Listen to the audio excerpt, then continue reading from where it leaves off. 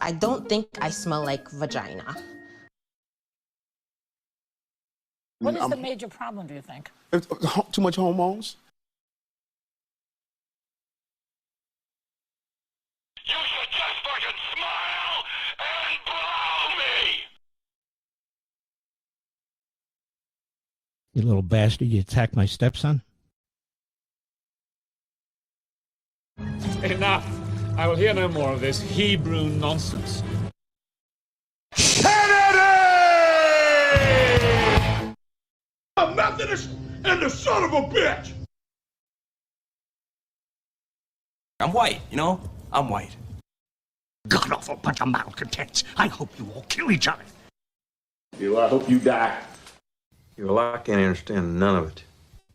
This one begat that one, and that one begat this one, and begat, and lo and behold, someone says some shit to someone or another. Just how retarded are you?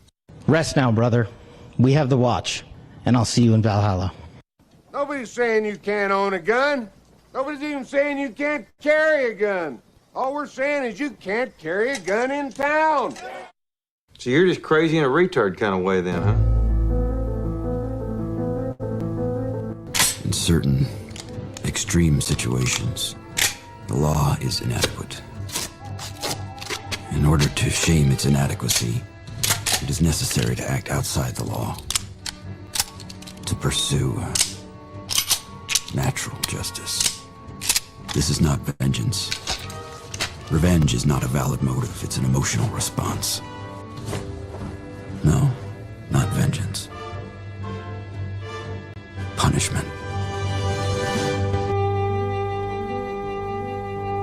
Tonight we have a chance to say, yeah, you're right. We're too extreme.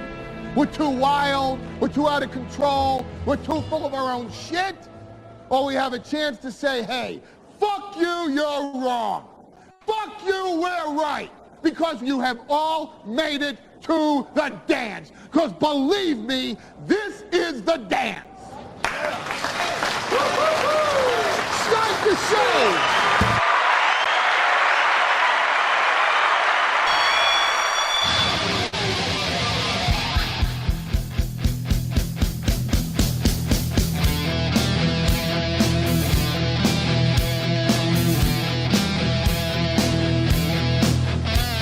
Good morning, my little douchebags. Welcome to the Steel Toe Morning Show.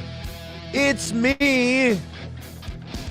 And we are now about 8 hours clear of the last Conservative Inc. creepy, pervert, life-wrecking drug and sex scandal. Congratulations. Congratulations. Another one of these jumping on the bandwagon conservative grifters. Two of them, as a matter of fact, getting knocked down for being hoe-running butt fuckers. I am very happy. Look, hypocrisy itself does not bother me. I've said this many times. We all are hypocritical. We all fall short of our stated goals, even though I'm not allowed to say that word. We all fall short of our stated goals of who we want to be. It's whether or not you're honest about it, you can change, you can learn from it, etc. Watching hypocrites who play holier than thou when they know exactly what they're doing and it hasn't come to light yet, watching them get smacked the hell back down makes me feel so good. And when the guy doing it is an ex-crank addict homo exposing them, I love that even better. Milo Yiannopoulos is low-key having a great last couple of months. He brought us Benny Johnson's gay, which, you know, it's nice to have third-party clarification, but I don't think we needed it. I mean, just watch Benny Johnson. I mean, don't watch Benny Johnson. But if you watch Benny Johnson, I don't think you need another person to tell you he's gay. It's kind of like the Epstein stuff, if you think about it. Like, we didn't need the files to tell us that we'd been blackmailed by Israeli Mossad agents. But it was nice to have the backup so we can show people something because we have mental breakdowns about it. It's nice to have the documentation. It's nice to have a guy like Milo out there showing you that gay guys like Elijah Schaefer and Sarah Stock, who sit there and go, I'm a good Catholic conservative and we love Trump and we love Jesus, are just out there sucking and fucking and getting shit put up there. You know what? I'm sorry.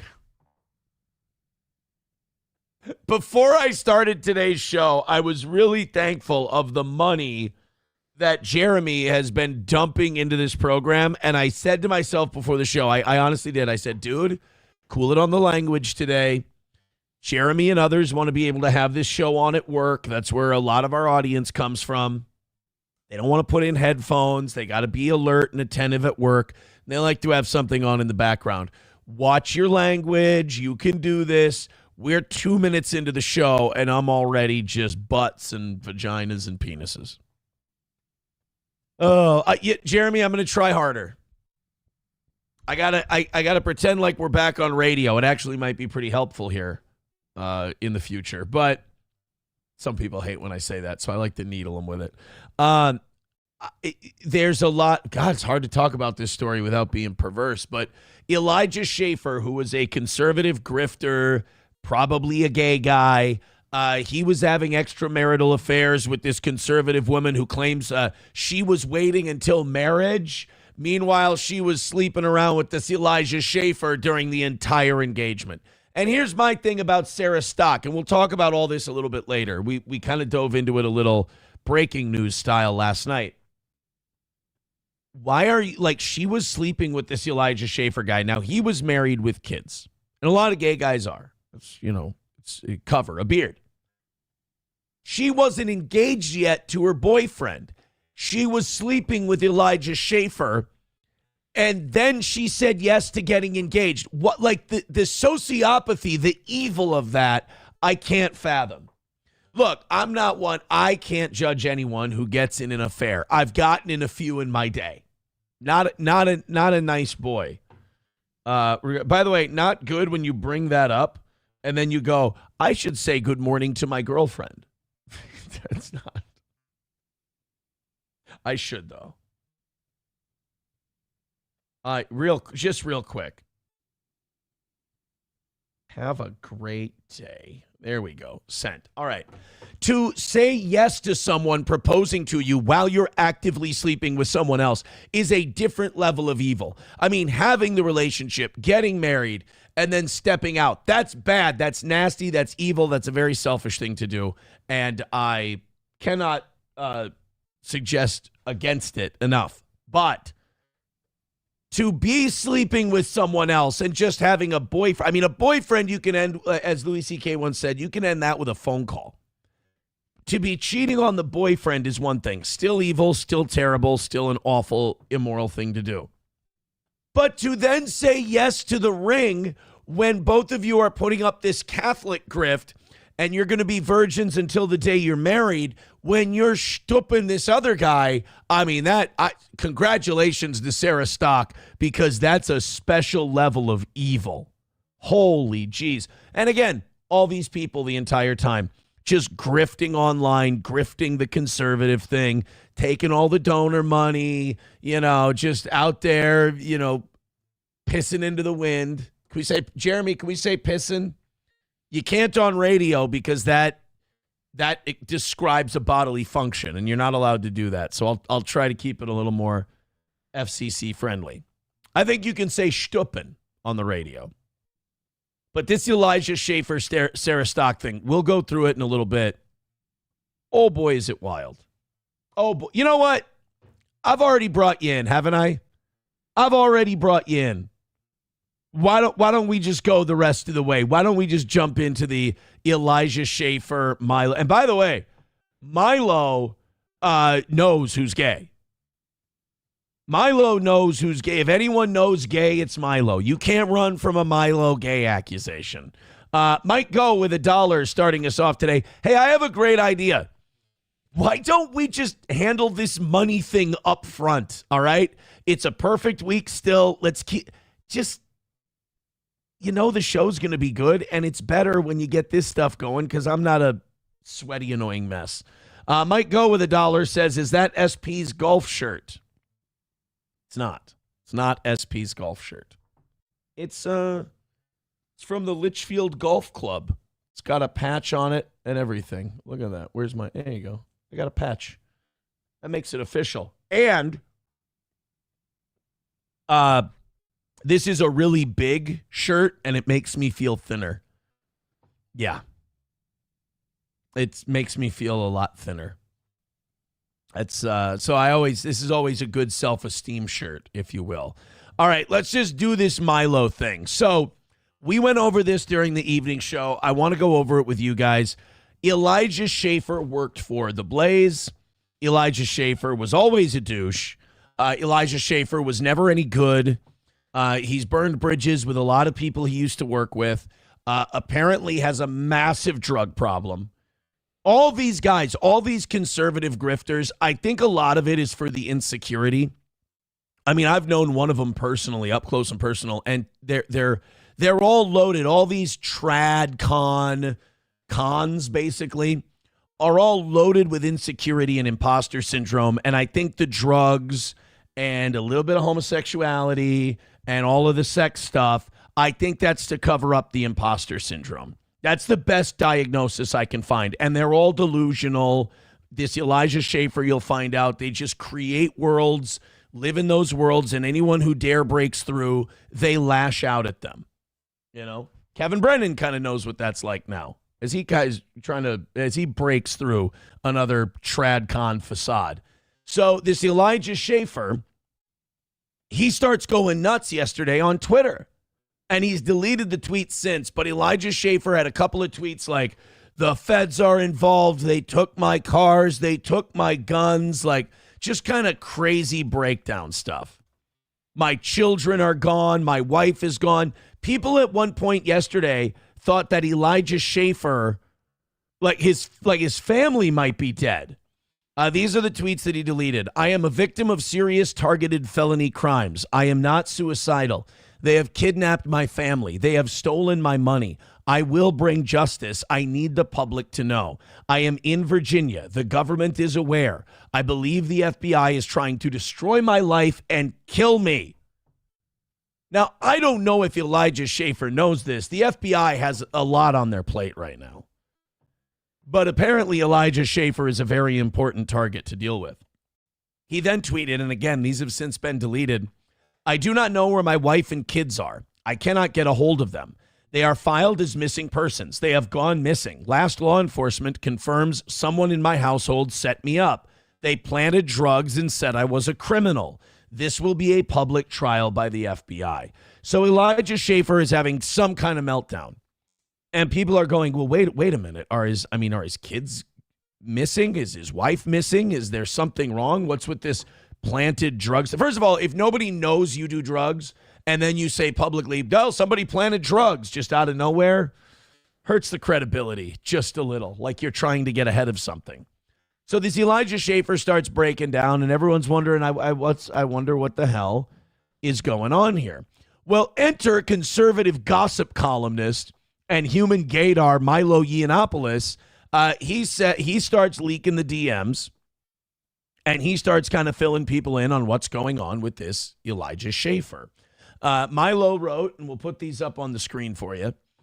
I'm in touch with Elijah. I told him to get off the internet for a couple weeks and go to rehab. It's better for everyone to just rip the Band-Aid off. So I'll share with you over the next few hours the info doing the rounds in private, or at least what I've been able to confirm. So apparently there's a lot of these open secrets in Conservative Inc. that a lot of these people are perverts, that a lot of these people are cheaters, a lot of these people are hypocrites, and Milo's got the receipts. Now, why these people talk to a gossipy Gertie like Milo Yiannopoulos, I have no idea, but God bless them for doing it, because Milo gives us all the dish on George Santos, Benny Johnson, Elijah Schaefer, all these guys.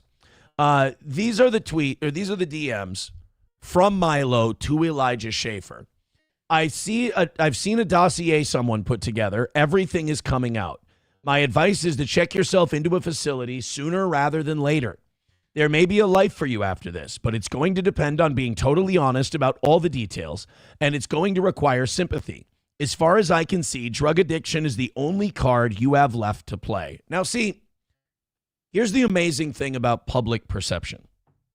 if you're honest and if you admit the mistakes you made and if you, in a way, browbeat yourself and self-flagellate enough and you decide to apologize and atone and be different and prove it, people do want to forgive you. People don't want the ugliness and the hate and that stuff in their soul.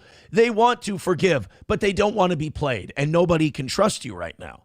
So Milo's right. You got to say, I'm a drug addict. I'm a pervert. I'm a disgusting guy. I've fallen short in the eyes of God. I'm a fallen angel. I need to do better. And then you need to start doing better. It's a long road back. I'll tell you, it's probably about 2 years. If I were you, I would go out of my way to be generous and decent with the wife and kids.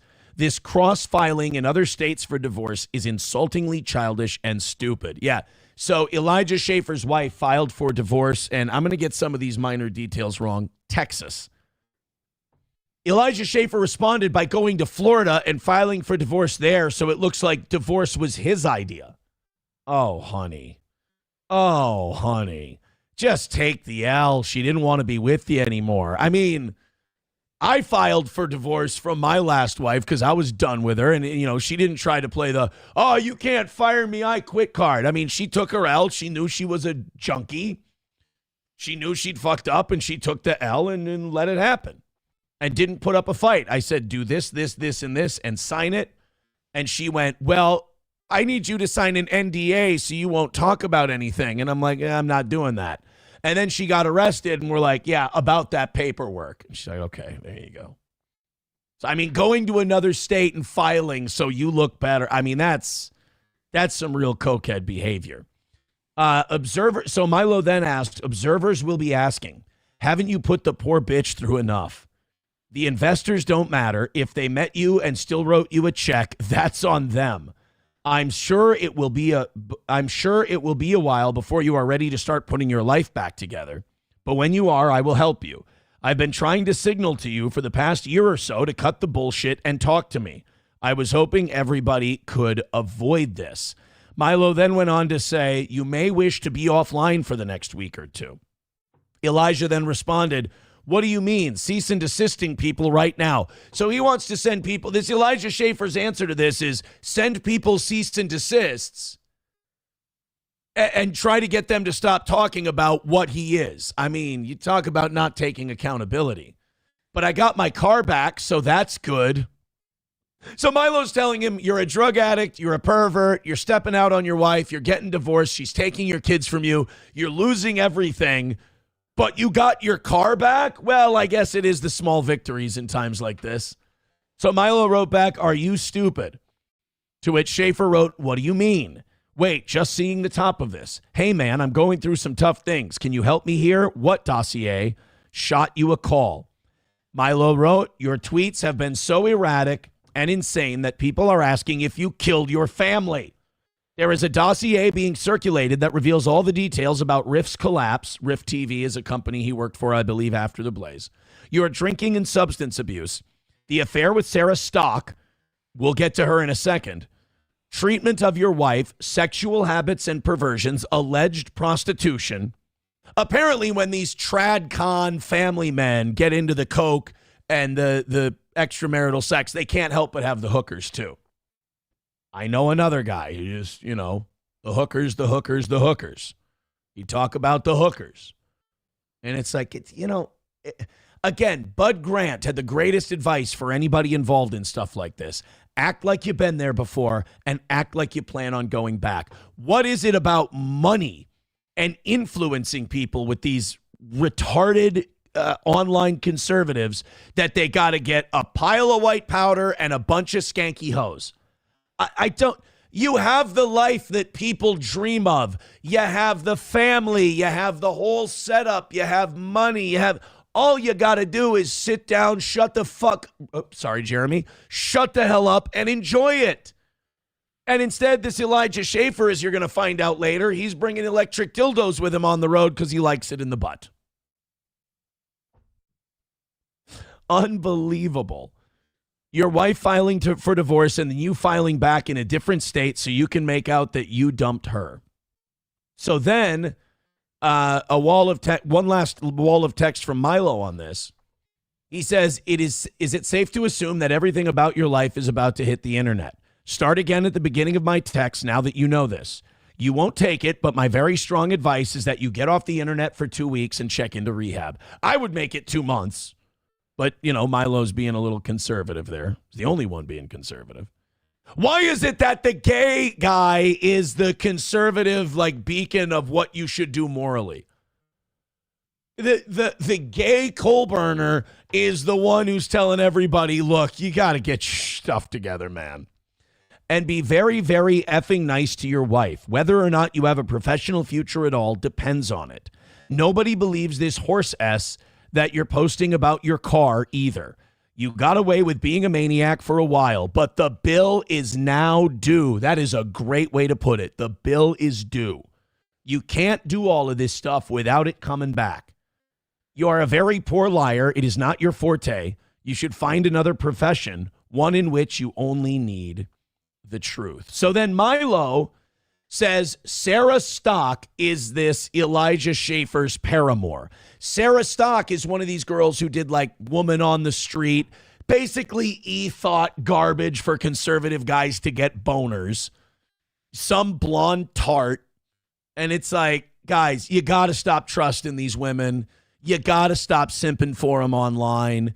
There's plenty of guys out there that have great advice, that have good takes, that are a lot smarter.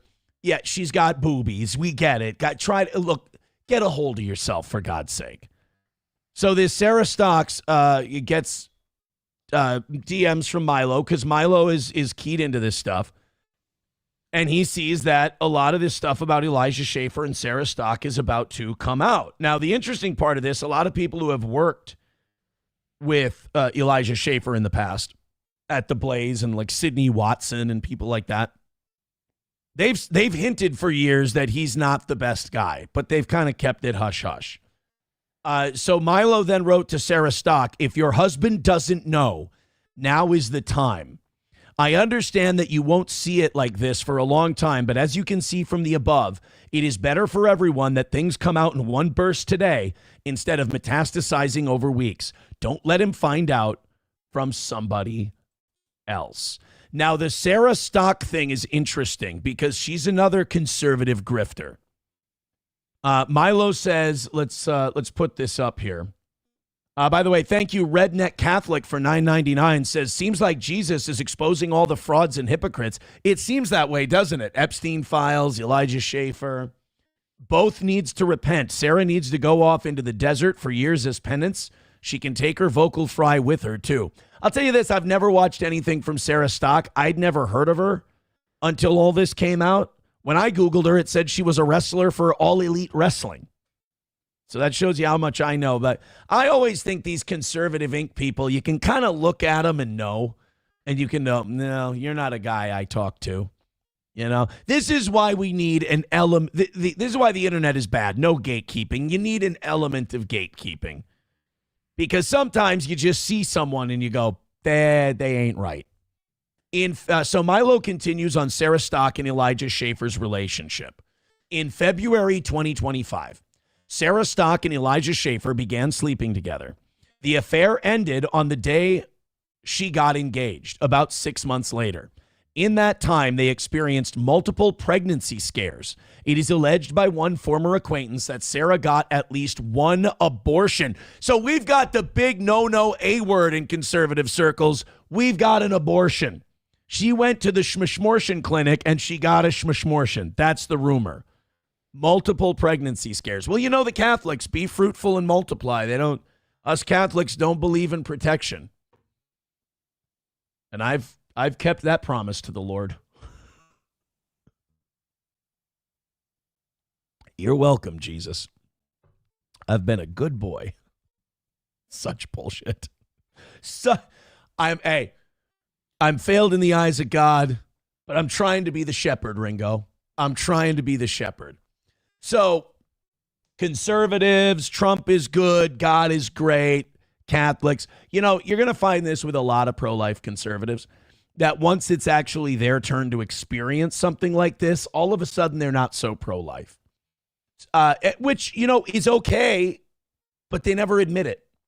You know, it's okay, but their opinions don't then reflect that. Like, my take on abortion has always been, I wish you wouldn't. You're killing a baby. I don't think it's right. But I'm not in your shoes, so I'm not going to make a judgment on whether or not you should be allowed to do it. You know? Ironically, there but for the grace of God go I. Milo said Stock and Schaefer had sex on the day they met. Well, they know what they want. And she wants gay guys. At the CPAC conference, in recordings of Stock confessing the affair, she claims large amounts of alcohol were involved. We're not going to play the audio because it's very difficult to hear. But this Sarah Stock tells someone on the phone that, like, Elijah Schaefer gave her Benadryl and booze, and they had sex. Now, anyone who's ever taken Benadryl knows it's some of the hardest sleep you'll get in your life with anything over the counter. So that's a little rapey, if you ask me. They told each other they loved one another. God, conservatives are such dorks when they get in side piece relationships. Elijah told her he was thinking of leaving his wife for her. Stock's husband has met Schaefer many times, but did not know about their relationship when he proposed. In this recording, Stock can be heard admitting to the affair, adding that she does not plan to tell her husband about it. Oh boy. Stock alleges that Schaefer got me like very intoxicated and that she does not remember all the events of the evening. She adds that he gave her Benadryl ostensibly for a rash, but perhaps to get her further intoxicated. She drank a bunch of shots and blacked out. Schaefer constantly questioned Stock's faith at the same time as, or so several former employees allege, masquerading as an Orthodox Christian himself, wearing oversized religious jewelry. Yeah, the bigger the cross, the bigger the sinner. When he met Stock's husband, Schaefer kissed him on the forehead in the manner of a priest. Now, this is going to come out in some of these Milo tweets here that we're going over. But Elijah Schaefer is probably bisexual. He's probably into dudes. He's absolutely into people doing stuff to his butt. Elijah Schaefer's affair with Sarah Stock will come as a surprise to some observers, many of whom are convinced that Schaefer is, or at least was, gay. Others regard him as a cookie-cutter drunk and womanizer. Both groups are correct. That's another thing. Again, I've known these trad guys who go off into drugs and everything else. The gay just kind of seems to come with it, and it's really uncomfortable.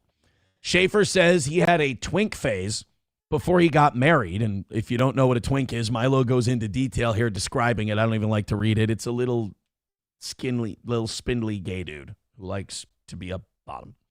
I'm trying to let Jeremy keep the show on at work today, so he gives us another $300.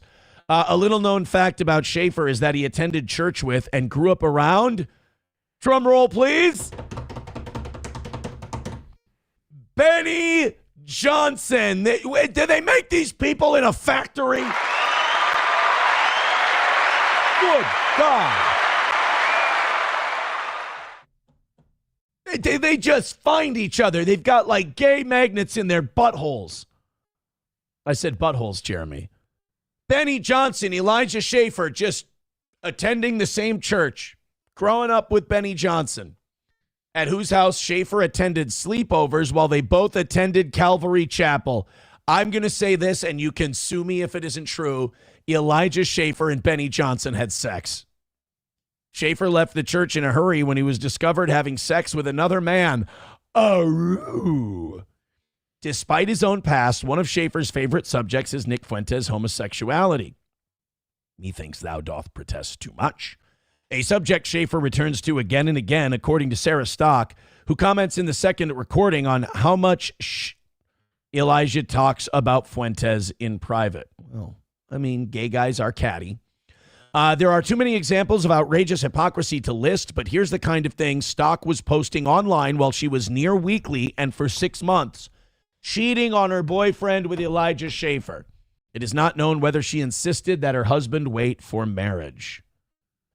There you go. I am officially a Catholic. Take your Latin and shove it up your ass, lady. Butt. I'm sorry, Jeremy. Up your butt. That's never a sentence I've had to say before. I apologize. Up your butt. So then Milo fact checks it. Actually, that's not quite true. We do know if she made him wait. She did, because Sarah Stock's husband believed he was marrying a virgin. This is evil. That's what she told him, or at least allowed him to believe. We don't know. What we don't know is how she explained not being intact on the big night. All right, it's not like we're doing like the 2-finger test. For God's sake. I mean, Jesus. And then Milo goes on to say, like, you can break your hymen riding horses. All right, Dr. Milo, we don't need a whole rundown. We're good there. So this woman let her fiance believe that she waited for him and he was waiting for her. And meanwhile, she's banging a closeted gay conservative grifter. Wow. Elijah Schaefer's drinking and drug taking and extramarital affairs have been relentless for the duration of his marriage, a union hastily arranged once he decided to pursue a conservative media career. So these guys aren't actually conservatives. They don't believe in any of their politics. They don't believe any of the stuff they're sending to you. That's how they can just change their opinions on a dime, because they don't have any convictions. It's all for money. And then basically getting married quickly and having kids to complete a grift. Ugh. Say what you want about me, but I failed honestly. One thing hasn't changed from Schaefer's days as a youth pastor. He still likes things shoved up his bum. His fetish for pegging is sufficiently well known and has been disclosed repeatedly, including by influencer Brittany Venti, another one who's a chatty little gay guy like Milo. Schaefer owns an electric dildo, which he has taken with him on vacations to El Salvador and other places. On these trips, he hires and brags about hiring female prostitutes, but spends much of their time together being mechanically penetrated by the hookers. Schaefer is on a cocktail of both illegal and prescription drugs, including peptides and accelerants. He has been blacking out from excessive alcohol consumption in combination with these chemicals multiple days per week for years, as he confesses in this third recording. Now, this is a quick one. This is Elijah Schaefer on his drug use. And I'll just say, I'm going to admit, I'll just say this. I can't make you admit anything, say anything, but I will admit that I am playing a role in this, and that I am, that it is immature and that it should be dealt with differently. And I will also admit, outside of work, that my personal life, I'm having a hard time. And I'm trying to like figure it out. But obviously I am stress. You can stop dipping your wick in other conservative grifters. That would be a great start. You could stop shoving powder up your nose. That would be. I'm trying to figure it out. Dude, you're not splitting the atom. This isn't Los Alamos, for God's sake. Get off the drugs, you weakling. Quit drinking and quit fornicating. Problem solved. And if you can't do it yourself, get help. I'm trying to like figure it out. But obviously I am stressed, and I'm not dealing with it the way I should be, and I'm not, and it's not always that I'm up till 12. Like oftentimes, it's the same thing. If I don't drink, then I can't sleep. I can't sleep more than an hour. I'm tossing. I fall asleep at 6, and it's like it may look like I was drinking the same thing or not. Do I drink sometimes and too much? Absolutely. I consider myself more of like having a binge problem. Or even if it is only a couple times in a week, it's like I'll black out or whatever, and so that is. If you're blacking out a couple of times a week, you're an alcoholic. That's not like I got to tweak some things. You're a drunk. Out of respect for Schaefer's soon-to-be ex-wife, continued Milo, and for the sake of his children, I am not reproducing messages between the Schaefers. Suffice it to say that Elijah's conduct as a husband and father has been derelict, frightening, and neglectful in the extreme. Are we talking Crowder bad or something below that? After years of infidelity, insensible drunken rants, abuse, and even falsely implicated in felonies, Schaefer's wife filed for divorce in Texas in January. Worried about his manly public image, Schaefer filed in Florida so he could pretend he had instigated the divorce. Wow. Schaefer faces a messy divorce made more difficult because he is flat broke. He raised money for a new endeavor called Rift TV at a $5 million valuation. Somebody thinks highly of themselves or needs a buttload of coke, including one investment of over $250,000, but that money is already gone, as are the staff. Rift TV is insolvent, heading for bankruptcy. As I write to you, Dozens of stories about his private modus operandi are flooding in. They are all the same. Aggressive SA, profligate spending, vast quantities of drugs and alcohol, and at the end of the night, a foreign object in Elijah Schaefer's rectal canal. Honestly, I've known people where you can just replace the name and it fits perfectly. It's like these guys have a playbook. They can't handle it. This is why you need gatekeeping. These guys shouldn't allowed to become famous in the first place. They're typically not good broadcasters. They're typically not entertaining or funny. They get in by some kind of hook or crook, in Schaefer's case, politics, and just taking reheated Fox News takes. And then they just embarrass themselves and destroy other people's lives with their degeneracy. Enough. Jesus. So mark another one down. This time, Elijah Schaefer is another one in the conservative griftosphere who just copy and paste. Things going up his nose, down his throat, and in his butt. All while dragging a wife and kids into it. You know, that's the thing. You know what's allowed Milo to survive? Milo went, I like getting butt pounded. I like drugs. There you go. Like Milo has said, you can't hurt me with accusations of degeneracy. I'm telling you that I'm a degenerate. It's, as Norm Macdonald once said, worst part is the hypocrisy. $1 from Los Federales. God damn, I must be good at my show because he said he was never giving me another dime. Says, MFer, do you even color? Are you colorblind, my N? Rainbow a-hole, rainbow. Explain how blue camouflage is useful. Give me a scenario where it would save you. An Eiffel 65 video. Thank you very much.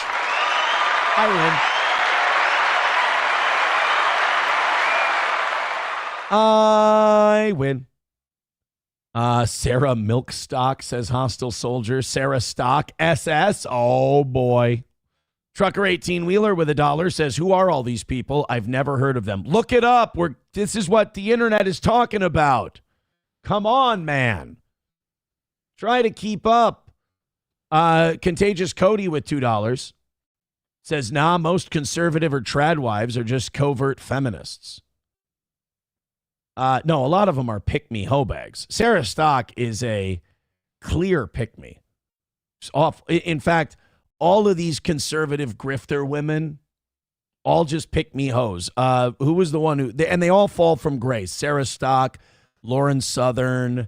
Who was that one who was on Rebel TV? She was like going to be the next like Ann Coulter type, Faith something. I mean, they all just... You got to live like a nun, bitch. You can't be out there like, I just want my tits to be perky and all the guys to watch my hot conservative takes. Oh, God. You guys want to see some Sarah Stock? I'll show you what I'm talking about when I say the latest conservative pick-me. And just, again, all of it is... all of it is just lukewarm, reheated Fox News takes. None of it's good. We'll find a few videos. Oh God, this didn't age well. There's her with Lauren Southern. Oh boy. They always end up in the same spot, don't they? There's her with her wedding ring on. Oh, look, there she is getting married in the church with a guy. The holy guy. Wow, look at her. Isn't she an honest woman? Her breath still smelled like Elijah Schaefer's cum in that picture. It's great. Does she not have like any videos out there? Like if I want a quick clip of somebody, I just write it on. Here's a good one. This is her on the Whatever podcast, which by the way, whatever weak men decided that this guy was an alpha male. Oh, it's so like this Whatever podcast is so clearly a couple of really weakling guys trying to overcompensate for the fact that they just want to be on Xbox Live right now. I mean, this guy is this is the bring on vapid hose so you can feel like you're a smart guy show.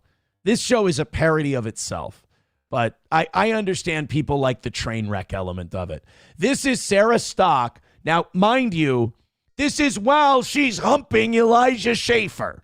Hi, I'm Sarah Stock. I'm 20. I'm from Newport Beach. I'm single. I've never had a long, serious relationship or anything. I've had like 2 pretty short relationships and a lot of first dates kind of thing.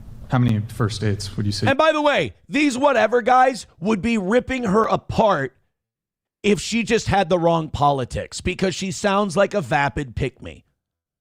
But because she's like, Trump is, I like Trump, Trump's good. They're like, she's a good trad wife lady. She's really something. Boy, we like her. It's almost like your body count, whatever, it doesn't dictate. Like, I can't tell you how much small dick energy there is in like, what's that woman's body count? What are you worried she's going to know that you suck? What's the deal? Who gives a shit with their character? You got to judge them by their character. Sometimes people fall into dick. What are you going to do? It's their attitude about it. The needing attention from men, the saying stuff that gets men to be like, I like her, she's one of the good ones. Like, here's a good pick-me line. I just don't like hanging out with girls anyway. They're not as cool as guys. I like hanging out with the guys. Ugh, please leave. You're not going to be any fun. You've had? No idea, to be honest. More than 10, more than 20, more than 30? I don't know. Probably around 20 over my life. Okay.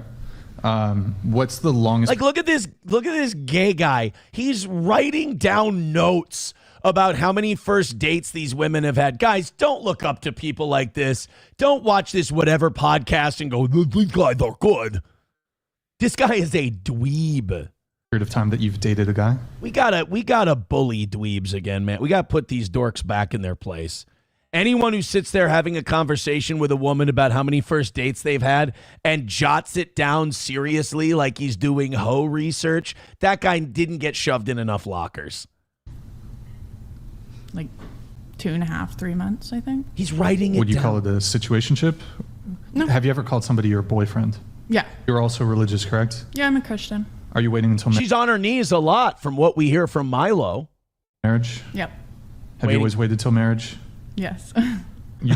Oh, boy, that was a tell. Yes. Sorry, Elijah. Both are virgins, is that correct? Elijah was a wooden conservative, taking lots of dick. He married a woman and had some kids, and the cocaine made him sick. Elijah, too stubborn to ever quit the coke. But when a pick-me came around, he was stoked. Poor old Elijah, he always drank too much. Poor old Elijah, he was a fake conservative and such. Is it any wonder why his nose is red? Elijah Schaefer, that poor old puddin' head. Yeah. Yes. No shame, just... Yeah. Okay, Right cool. as I said yes. What's your body count? Oh, God. God, you're gay. Just say you're gay. What's your body count? Ugh. How about what's your ideal night out? Or night in? What's your ideal guy like? What do you like to do? What are your hobbies? Here's how you know if a guy's a spurg and terrible with women. What's your body count? Who gives a shit? 8. My body count is 2. Oh, wow, that's really good. That's really good. What do you like to do? Oh, I like to just do whatever you want to do and just pretend those are my hobbies and that I love all of that stuff. Oh, but she's got a body count of 2. She's really good. She's not going to be a problem at all. 4. I can give like a roundabout. Okay, yours is 14. Come on. Which, again, who fucking cares? Everyone was in their 20s. I love how guys can be like, my body count is way up here. But if a woman's is 10, they're like, oh, stay away from her. Bro, you're gay. Sure. Like 120. Holy shit. Okay, that's a lot, honey. That's okay. Look, even I've got a threshold. What do you do in your free time? Oh my God. Like, when do you go to work? 120. 120. I mean, at some point, it's not an appetizer sampler platter. You're just ordering everything on the menu. That's a hell of a tab. I was with, 20, 25, everyone has a phase. I understand. This is what happens. You get burned. Like, the world is a binary now. So you either have to be on the whatever gay douchebag guy's side, or you got to defend these complete vapid hoes. There's no room for me. So I'm in the middle. I'm attacking the whatever guy. And then I'm like, leave these girls alone. They're fine. Just get to know them as people. Why do we need to know about how many, you know what it is with the whatever guy? It's the dicks that he's fascinated by. He's into the dicks. He wants to know how many dicks have been in these people. I mean, it's clear as day. But then the women get up there and they're like, oh, Aaron's against these whatever guys. He must be on these women's side. And I'm like, you know what? I'm not, but sure, let's go with that because who cares? How bad can it be? And then she goes, I've fight 120 guys. And okay. It's like being a lawyer and you're like, I'm going to represent my client vigorously. And all right, how many crimes are we talking? 14 murders. Fuck, that's a lot. Okay. You know what, though? We're going to, hey, they can't find the murder weapon, right? The gun's in my garage. Son of a bitch. Okay. 120, okay. 4. 8. Hey, you know what? She's an overachiever because I was definitely thinking she was a 2 or a 3. Definitely one hand. Good for her. It's good to see volleyball lesbians scoring some C. 0. 0. 0. 0. Ah, liar! Liar! Liar! Whore! Liar! Whore! Liar! Whore! Whoa. Sorry, I got Celsius powder. Again, I shouldn't have done that. I am geeked as all hell, and I apologize. I was at Costco because I like certain laundry detergent at Costco. So I went to get some laundry detergent. And, I got that $15 Costco year-end rebate thing just burning a hole in my pocket. So I went and got laundry detergent, and I was out of bubbler. And I didn't want to waste time looking for bubbler, and the Celsius powder was in the same aisle, so I got the Celsius powder, and I will admit, I'm a bit up. Okay, Jake. Surrounded by purity here. Yeah, I feel it rubbing off on me. I don't like it. I like to hear about all the dicks you girls have been taking, and then I like to pretend that I hate you and I think you're dirty, but you intrigue me deeply, so much so that I have to have a podcast about it every day. So that's Sarah Stock. That's who Elijah Schaefer's been playing with. It's just every time with conservative grifters. Veldrain with $1 says Stephen Colbert played an excellent conservative suit type of guy. Why don't these grifters go that direction? Who is left to be exposed as fake? Brett Cooper. I'm going to say this, Brett Cooper's based because she's another one who left the Daily Wire and she went, hey, you know who's blackmailing all our politicians? And by the way, Israel's committing a genocide and Randy Fine is a kite. Oh. I mean, we got to protect. Guys, whatever you do, protect Brett Cooper at all costs. We need to form a phalanx around Brett Cooper and make sure she doesn't go the way of Hodom. We gotta Hodor from Hodom. We gotta protect Brett Cooper. At least when Ann Coulter was banging Bill Maher, I mean, everybody kept it on the hush-hush. Bigot on socialist media says another win for Conservative Inc. Great. Papa Shab says Rift TV had 0 people watching it, and the times I did tune in, I called Elijah Schaefer gay in the chat. People calling him gay made him overcompensate. Way to go, Papa. You turned the poor guy into a degenerate. How does it make you feel? How does it make you feel? Let's go down. Hobo Chili with $1. I'm not repeating this, Hobo. He says, Aaron, repeat after me. I'm not going to say that. I'm not going to say that. And I'm not going to say the last one. Hobo. Silverwolf with $5 says, all right, the blue camouflage in an Eiffel 65 video made me laugh. Take a 5 and don't let it go to your head. I mean, I see 1 5. I want more 5s. So keep those 5s a-coming. And we'll keep our perfect week alive. I dove to keep the ball in the air last night. I gave him a little extra time because we were very close and I wanted to notch it home. Rusty Grammar with $1 says the blue golf shirt is water hazard camo, so people don't see Aaron down by the pond looking for his balls. Save the 6 Speeds needs a membership. Says conservatives always preach to be forgiving to the 304s and wife them up. Yeah. Stay away. Hey, what's your idea of a nice night? Oh, I just want to stay in, wear sweats, order a pizza, and watch a movie. You're married. You're married. Oh, my God, there's this new club that opened up. Go away. You're not going to be any fun to hang out with. You want to go find a table at a VFW and have a few watered-down drinks and go home? You want to play some darts and then piss off? No, we need to go somewhere with loud music. Go die. I don't need you. Leave me alone.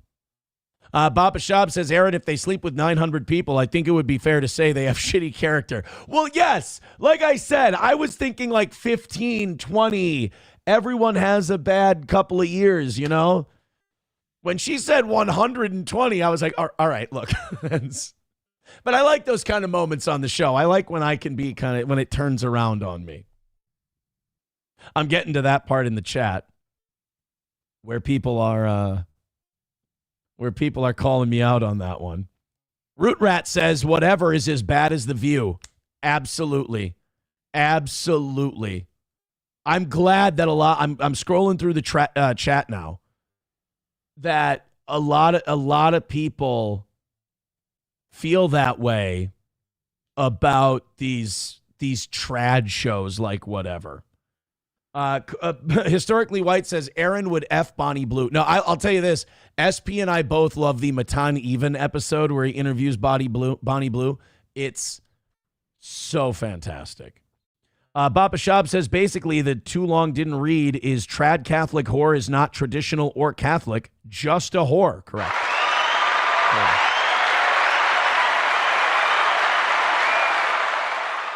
Dr. Doom says anyone who gives Aaron money today needs a welfare check. All right, guys, bust out that EBT. I could use it. Los Federales says my body count is somewhere between 50 and 60. That's high. I'm going to say that's high. You're very indecisive. Chevrolet JB says I'm in 18, I think. I'm somewhere between 15 and 20, which I don't think is too bad. But then again, whatever number I had, I would think isn't too bad. It could be bad. It could be good. I don't know.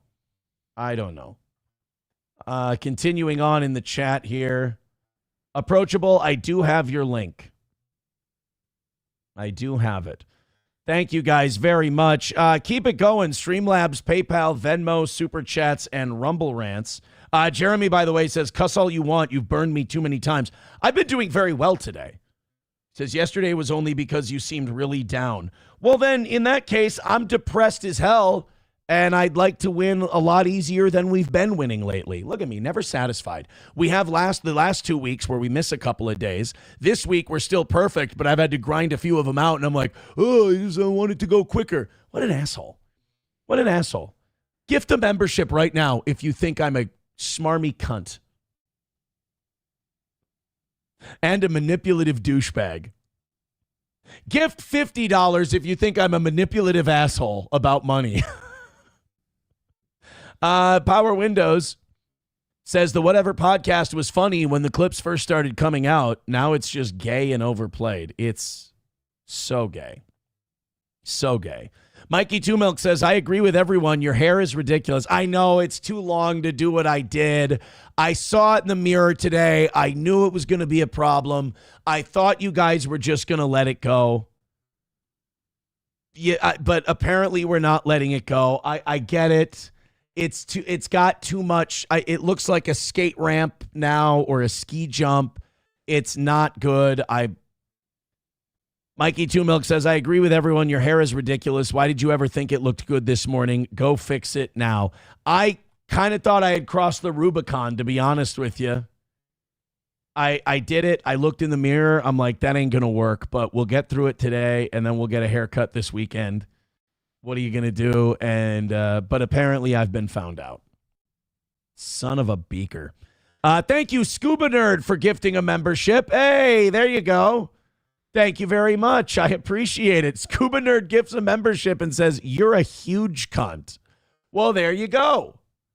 If you think I'm a huge cunt, you gift a membership. If you think I'm manipulating you for money, drop a 50.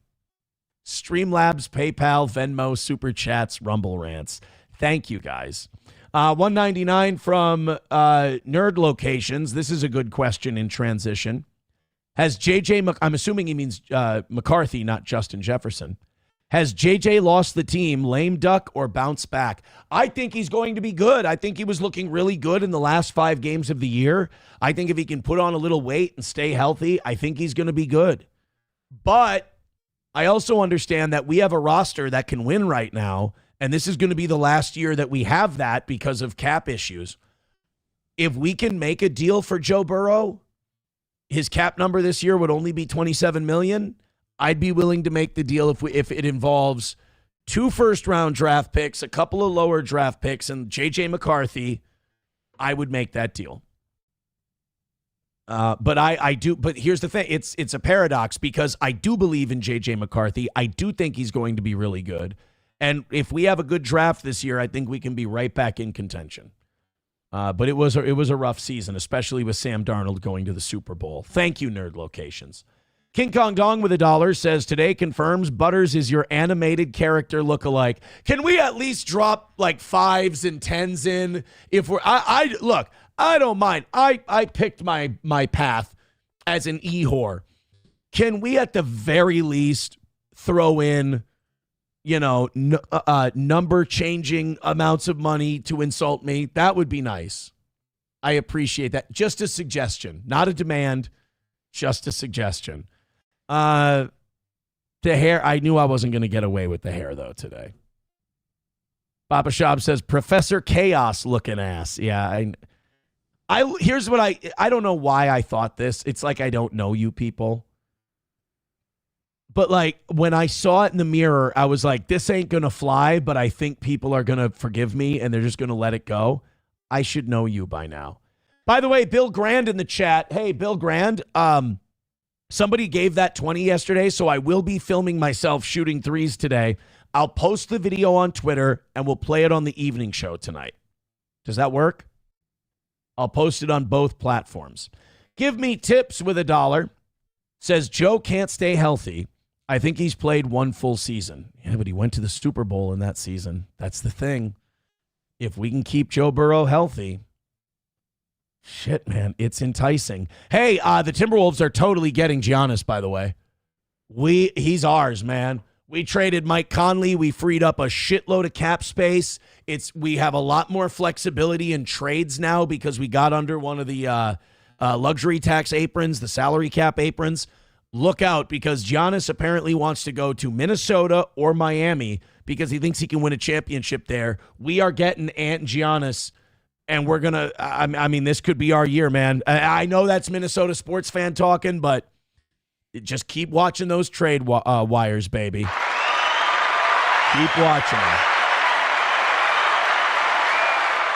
them. Bill Grand says, no editing, 2 threes in a row. Was it your YouTube account or was it just someone else? Because they said, here's 20. Make this towards the hitting threes in the gym. Hobo said, when you saw that in the mirror, did you say, God, I need a bullet? You know what's disgusting, Hobo? You know what's sick? Is I looked at it and I said, this should be okay. I didn't have the decency. No, Hobo, I always look in the mirror and I go, he's wrong, That's usually what I say. All right, let's go to this clip that Approachable sent. What did I say now? I like getting butt pounded. I like drugs. There you go. Like Milo.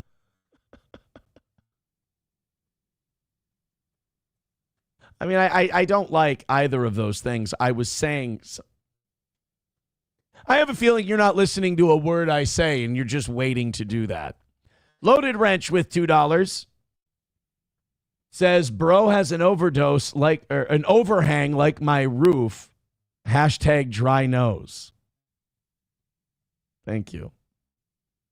Thank you so much. Again, I'm starting to think that maybe you guys aren't actually paying attention. Bigot on socialist media says good impression of a conservative streamer. That's kind of what I thought, to be honest. Root Rat says, where are your glasses while you look in the mirror? All right. You know what? Maybe this is it. Maybe I need to take the... By the way, you want to see some Jewish shit? Take a look at my glasses cloth. Look at this. Isn't that disgusting? Papa, don't you just want to hang me from a street pole?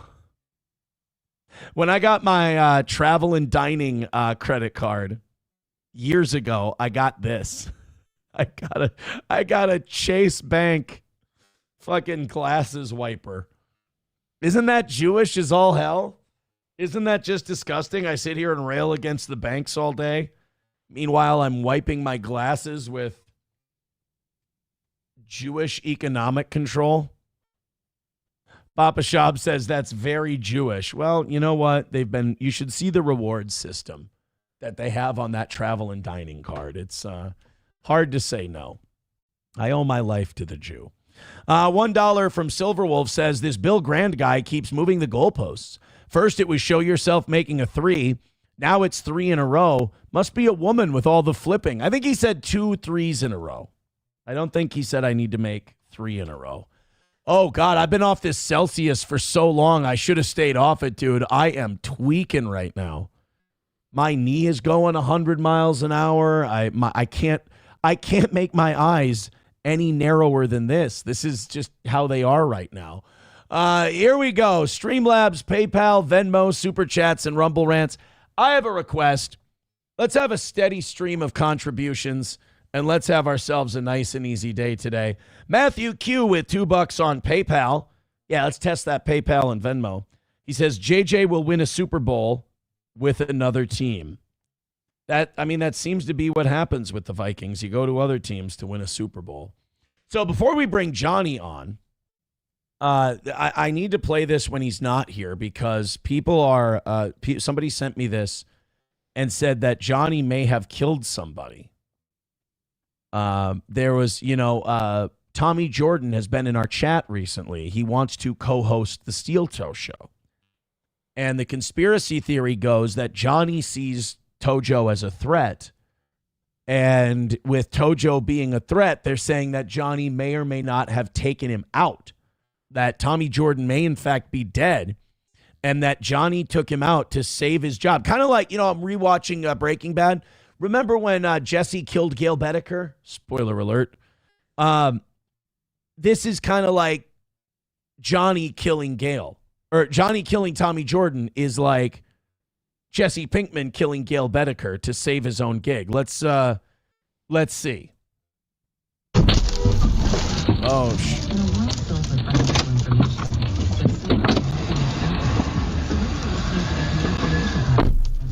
does he confront him and the guy go, hey man, you want to give me your hand? I'll help you up. And the guy goes, ow, wait.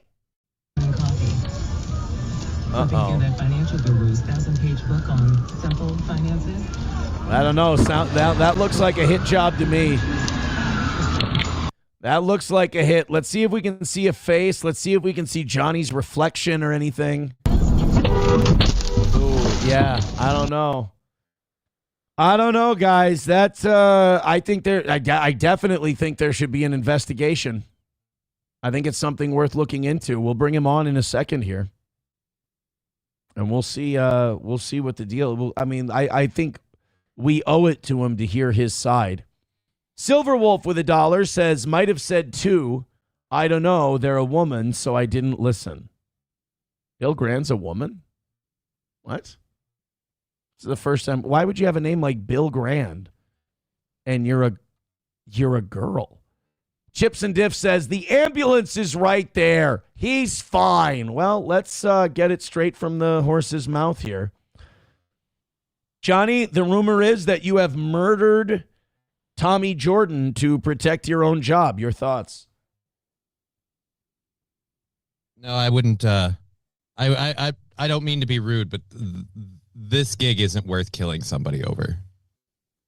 So I would say no. My thoughts are I did not murder Tommy Jordan. Wait, would you like to apologize? Oh, wait. Apologize for what? I didn't do anything. That's not even Minnesota. And I watched it on the other screen here because the camera. But I didn't hear. I didn't hear everything in the background, but that's not even Minnesota, dude. So you're saying you didn't kill Tommy Jordan? No, I didn't kill Tommy Jordan. I'm insulted that you would think I did. People sent it to me, and they said that you killed Tommy Jordan, and I was just... I mean, you look at the clip, and it's clearly nothing to do with me or Tommy Jordan. Hey. I mean, obviously, you got duped. Hey, man. and nobody thought that Elijah Schaefer was shoving electronic dildos up his butt. Well, some people did. Yeah, but it's still, that's not surprising either. No, it's not. And in fact, I'm a little ashamed. Like, we should have known. You should have known. We Yeah. should have known. That's kind of on me. On all of us. Thanks. I'm being too hard on myself. It really is on all of us that we didn't know that Elijah Schaefer was shoving electronic. Well, was he shoving electric dildos up his butt, or were the hookers doing it? I think he uses the hookers to do it, so then he can claim like it's not gay. I didn't shove it up my ass. Somebody else did. It's like it's still gay though. Well, no, it's gay, remarkably gay. Bapa Shab says, Johnny, you seem pretty defensive. Defensive of what? Of killing Tommy Jordan. No, I'm just annoyed that anyone actually thought that was a clip of me driving. The guy got out of the car and walked. That's the part that hurts the most. Don't you think I wish I could walk? I wish I was that guy that hit whoever that was, because then my legs So would you're work. saying you want to kill Tommy Jordan? No. I'm saying I wish I was that guy in the video. Why aren't you listening? I'm listening, but I'm just trying to, people don't just come out and admit these things. There's hints, and you got to put the pieces together. It's like a Epstein puzzle. So, all right. Says he didn't kill Tommy Jordan. I guess we got to... And not because he doesn't want to kill Tommy Jordan. No, but because the gig isn't worth killing or over. That is definitely true. Now I have to ask Oz tomorrow, hey, Oz, would you be willing to kill for me? And that's going to sound sinister. Yeah. And I may have to use Tommy. I don't dislike Tommy Jordan, but I may have to use him as an example. I may have to say, Oz, will you kill this Tommy Jordan guy for me? See, now Tommy has to feel threatened by Right. you? And I don't like that. I don't like putting him in that position. He wants to be on this show. That's going to make for a very difficult work dynamic if he's afraid for his life. He can't trust you if you get him a glass of water. Yeah, that's certainly doesn't want you to drive. Shit. Chips and Diff says Johnny claimed he was, quote, shitting his guts out at the time of the murder. Yeah, I mean, he does have an alibi. Did you take a nice... the murder happened yesterday morning? Did you take a nice Jewish shit pill? No. Why would I? Because we were talking about getting shit transplants yesterday, so you weren't... Oh, yeah, pooping your no, guts out. I don't know that there's a reason to do that for me yet. That could actually be worse instead of better, because like if it's putting stuff in my digestive biome, if it's not good, then that could set my immune system off. I don't need that. All right. All this talk about biomes, I didn't mean to get people horny this morning. Welcome to the program, everyone. Johnny is here just under, what are we at, 562? Let's pick that number up by just hitting like, hitting subscribe, and hitting follow. Rumble could come up by 100. YouTube could come up by about 100. Yeah, I think we're due for 750 today. Hit like, hit subscribe, and hit follow. And please, please, please, so it doesn't have to get bad later on today, let's start dropping in some big money drops. We have the audience size to do it. This show lives on your donations, and we do appreciate them. Look, they don't have to be much more than $2, as long as there's just a steady flow of them throughout the program. All right, let's get into some other things. We have Ben Shapiro's later in the show today, his response to the Epstein files. You guys are not going to believe this, but Ben Shapiro does not think they're a big deal. Oh, that's surprising. I was shocked to hear it myself. But Ben Shapiro said that it shouldn't be in the top 10 for the American people. It's not a big concern. It was a big nothing. I mean, I was expecting cope and denial from Ben Shapiro, but what I wasn't expecting was Jewish officer Bar Brady. I wasn't expecting, move along, folks, nothing to see here. I mean, he really did go boilerplate on the whole Epstein thing. And we'll play it a little bit later. Speaking of Jeffrey Epstein, I didn't think this was going to happen. I still don't think it's going to happen. But you remember that Bill and Hillary Clinton did not show up for their subpoena date for Congress, and then the congressional committee moved to censure, or no, I'm sorry, find Bill and Hillary in contempt of Congress, which I believe is a misdemeanor. And the whole House was set to vote on it. And the Clintons went, all right, set a date. We'll be there. Let's drop this contempt of Congress thing. So they did. And it looks like Bill and Hillary Clinton are set to testify in the House Epstein probe on February 26th for Hillary and February 27th for Bill. And I'm telling you guys, they're not going to show. No, this is it. This is the big one. This is where they're going to fall down to their knees and confess, and we're going to watch this like it's a ball game. We're going to live stream it. We're going to watch the impending collapse of the Clintonian empire in real time. Do you think I can get a job for the Blaze? Maybe, but I still don't believe it. Isn't that what I'm supposed to do? You got to sell it? Yeah. Because if you got to sell it, it's going to be a problem. Like, I'm supposed to be like a conservative grifter guy. I got to admit. I get you. Yeah, I got to pretend all this stuff is real. Is real. I have to, that you could see. That's where you could do it. You got that clever Oscar Wilde like wordplay. That could work. This is my problem. Now on my show, I say everything is Israel. What I need to start doing is say everything is real. I just have to drop one of my ises. Right. And I can fix the whole thing and make way more money. So I got to pretend. I got to take my They Live glasses off for a second. And I got to go, guys, this is real. This is big. This could be it. Hillary and Bill are testifying about the Epstein files. This is where they're finally going to get them. This is like the people who always thought that when Fauci went into a hearing with Rand Paul, he was going to be walking out in handcuffs. Yep, we're going to arrest Fauci. No, we're not. And all that happened was Rand Paul would go, hey, here's what a gigantic piece of garbage you are. And Fauci would be like, nah, dude. And Rand Paul was like, no, we have receipts. Here's the emails of you saying what a giant piece of garbage you are. And Fauci would be like, well, you must just hate your grandma.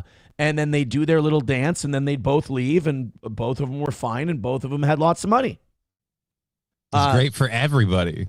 But this time, and this is how I got to be a conservative, this is how I'm going to make my millions on being a conservative grifter. This time, it's going to be totally different. This is the dawning of the age of Aquarius. This is where everything's going to come out. Okay. I don't believe you, but you know please what? Prove me wrong. Now I can see why Elijah Schaefer was pounding cocaine into his asshole with an electric dildo. I get it. Nothing's real anymore. Is real. Nothing is real anymore. So he had to hold all the water. He had to talk all this stuff and pretend like they weren't in charge, and this wasn't all predetermined like pro wrestling. And he went, at the end of a long day of lying to people for their money, he went, I need to shove cocaine up my asshole with an electric dildo. I'm so goddamn stressed from this. Anything to fix this. And spoiler alert, to quote George Carlin, didn't help. So, unfortunately, poor Elijah Schaefer. Elijah. By the way, I did not get enough credit for my Kalijah parody. Oh, really? I didn't get enough respect for my. I'm disappointed in all you guys. Jack's complete lack of surprise says, you mispronounced convictionless. I thought I said gay. Sorry. Veldrain with $1 says that depends on what the meaning of the word is. Very good Clinton drop there. Nice. Aussie Mark says, why does Aaron hate Elijah so much? The one who got away. Were you not listening? Were you not paying attention? Earlier segment? The guy burned down his entire family, ruined the life of his wife and children with drugs, alcohol, and hoes. Yeah, the guy, he's a piece, to quote Kevin Brennan, he's a piece of shit. Wow. By the way, anyone who thinks Kevin Brennan has fallen off is insane. The man is still cooking. I checked in on him the last couple of days. Mm-hmm. He's still got that fire in the belly, man. When he has a target and he can really sink his teeth into something, he's still the sharpest knife in the drawer. There's no doubt about it. So Bill and Hillary going before Congress, talking about Epstein. I'm sure this is going to be the big one. I'm sure we're totally going to get them and they're going to get arrested. I'm going to wait to hold my breath until something actually happens. I'll save my excitement for that part, but I don't think it'll.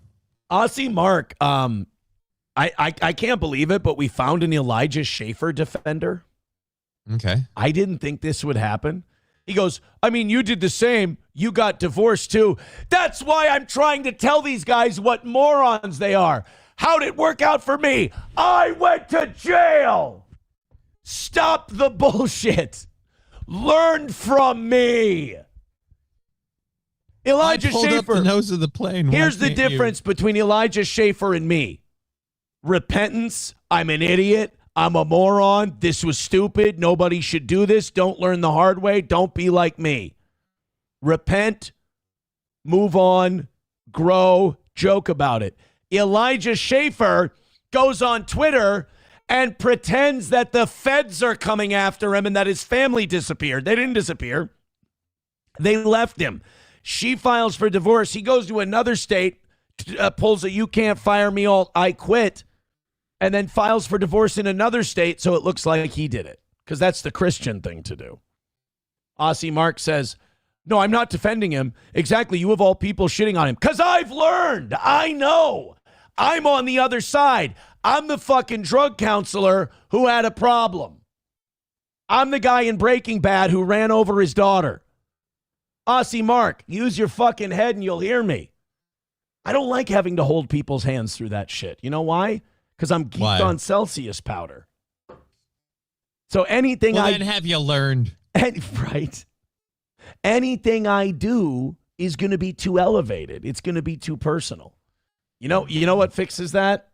What's that? Not struggling to make money every day. That's true. That That's definitely will blow it out of the water. So I'd prefer to do it $5 at a time rather than somebody splashing 300, because Lord knows that ain't going to happen every day. All right, we got James O'Keefe. And look, I have to confess to something. I am not a guy who is fair. But I admit that up front. I'm not fair. A lot of times I'll find some I'mRight.com shit. But if it's going to be I'mRight.com shit, it's got to come from authority. It's got to come from a place of not like government authority, but like someone you respect or believe. Respect and believe, and who's nailed it before and has a good track record. Like I like James O'Keefe. Mm-hmm. I think James O'Keefe is a guy who stood up for his convictions so much that he put up with fake allegations from the company he built because he wasn't going with the propaganda, and he said, fuck you. He went across the street. He started his own thing. So James O'Keefe deserves a lot of respect. Now, correct me if I'm wrong. The last time we checked in with James O'Keefe, he was letting us know that in order to impress girls that they were sleeping with, the vice president's Secret Service was giving intimate knowledge, giving Tinder dates his geotags. In the DMs, the Secret Service guys were going, we're here in Mumbai right now, and sending pictures. Here's the whens and wheres, because I really want you to touch my dick. So, and it's not like I'm paranoid here. I mean, we have evidence. Eric Swalwell was letting a Chinese spy blow him for months, and had no idea. Well, allegedly had no idea. So James O'Keefe did another hidden camera thing. I mean, this guy's busy, dude. He is a busy man, this James O'Keefe. And this time it was about daycare fraud. Okay. Now, I don't know, because maybe I haven't made it clear enough. But do you know what my position on what's going to happen with this daycare fraud thing is? I think it's a star-spangled nothing, which I've kind of come to the conclusion of after they got rid of the prosecutor. Yeah, I don't think anything's going to happen. I think they use this as a big distraction for the Epstein files. I think it's a way to keep poor people hating other poor people so that they don't focus on the big, as Carlin said, the red, white, and blue dick that they're getting pounded with every day by the 1% that's been robbing the wealth from working people. I mean, you saw it in the Epstein files. They said the Goyim are there to work for us. The Goyim do all the work and produce everything. We work in the futures markets. We work in speculation. And we work in just taking money from them. We take their money from them. We separate the worker from their means of production. So they keep us hating these dumb Somalis and their fraud, which I guess is fine if you do something about the fraud and punish the guilty. But it seems But like we're just going to do nothing. Yeah, it seems like all they're doing is while the Epstein files come out and while they tank the silver and gold and Bitcoin markets and extract a shitload of wealth from gullible working people, the Goyim, that they're going to keep us focused on Somali fraud. And by the way, it works because every boomer, we just had the holidays and I'm always around all my relatives on the holidays. Well, now that April's gone. The last couple of years I've been around my family. My parents, my aunts and uncles, all the boomers, all they talk about is the Somali fraud. And these goddamn Somalis and this, that, and the other thing. And you go, hey, did you know that Israel's trying to get us to bomb Iran? Or did you know that in the Epstein files it says this, that, and the other thing? Or, did you know who's training these ICE agents? Is this a little weird that a foreign government's military is training the people that we've deployed on our streets to shoot other people? I mean, kind of weird, right? Boomers don't know any of this is going on. As far as they're concerned, Nick Shirley is not retarded. Which, I mean, I understand. I fell for it too in the beginning. Like the first couple of days of the Nick Shirley video, you're like, wow, this is amazing. But then you start watching it over and over again and you're like, this kid's a fucking hack. Because like he goes up with 4 IDF trained security guards and some angry racist old white dude and goes up to a Somali daycare and knocks on the door. Let me see your kids. And then when they say, no, you can't see our kids, he goes, well, they must not have kids in there. How much money did they get? $100 million? We just discovered $100 million in fraud. No, you didn't. Now, it could be fraud going on in there, but you did not. Entirely possible. Yeah, in fact, I'm betting on it. You did not discover the fraud because you and your Jews weren't allowed in. It's not. Let my armed Jewish thugs into this daycare to see the children. I'm telling you this as a parent. If they would have let them in and my kid was in there, I'm pulling that kid the fuck out of that daycare that day. No, thank you. So this Nick Shirley, I mean, his family connections and all of his bullshit, I mean, it's pretty much been exposed by now. Anyone who thinks Nick Shirley is on their side, you know who's on your side? That Tyler Oliveira guy who went to that Jewish community and exposed their welfare usage in New York. Red Fox Mad with $4.99. Thank you, buddy. He says, during the next financial by the way, my take on the Somali fraud thing and like my honest, actual telling you guys the truth on shit is why we're never going to be more popular. Like what I should do if I wanted to make a lot of money, I would just rabble rouse against this and trash all the Somalis, bring Nick Shirley on the show, talk about how important he is and how he's an investigative reporter. Investigative reporter, my aching ass. I'm sorry. I'm right. I'd rather be right and honest than sit here and glaze a retard. Sorry. I just feel like if any belief anyone had that he was an investigative reporter went out the window after that Channel 5 news interview that he did. Oh, and that was brutal. And then he got owned in it so bad, he tried to make a video showing that Andrew Callahan selectively edited him. And then Andrew releases a video and goes, actually, the kid's so stammery and retarded, we fixed it to make him sound smarter, and he's still bitching. We had to cut it for time. If we included all his ands and ums, it would have been like a 4-hour interview. By the way, did you see the Tyler Oliveira video get near as much media play as the Nick Shirley one did? No. It's interesting. Strange. It's really, really fascinating. I can't believe it. And by the way, that Jewish community in New York, the way they do it, wouldn't you know, all legal. Oh. It's all allowed. The Somali stuff, we ought to throw them all in prison, which we should, but I'm kind of like if one's bad, the other's bad. Me, myself, personally. Like, rules be damned. So James O'Keefe got undercover with FBI agents investigating the Somali fraud. And I got to tell you guys, I'm not saying this to be arrogant. I'm saying it because I think people like Sam Show and Bapa Shab will understand. This shit hurts my soul. Like, I was thinking about this yesterday and I was talking to SP about it. I'm like, this stuff is getting to me. Like, it's causing me. The fact that this is happening is almost to the point of agita yet? It's not agita. It's hopelessness. Like, if I think about it too long, I go, I get that feeling that nothing, that nothing's going to happen feeling. And like, you're also going crazy because you're like, I know what's going on. I know what they're doing to me and my children and my family. This is very personal. And you're just like, oh, wait, nobody's coming to help. Yeah, you can see it degrading around you, and by God, nobody can do a fucking thing. And I'm going to say this, hoping that the one good thing that comes of this today, I'm hoping that if I throw enough of my honest feelings into the air and I don't couch them and play the game, that people will respect me enough and the money will come in. So I'm going to say this honestly, make myself vulnerable, say something I shouldn't, just to show you guys how honest I am. I was thinking yesterday, I was watching this stuff, and it's not the first time I've thought it. I'm like, dude, this is how you get people to vote for Hitler.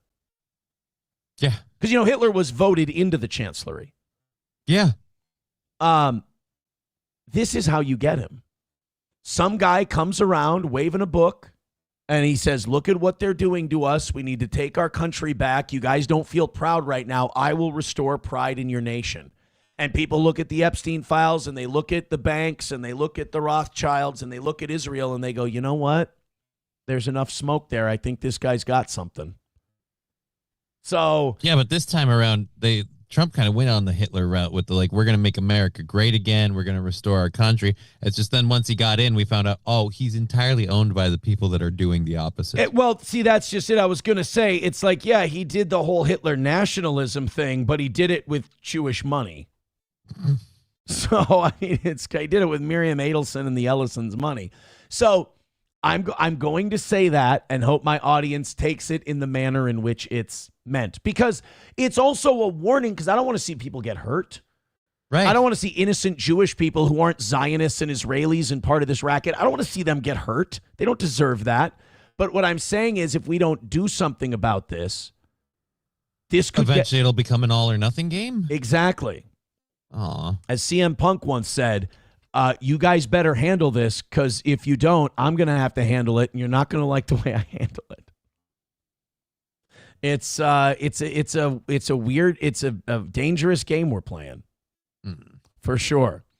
Let's go into so anyway, James O'Keefe talks to these FBI guys, and these FBI guys say the quiet part out loud. And they say the part that I've been telling you guys. Again, I get tired of being told I'm just a downer or whatever. I'm not a downer, because I give you optimistic takes when I'm optimistic. Right. But when I know shit, and I can't keep quiet, I got to tell you. And this Somali fraud thing, I don't think they're going after anybody. They're just using it to manipulate you guys into not paying attention. So here's James O'Keefe interviewing some of these guys. We'll skip around a little bit because it's 13 minutes. And sometimes James puts a little trailer in front of it and then does his introduction. 110% he's a diva. Are you serious? 110%. He's lazy as hell. He's not good at his job. I've said. Actually, I will defend Kash Patel on this. That guy says he's 100% a diva. I believe that. He's the guy who wouldn't get off the helicopter during the Charlie Kirk investigation unless he got the jacket with FBI on it. Right. They couldn't find one his size, so they took one off a lady. That's embarrassing. He's lazy as hell. I disagree with that, and he's not doing his job. I do believe he's doing his job. I just don't think his job is what you guys think it is. Yeah, he's supposed to be sandbagging you. He's deliberately there to be a counterweight from progress. Yeah, I don't think anybody in power, in true power, is upset with the way Kash Patel's doing his job. No. I think Kash Patel's bosses are very happy, and I'm not talking about Trump. That if arrests do not happen, if people are not held to account, then we'll have no choice but to investigate the investigators themselves. I am a security specialist at the FBI, so I do background checks, investigations, that type of stuff. I've been working there for 5 years now.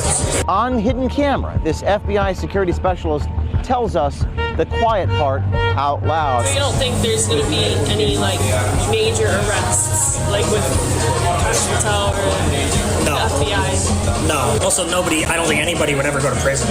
Now, thanks to the brave work of... So nobody's going to prison. Nobody's getting arrested for this fraud stuff. And there was one guy who got convictions in the Feeding Our Future scandal. Now, the Feeding Our Future scandal had a white liberal lady at the head of it. Yep. And they got her, and they got a couple of Somali people, but they've let 3 of them out of prison already. A judge overturned that. So, but the guy who actually got those charges and the guy who got those convictions, he's gone. And he's gone because he lived out his usefulness. All right? Joe Thompson doesn't need to indict or prosecute any more Somalis. He got poor working class people to watch that, follow that, and talk about that while emails came out saying we control the Goyim, they work for us, and we take their money. After that all came out and people were distracted by Somali fraud and ICE protests in Minnesota, Joe Thompson was no longer useful, and now he's gone. Citizen journalists like Nick Shirley, Americans were able to see what actually happens in Minnesota outside these daycare centers. Do you think they're going to arrest the people like that are dealing with the daycare stuff? I think by the time that case is done, even being like looked at, being ready to go to court, Trump won't even be in office anymore. Like it would most likely be thrown out very quickly. Fraud. And this guy, by the way, I don't blame this guy. I don't think this guy's a bad guy. All he's doing is telling you the truth. He's telling you the truth, but he is also part of, like, he's part of the machine doing it. Yes. What's he going to do? Like, I'm going to do my job and investigate this stuff. I'm sure they won't just fire me or let me go if I go against the grain. Oh, yeah, you're right. No, I'm not saying he's not part of an evil apparatus. I'm saying he's not lying. Right. Yeah, he's he's a lot of things. He is an imp in Satan's army, but he's not lying. Here's my problem. He's not lying in this conversation, but if you put him on a show and interviewed him, he would lie his balls off. That's what's gross. Cases like that, like money stuff. So, by the way, guys, we can go after Somali fraud someday, and I'm totally down with it, and we absolutely should. But these are the guys we got to get first. Guys, we got to start this shit at the top. We got to get these guys out of here, because these are the guys that will end up indicting and investigating and doing all this stuff with the Somali fraud. Getting the Somalis now only ensures you'll get more of them in a couple of months. It won't go away. You need to get rid of the people on the top. You gotta go into the inside of the log and get that rot out, because that's where the real rot is, not the stuff on the surface. Literal years of time. They're going to try and pin it on somebody. I think you're a badass. Thank you. Cheers. Oh, God, he's got a boner. Dude, James O'Keefe knows how to do this, man. You either find chatty gay dudes, and they're just like, the butt sex is fait accompli. You know, the minute you say hi to him that you're going to do it, they're insatiable.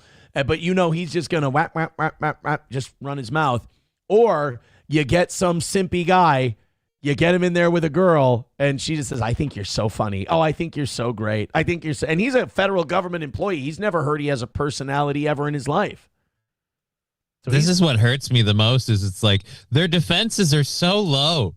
It takes one drink and a couple of compliments, and they're giving away national secrets. Yeah.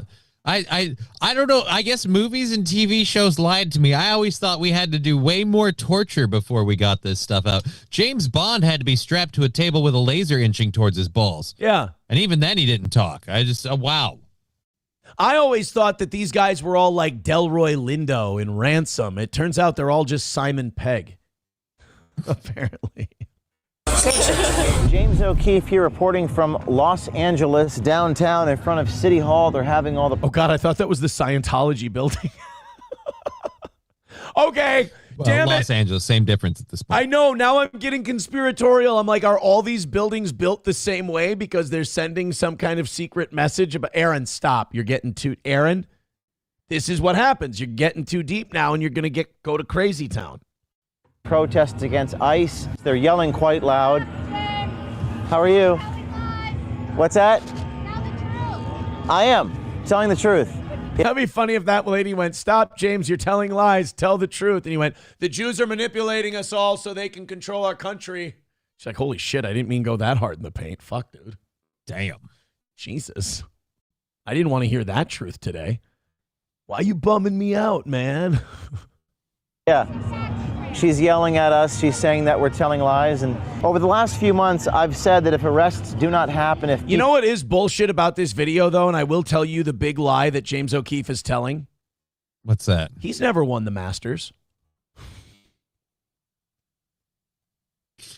Oh, I didn't expect... I'm sorry. That was nice. Now that I see it, yeah. a nice color for him, though.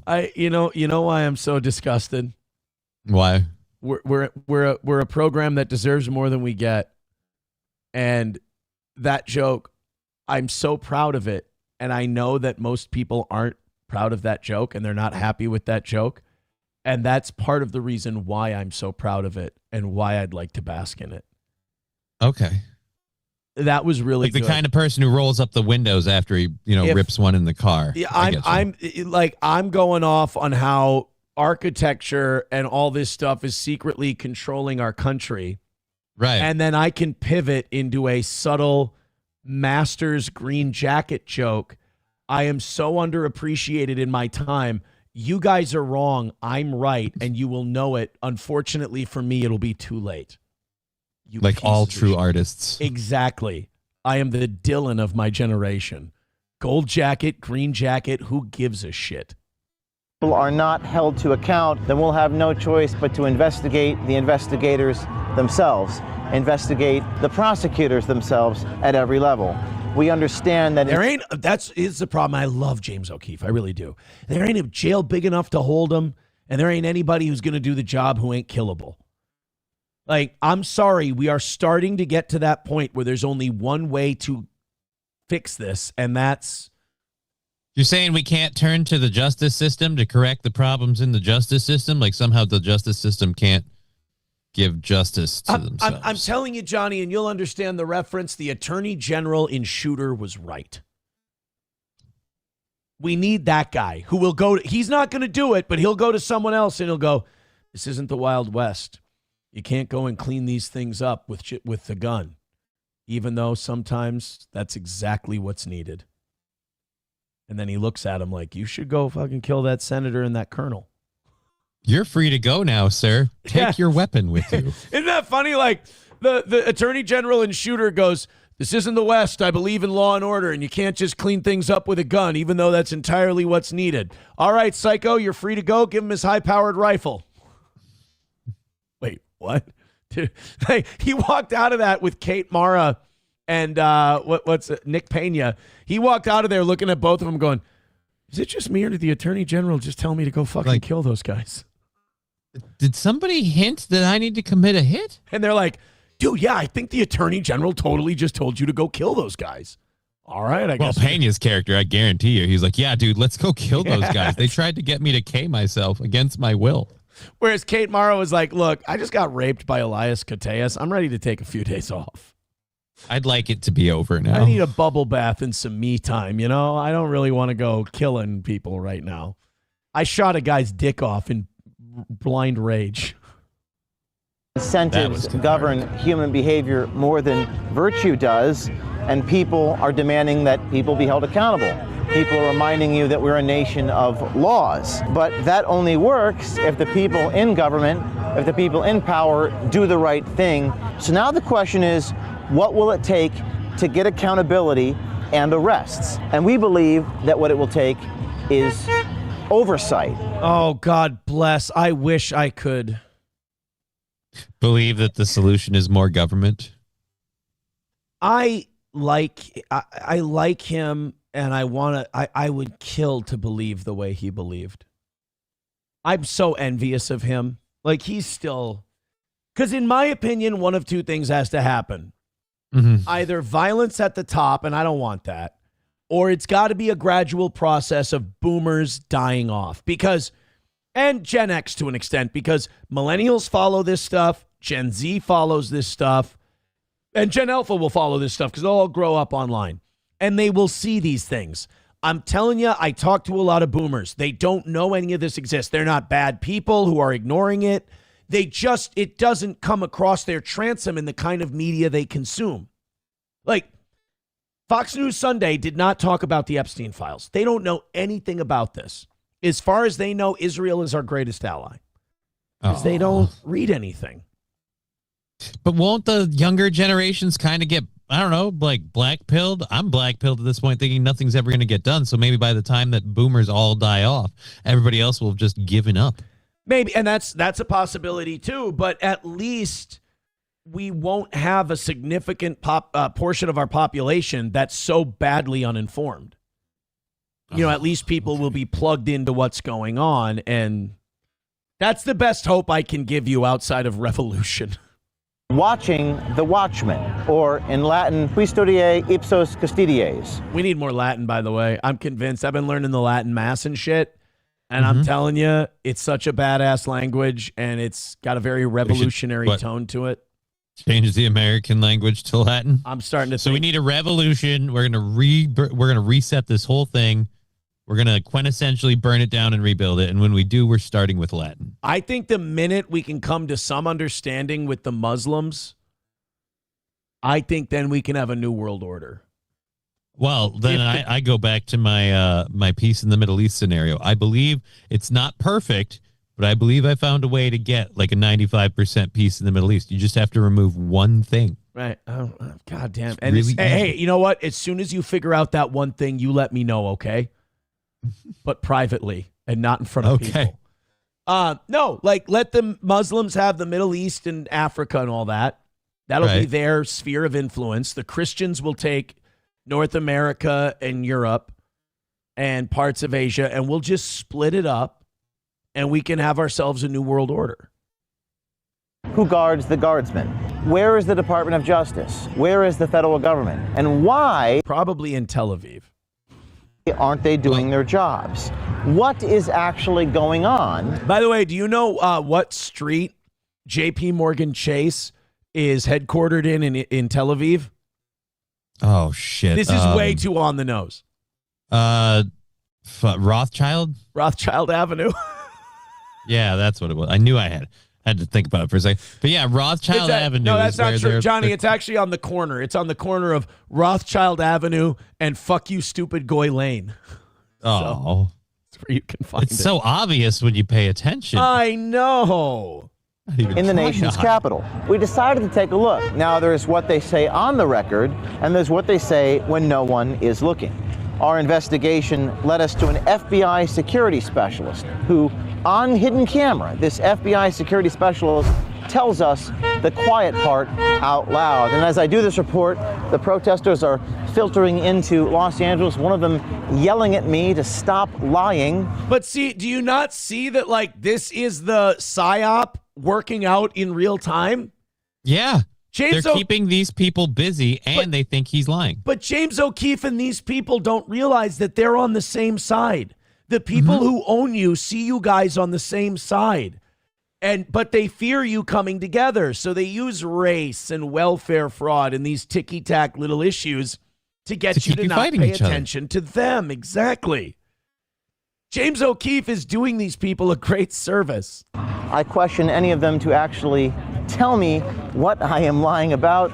We literally see their lips moving in our undercover reports. I am a security specialist at the FBI. I've been working there for 5 years now. I was under Biden first. Now, when you watch this man is either a Biden holdover speaking out of turn, or he is telling the truth, describing a system that walks out investigations for years past the point where the president is in power. What this official inside the FBI says is very troubling and potentially revealing about how the Department of Justice actually operates. People are more honest when they don't know they're being recorded. James, people are more honest when they think they're getting laid. Yeah, let's be honest. It's the pussy that made him speak. I don't think it was there's no camera here, I'll just spill all my secrets. No, Yeah. she said she thought he was like cool and badass, and he damn near came in his pants. Yeah, exactly. She's like, I want to hear all about you working at the FBI. Oh, yeah, all right. Well, let me tell you something. You know, this fraud thing, it's all a dog and pony show, and we're not going to do anything because we're just getting stupid retards to fight with each other. Oh, really? I'm so wet. Oh, man, wait until you hear about what my real Jewish bosses say. This is foreplay. And that's not all. This same FBI official we caught on tape admits that even under Kash Patel, there will be no arrests of people in the deep state in the near future. Not exactly surprising considering the lack of action we've seen so far. Do you think like your job? Wait, no. This guy didn't just say the deep state. He said there won't be investigations and arrests on the daycare fraud. The FBI, do you think they're going to arrest people like that are dealing with the daycare stuff? thing with those cases is that I think by the time that case is done, even being like looked at and ready to go to court, Trump won't even be in office anymore. Really? Fraud cases like that, like money stuff, Yeah. years, literal years of time. You don't think the FBI would arrest them, even though Trump would be like, please arrest them? I don't think so, because over and over and over again, it's been shown it doesn't work. It's not working. Also, I don't think anybody would ever go to prison. Like, they would most likely be thrown out very quickly. Now, thanks to the... I mean, he's not wrong. Minnesota judges are already throwing out what convictions we have. For stupid reasons. And we'll never figure out if other people in government are involved in this. I think the system literally is set up to do this so they can funnel money between themselves. And, yeah, we just all kind of have to eat a dick. That, you know what? That's a way better way to put it. Like, you can sit here and we can break it down 6 ways to Sunday, and we can talk about this, that, or the other thing. Ultimately, we eat still a dick. have to eat a dick. Trump 2024. Eat a dick, honky. Dan Vicious with $5 says, for Johnny's Skip It Fund. You remember the Skip It? Oh, yeah, dude. Great toy I'll never be able to use. The hula hoop mixed with an ankle bracelet and jump rope. I'm nervous about ankle bracelets nowadays.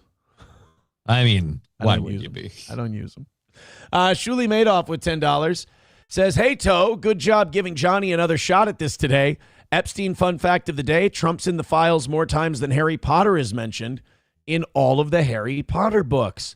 Very fascinating. You know, one of the weakest things I've seen from people is when they go gung-ho on the Epstein files, but then when it comes to Trump being in them, they pull back the reins. It's like, dude, you got to be ready to go all in. Like, you got to be ready to just say, wherever the files takes me, that's where we're going. And if Trump's got to go down, then burn them happily.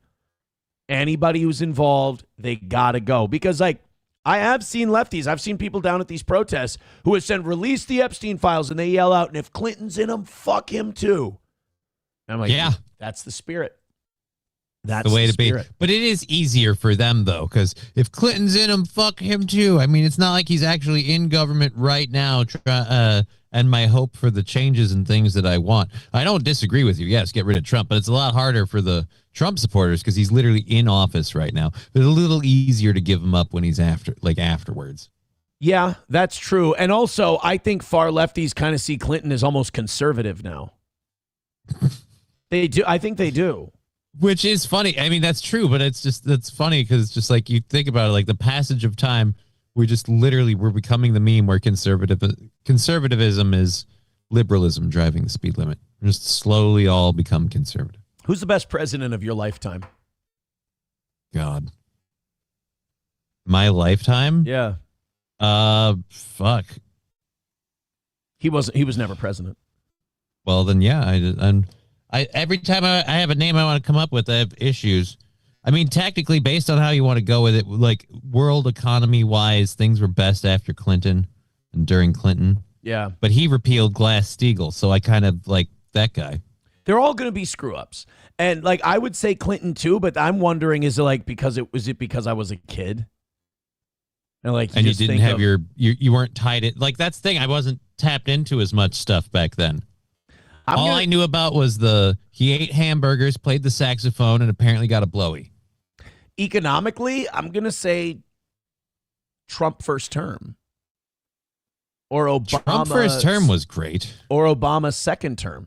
But that's only because, like, I bought my house and I got married and, like, how much was that really Obama? You know?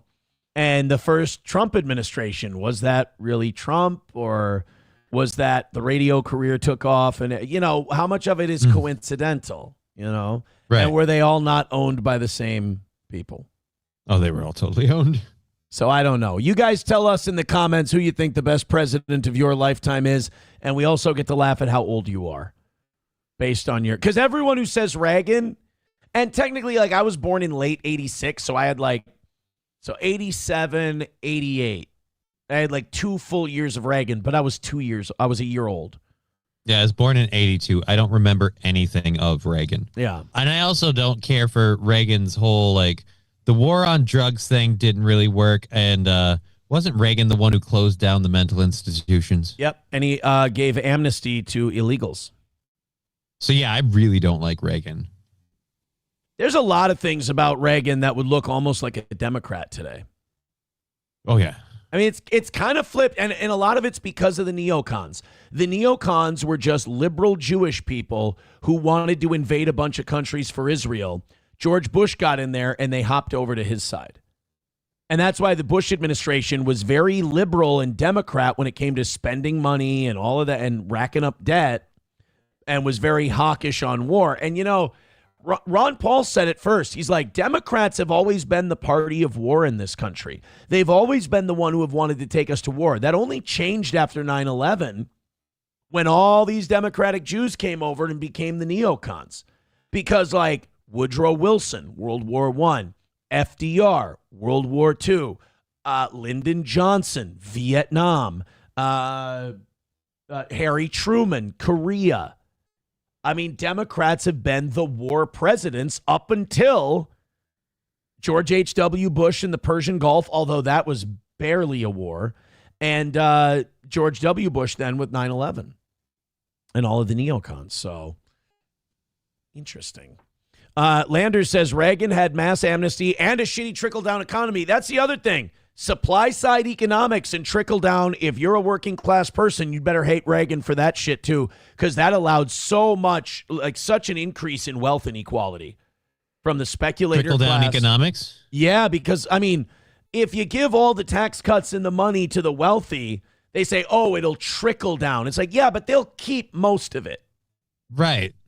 It'll trickle down because they built, you know, like a waterproof bucket with cracks in it. Like, Yeah. it's just, it'll trickle down because some made it through the cracks, but it's not the intention.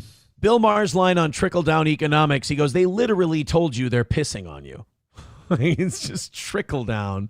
It's like, why not give those tax cuts to the working class, the consumer class, because they're Right. going to spend it. It's going to go up. Like, it's going to go up the line, but at least they'll have more money.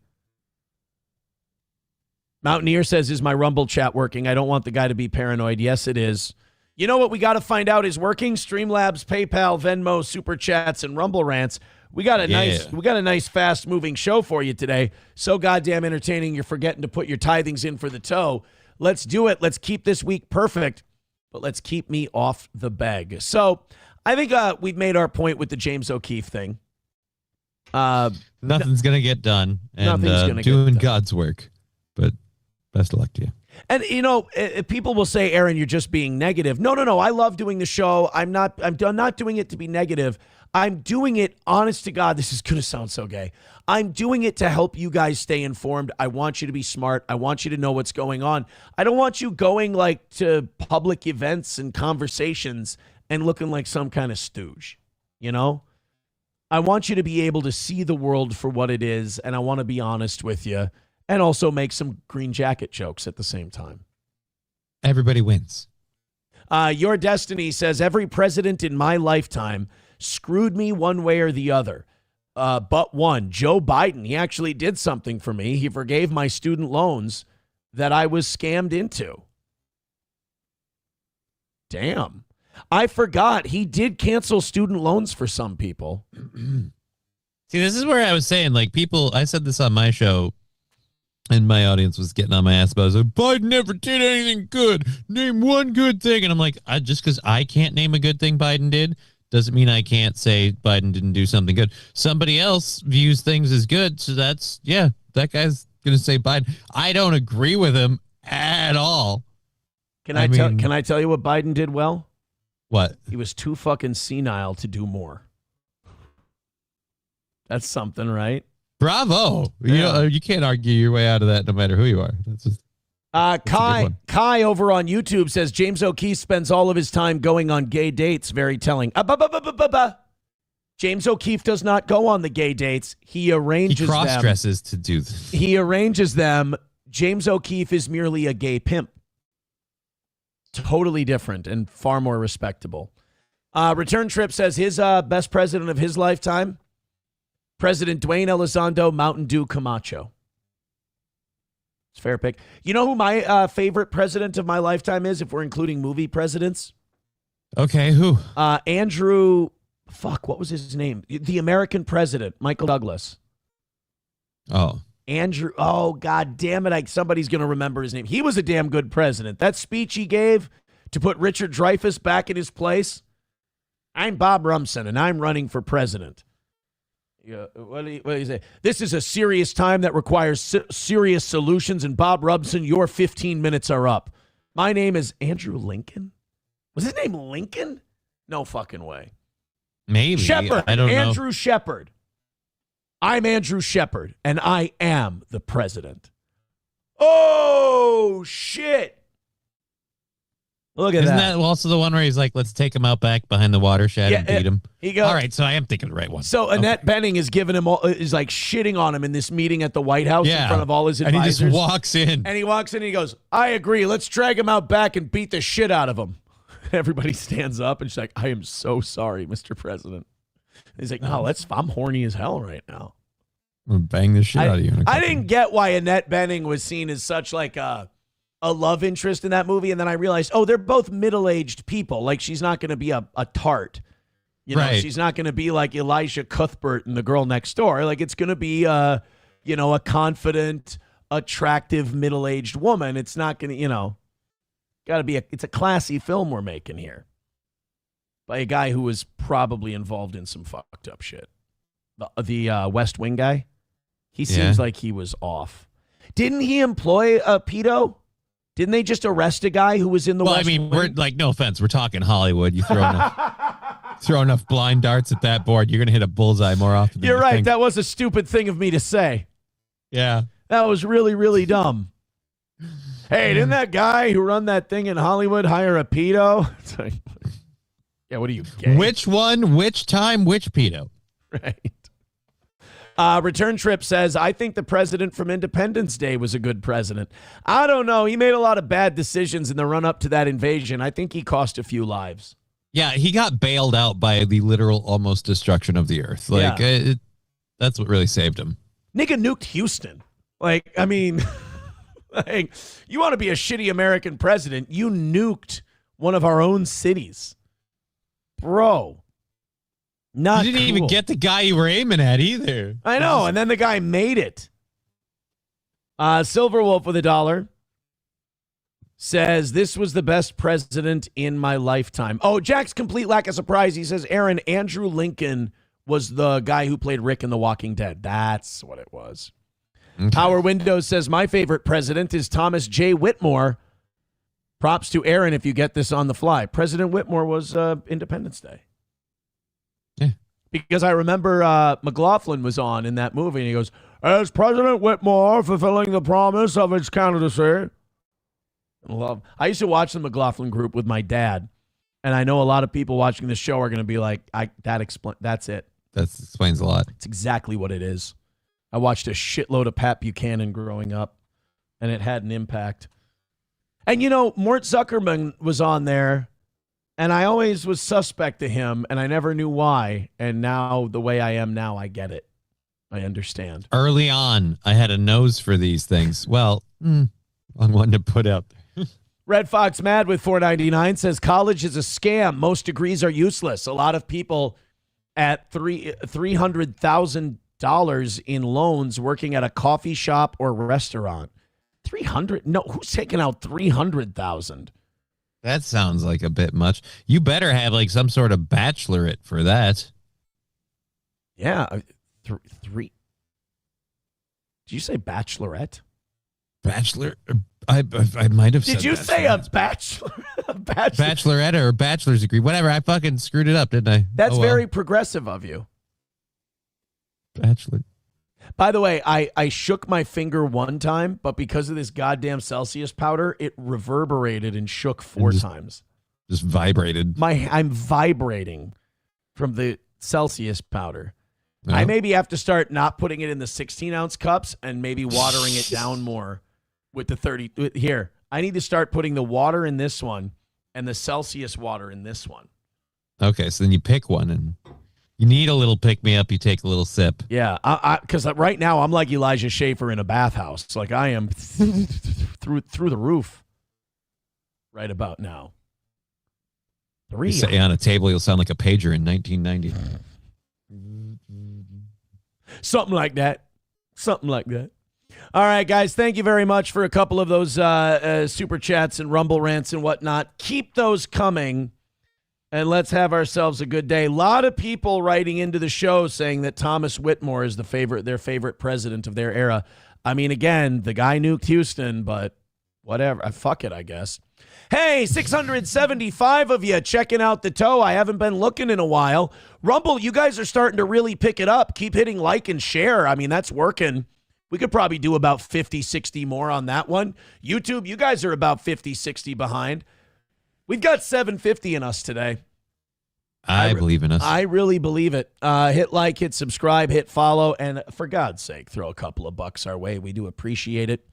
Hey, I had to learn something yesterday, and if I had to learn something yesterday, you have to learn Everybody something else today.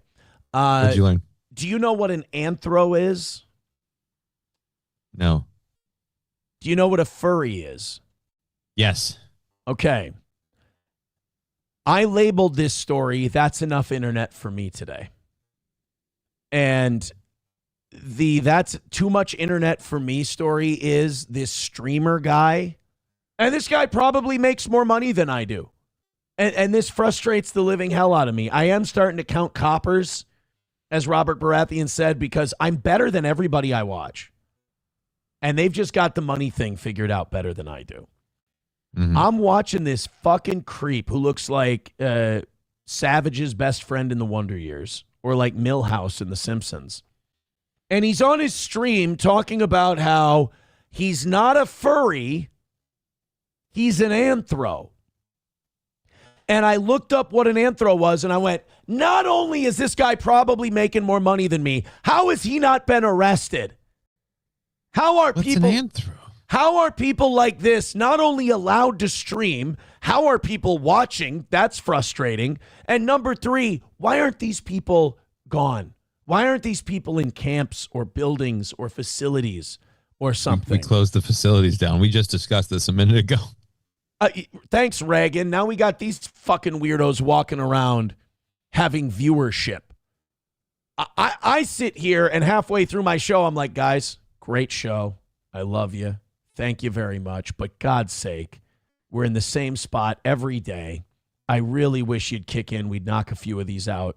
Remember last year at that one point, like in the summer or early fall, where we had 2 weeks goal-free? Mm-hmm. Because people were just throwing it. I think it was right after I got out of jail, wasn't it? Yeah. People we had a were nice sending little streak for people a were while. sending us welcome home money, and then we were good for like 10 days. I got that. I got to go to jail again. Just like a DUI weekend thing, you know? Okay. Nothing too crazy. But anyway, this guy, and I'm going to tell you what an anthro is after this. This guy probably doesn't struggle to get the donos like this show does. And this guy should not be allowed to be talking to people. Like, he shouldn't be allowed to have an internet connection. Yet, here we are. Okay, I'm not a furry. I'm an anthro. That's what I am. A furry is when you're into the fursona and the fursuit. That's not what I am, okay? That is not what I am. I'm an anthro. Just so we're clear, that's the different terminology that we're using here. An anthro, okay? So when you refer to silver and someone who likes silver, they're not a furry, they're an anthro, okay? I just want the audacity for you to explain the difference like it matters or like you're better than those people. Sir, it feels like you're just splitting hairs here on this whole furry thing. I'm not sure if you realize this or not. Both are probably bad. Okay, faggot, what's next? Honest to God, like, this is bad for my mental health because it just confirms what I already know. It's not me, it's them. I don't belong here. I'm important. I'm fucking talented. I do an amazing show, but it's just the world I live in is not for me. Have you considered being attracted to things with tails, I guess? I It lost. seems to No, work and for that's him. the other thing. Like, I could grift. I'm a talented enough broadcaster where I could grift, but it eats at my soul, and I don't feel good, and I feel like I'm lying to people. And I know when a show is bad. Drama shows are bad. Shit like this is bad. This is all bad. And when people watch it and they accept it, our culture gets shittier. We become dumber. I can't contribute to that. So therefore, I'll point it out. These people will continue to do better than me, and I'll watch it and I'll go, the world is getting worse, but at least I didn't join them. You're really caught between a rock and a furry suit right now. I really am. I'm caught between a trans and a furry culturally, and the money's on either side, and I can't join them. I want that to be clear. I gotta take a piss real quick. But we game after, okay? Anthro, rise up. Any anthros in chat? I want to ask that. Any anthros in chat? Okay, good. The men in white coats will be there to grab you shortly. We don't. I'm not sure what an anthro is, but no, don't. Exactly. Not anthro. No, anthro. Any anthros in chat here? Press 1 if you're an anthro. If you're with. Oh God. How hard are you looking for a friend? You've just asked 4 times now for someone else to identify with your lifestyle, sir. This is not a good look for you. I'm going with that. Oh. You know what? Even if it's not true, sue me. That's grooming somehow. That's grooming. So an anthro, Johnny. An anthro is a prefix or abbreviation derived from the Greek anthropos, meaning human or human being. No. Here we go. It is primarily used to denote anything related to humanity, such as in anthropology, or to describe non-human entities with human traits. In modern pop culture, it often refers specifically to anthropomorphic animal characters. That's not what it said yesterday. I found this yesterday. An anthro, short for anthropomorphic, is a non-human entity, typically an animal, creature, or object, given human traits like walking upright, intelligence, clothing, or speech. While furries refers to the fandom or individuals interested in these characters, anthro refers to the character design itself. So anthros see themselves as like a more evolved, classy. We're above furries because it's for us. We wish it was real. Like you're still a furry, my friend. In some ways, you're gayer than furries. Yeah, at least furries admit that this is a fantasy. I'm putting a fantasy on and living out a fantasy. But you're like, I need the fantasy to be real. Right. It's a character thing that they're playing. It's dress up. Anthro refers to the artistic, literary, or conceptual practice of giving human traits, behaviors, or forms to animals or non-human entities. So he's an anthro. He just acts like the animals are people. Whereas furries wear the suits and have a furry persona. I've got bad news for both of you. You're all gay degenerates, and you shouldn't be around. You're a loophole in existence. You're a cheat code in the Matrix. And you're a problem. Yeah. And unfortunately, I don't get a say in the matter. So you guys get to stick around. Congratulations. And again, I guarantee that guy makes more money than I do.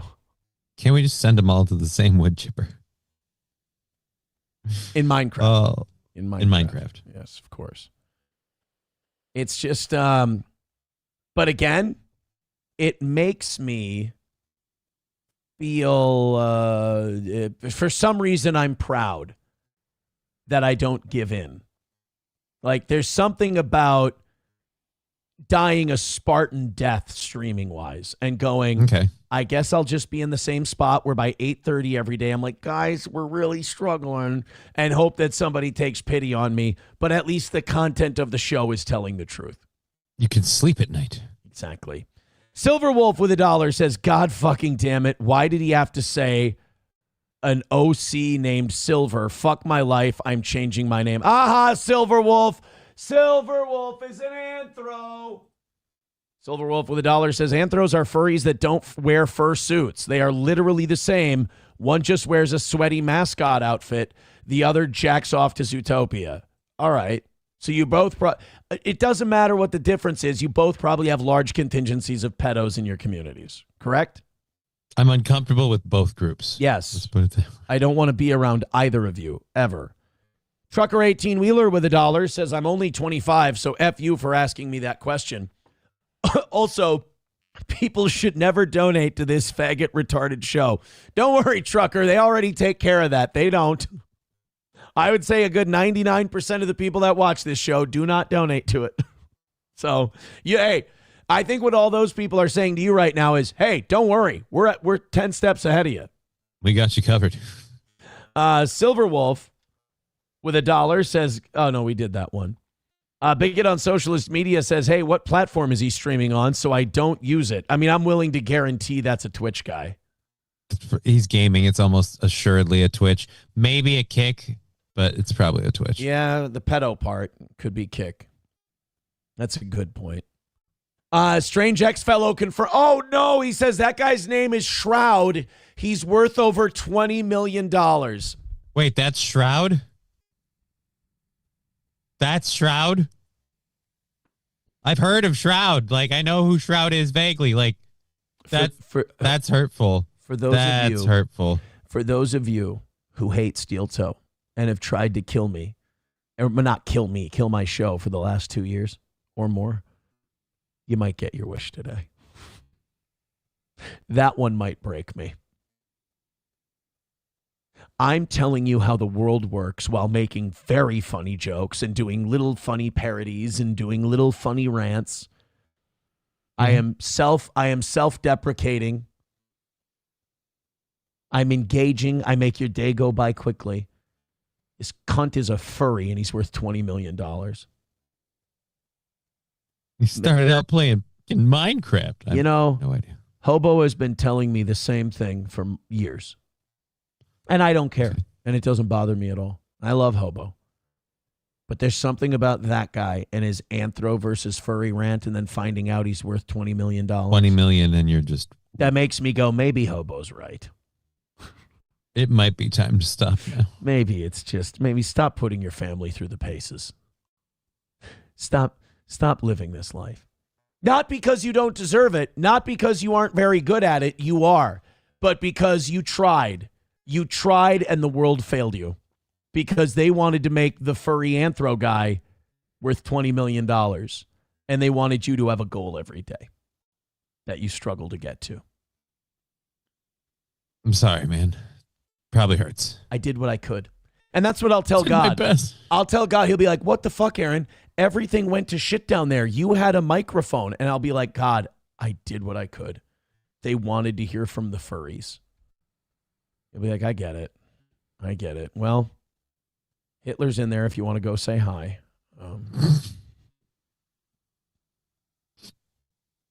He's got a beer and an Eric Church song playing. Have a seat. Chops Talk says, get to dressing up, Aaron. LOL. Thank you, Chops. Good to see you again, buddy. I haven't seen Chops in a fucking long time. Yeah, I'm happy to hear his name being read out again. Yeah, dude, just give it a furry suit. Do you think maybe you could if it got the donos in and stuff, could you come on the show in a mascot outfit? See, like this is where it's my fault. I could. I won't. I can't do it. I think it's because I came up in traditional broadcasting and I'm like, I know too much. I know how to do a good show. Just because a show's making money doesn't mean it isn't dog shit. In fact, most of them that make a lot of money are boring dog shit. Because people are boring dog shit. Mm-hmm. I have to do what I know is a good show. Okay. And dressing up in a furry suit ain't it. Sorry. I was just thinking you could come out, wolf costume, say you're a lone wolf without a pack. But then I saw Johnny and Oz and I said, could it be? Yes. I just added 2 more guys to my wolf pack. Johnny blows his head off live on air. Strange X fellow says, well, it was nice not knowing you, Aaron. Yes, thank you. Thank you, buddy.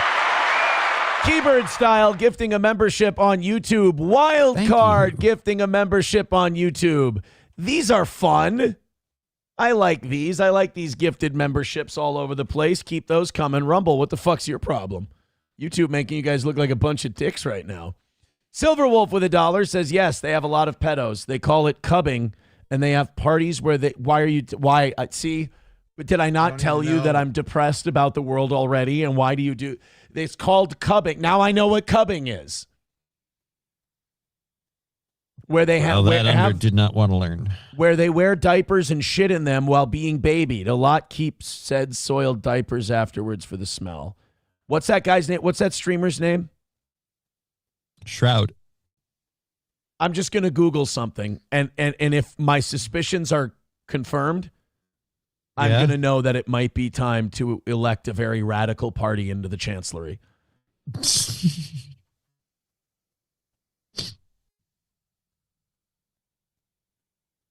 Motherfucker. I'm leaving. You know what? I got to go. And for one reason, Johnny, and that reason is? And you guessed it, a Jew. I mean, you couldn't tell from his face? You know what it is, and he's very upset about it. Maybe they're just better at making money than he is. Because they all seem to do it. He's like, we're gonna sit here for a while and wonder where he is, and it'll be revealed that he had a noose just sitting over there, and every day, like, the show ended and he took it down because he didn't need it. Today, thanks to Shroud. Different strokes, different folks. Now he's just stepping in, just wiggling back and forth. That's not right. It's not right. It's time to stand up and be counted. Either you're in or you're out. Enough of the bullshit, folks. Enough of the bullshit. Oh.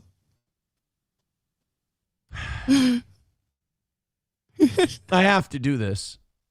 I mean, he doesn't have a furry suit, but he does keep a Crusader outfit on hand. I have no choice.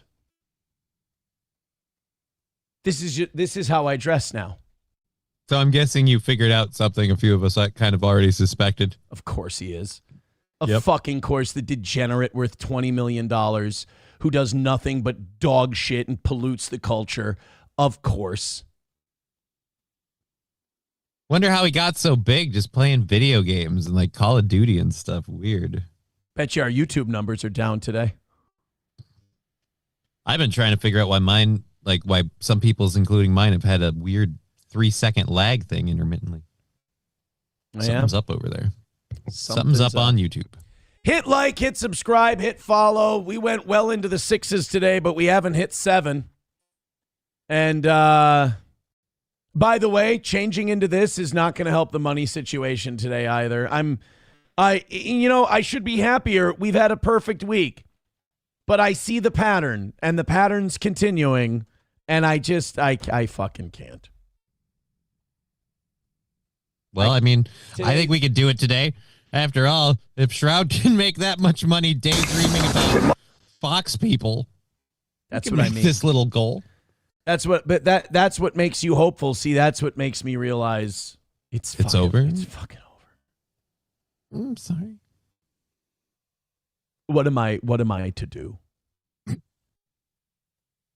Now, technically, me changing into this and coming back is fucking hysterical. It's really creative. Right. It's really funny. And the goal should be knocked out just from me doing this. But guess what's come in since I've come back on screen? I'm going to say, since we're bringing up 0. 0. Shit. 0. Want to continue? Hey, today might be the day. If you've been waiting for me to break, today might be the day. Today might be the day. And I know what you're saying. You're watching right now and you're going, wait a minute, this isn't broken already? I got so much further to fall, my friend. So much further to fall. So let's continue with our crusade. Deus Vult. God wills it. Let's go into this next one. This is just a real quick one I wanted to do. Remember when our lieutenant governor here in Minnesota, Peggy Flanagan, told us that there were no anti-ICE signal group chats where they were doxing license plates and things like that? Yeah. Well, there is a head of the teachers union or the Minneapolis school district. Head of the Minneapolis teachers union, Marcia Howard, is probably going to get a phone call from Lieutenant Governor Peggy Flanagan because somebody went off message. With Al Jazeera, the head of a Minneapolis teachers union, well, she proudly admits that elected officials are in signal chats. They're being used to share information about where these federal agents are. Listen. Remember, we played a clip yesterday of Peggy Flanagan in an interview with like Fox 9 going, that's ridiculous. That's not true at all. This is all fake news. Yeah, who would believe that? This is all right-wing nonsense propaganda. But I mean, it's irresponsible to even be reporting on things like that. And then what happens? The head of the Minneapolis teachers union goes, oh, shit, yeah, there's tons of elected officials that are in there in these anti-ICE group signal chats. Oh. And you know what? They're the ones giving us all the dirt. I don't think you're supposed to tell us that. Yeah. I believe her because she's not as polished as Peggy Flanagan, so she's more likely to accidentally be honest.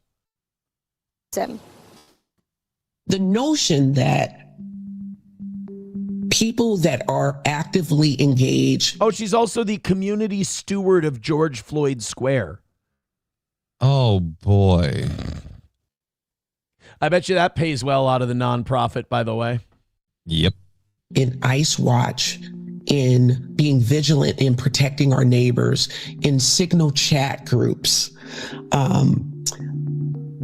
running plates in their cars, doing patrols, that somehow we're ashamed of that activity, that somehow you could call our bosses or show our faces and then we would be shunned by our community. Our bosses are in the signal chats with us. Our elected officials are in the chats with us. To which all of them text her after this came out and said, thanks, Dick. To think that you could call out our bosses and they're there with us like, hey. Yeah, great that you won't be upset if I get called out. Don't fucking name me, you doxing bitch. Don't do that. I went on the news and lied to them, and I thought you were going to hold up your end of the bargain. Oh, boy. The elected officials are there with us. Right. We're sure you guys are all cool with it. It's just the people that aren't cool with it are going to be a problem because now they're not going to want to vote for those elected officials again. The woman doing that interview then went, Miss Howard, you know I'm recording, right? We're recording. This isn't just a Zoom conversation we're having. Like this is being broadcast. Yeah, I know. Oh, okay. Well, as long as you know. Are you unaware we're live, Miss Howard? No, I know. Hulkamasha Baby with $1 says, you look like dollar store swagger souls. Thank you. Feldrain with $1 says, here's $1. Ooh, you got to be faster than that.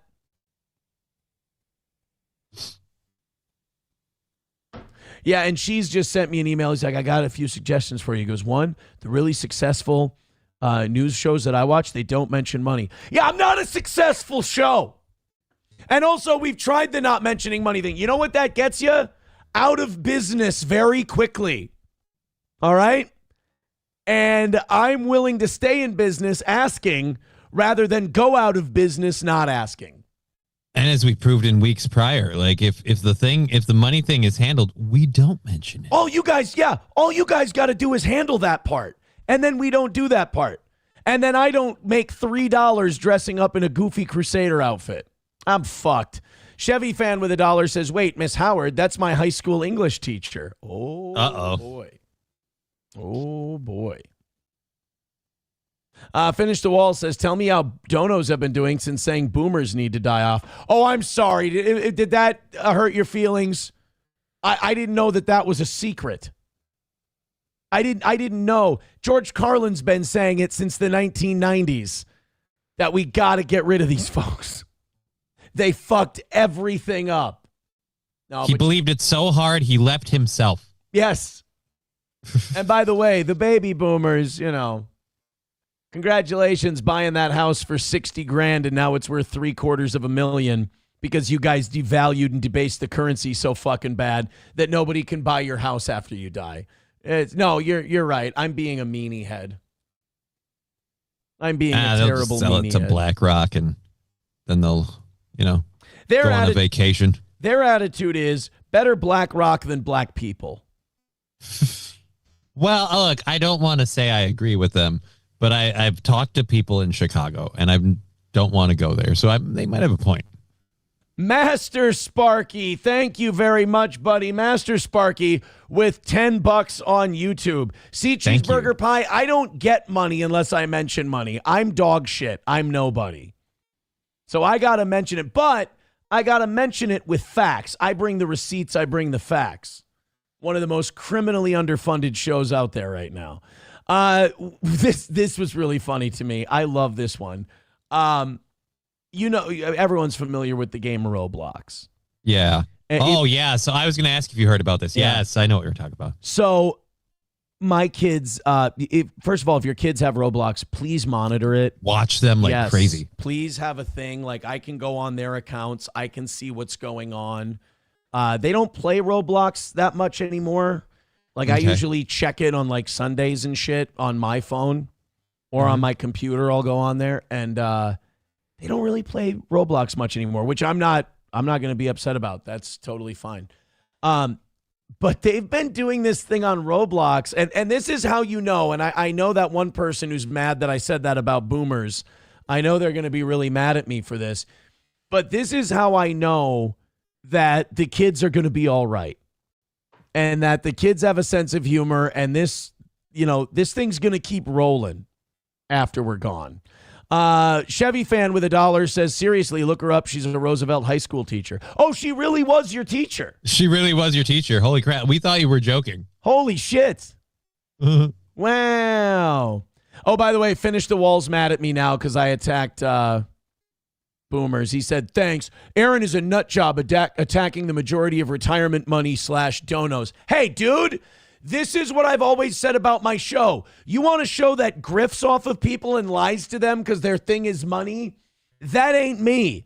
My whole thing is I speak I tell you the truth. I tell you like it is.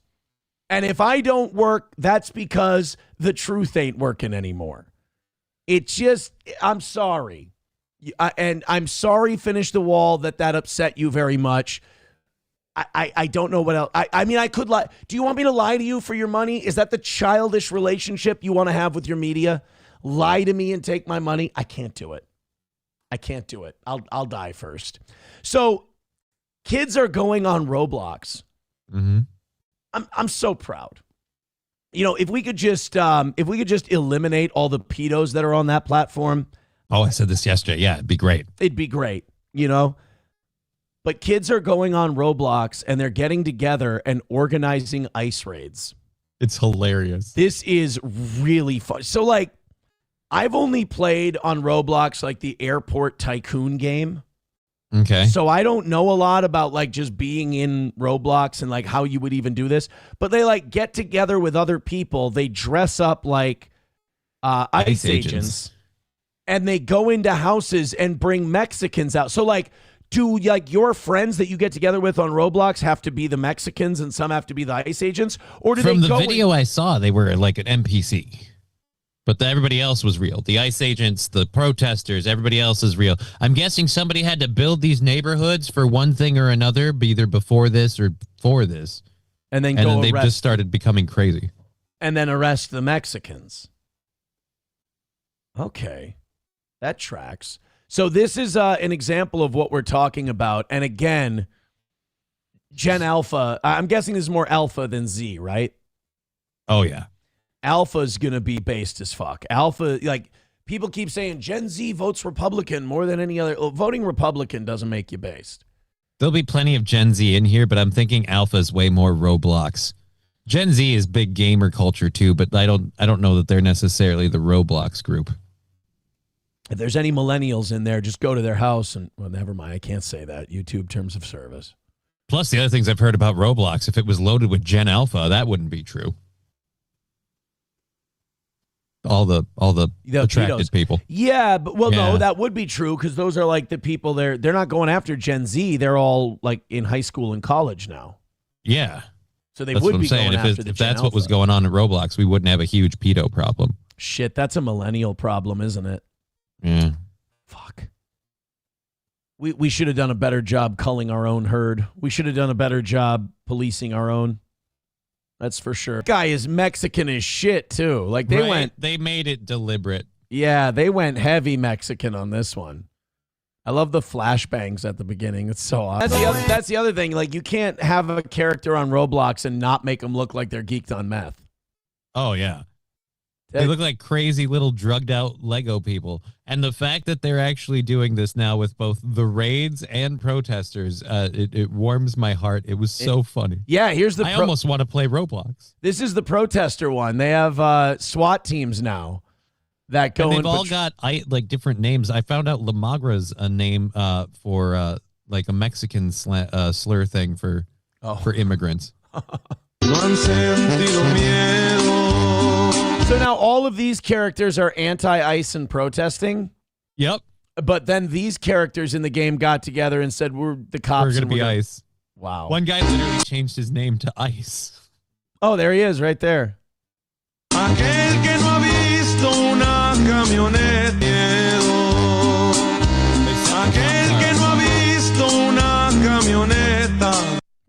damn. That's funny. You can't do that with Hollywood writers and stuff. That's just having some good times with your friends. By the way, I got some of that song. You got some of that? Yeah. I understood some of the Spanish in that song. Oh, nice. Cero miedo. You know what that means? No. Cero miedo means no fear or zero fear. Oh. You know how I know that? How do you know that? I want to see if anybody in the chat knows, because it's the gayest way you can know that. Know what that means. What cero miedo means. The chat's always a little behind, so I'm gonna wait a second. Song? I see Aaron knows how to turn down the music. Yeah, I had to. That started really hot. I apologize. Yeah, those are loud. Aaron, Gen Z is more Fortnite than Roblox. Yeah, I hear you. Mikey Two Milk says some faggot wrestler probably said it. Yup. Oh, okay. Cero miedo. That's Penta. Okay. That's Penta's deal. No fear. All right. It's fun, right? It is. It's fun. I would have never known that. It's harmless. It's just pro wrestling. Not a big deal. Thank you. Thank you very much. Wally World for the $1 says, Aaron, this should drive your ego over the edge. Oh, no, it's over. Don't do this. It's Nick Shirley. Hostile Soldier gifting a membership. Thank you very much. T. Thompson got that one. How about everybody throws in a membership or supports the show in some way today? Boy, that sure would be amazing. I sure would. It just kind of seems like Groundhog Day, getting to the same place every single day. You know what the worst part is? We always end up getting to zero. So then I think, well, I have to panic every day. Otherwise, we're not going to hit zero. Otherwise, it's not going to happen. Yeah. You take it for granted, and that's the moment it ends. The show just fucking killing it until about 8:30 when I start to panic. You guys can keep that panic away if you'd like. Oh, fuck. Yep. What? Nick Shirley clip? Extremely grateful to have been selected as an honorable mention for creators on X and win $100,000. X is the future. Unlike other platforms, your reach is uncapped. Oh, great. So I just have shitty reach on X because I suck. Content can create change and spark global conversation. I'm pretty sure that they've gone after people on X for criticizing H-1B visas in Israel. Yeah. And Nick Shirley is a Zionist through and through. So if X can pay creators to compete with YouTube and Facebook, it's game over. Is there money on Facebook? I didn't think so. I didn't think so either. But then I again, don't even think there's like a monetization option on Facebook. I know there is. I just didn't know there was actual money in it. I just want to see something real quick. I just Googled something. Oh, yeah, Nick Shirley once went to the Israel-Gaza border, only he wasn't at the border, and he did a bunch of lying propaganda for Israel in Gaza. Oh, boy. He's a real piece of shit, that Nick Shirley. Nick Shirley exposed. 13B in U.S. weapons lost to Israel left Nick Shirley stunned on air. Meanwhile, sudden fixation on Minnesota fraud looks like a distraction away from Epstein files and Gaza genocide. All right. Trump, you didn't say nothing to Trump. Let's see. By the way, this is what other people had to air. Nick Shirley didn't put this in any of his documentaries. I just want to point that out. How do you feel about the white fraud? No problem. $13 million in weapons lost to Israel. You don't care about that. $13 million lost to Israel. Trump, you didn't say nothing to Trump. You're talking to Trump about that? Epstein list. You talked about Epstein? And you said Donald Trump is there. Was Donald Trump there? Do we have proof that he was on the island? Yeah. No. We do. We seen the con. Wait, we didn't see him? What are you talking? You don't know about the Epstein Island? On the island. He wasn't there? Was Bill there? Bill was there. How do you know? Proof of Bill being on there. Was Donald Trump with I'm Epstein making at all? my video, and that's why I paused. I just want you to know. Speaking, you ruined my video, so thank you. I don't give. You ruined my video, so thanks. You ruined my video. What? Oh, cry harder, baby. I don't think that's really something that's going to phase him, Nick. I think he's going to be okay with that. Yeah, I think he's going to be morally okay. I think he's going to be fine with you with your video being ruined. I think he's going to be fine. Oh man, well, good. I'm glad Nick Shirley got $100,000. That's thank you, Wally World, for sending us that. By the way, people are saying the next thing we're going to see in Roblox will be Epstein raids. I'm here for it. I'm all for it. They go. Blow down the door and they walk out Bill Gates, Bill Clinton, whoever. Yeah. Everybody on the list, man. These kids are creative on Roblox. Okay, let's get to my favorite part of today's show. Okay. I loved the Elijah Schaefer stuff. I'm really interested in all that. But boy, I tell you what. Ben Shapiro responding to the Epstein files. I'm excited. This is what I wanted today. I wanted it yesterday, or on Monday, but Ben Shapiro didn't do a show Monday. It's weird. Strange. Did he have? Yeah, somebody else didn't do a show Monday. Somebody on the Today Show, their mom got abducted. Did someone abduct a member of his family? Why do you? No. Are you talking about Savannah Guthrie? Yeah, Nancy Guthrie's still missing. Yeah, she was abducted. There's a ransom note and everything. Oh, really? We have a ransom note? I hadn't heard that. Nancy, as of yesterday, I'd heard that she was missing. They presumed someone took her and she didn't have her meds. Nancy Guthrie is not going to be doing the Olympics this year. Savannah Guthrie, I'm sorry. Nancy Guthrie obviously won't be. Savannah Guthrie won't be covering the Olympics this year. None of it. She's fully focused on getting her mom back, obviously. So, yeah, that's a fucked up deal. What the fuck? MSO says $20 in the last hour, Aaron. You're killing it. Jesus Christ. I'm very glad we have MSO here to remind me. To help keep us on track. Yeah. By this time yesterday, we had already knocked it all out. So, yay. Bill Grant says Nick Shirley went into Aaron's town. No, he went into Minneapolis, not St. Cloud, and did a few videos and became a millionaire. So much for being an idiot. Yeah, and if I sucked Israeli dick as good of a show as I do, if I did everything they wanted me to do, I could probably make a shitload of money. I can't. I just want to do a real show where we tell the truth, and you're going to be punished for that, always. But you guys don't have to punish me for it. Throw in your 5s, your 10s, your 20s, and let's solve whatever problem we're having today with Cold Hard Cash, Streamlabs, PayPal, Venmo, Super Chats, Rumble Rants. There's a business aspect to this, and I suck at it.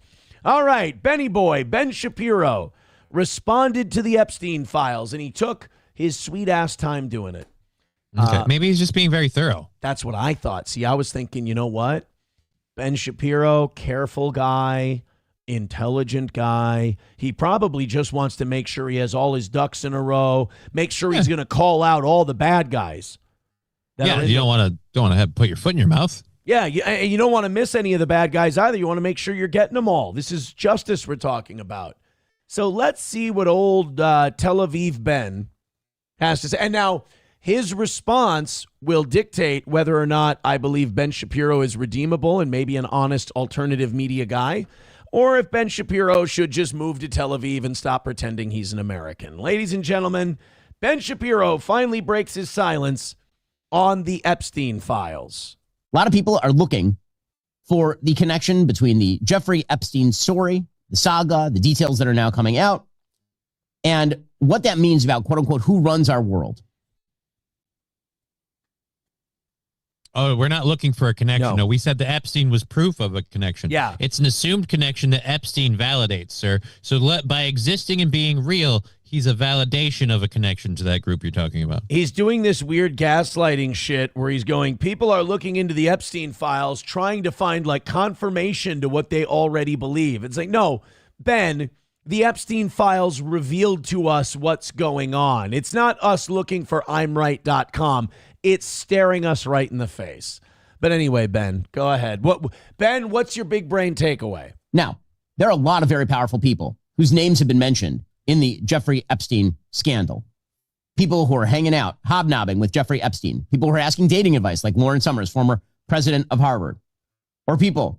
Thank God that's not a powerful, influential spot to have. Yeah.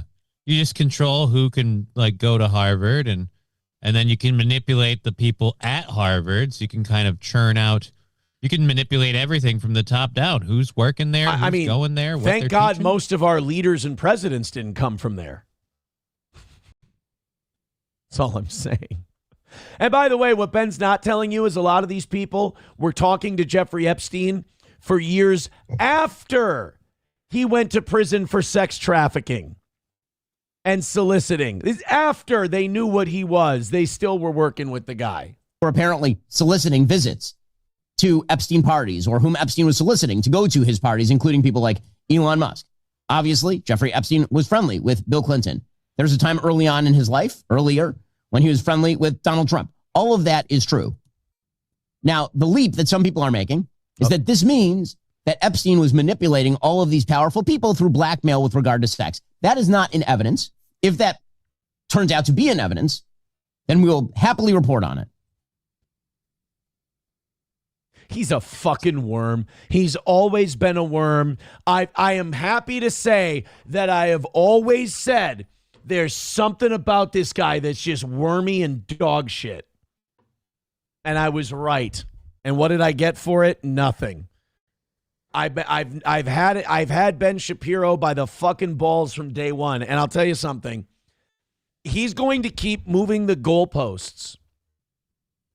Because there's all kinds of shit with Ehud Barak in those Epstein files that say, here's what we do to the Goyim.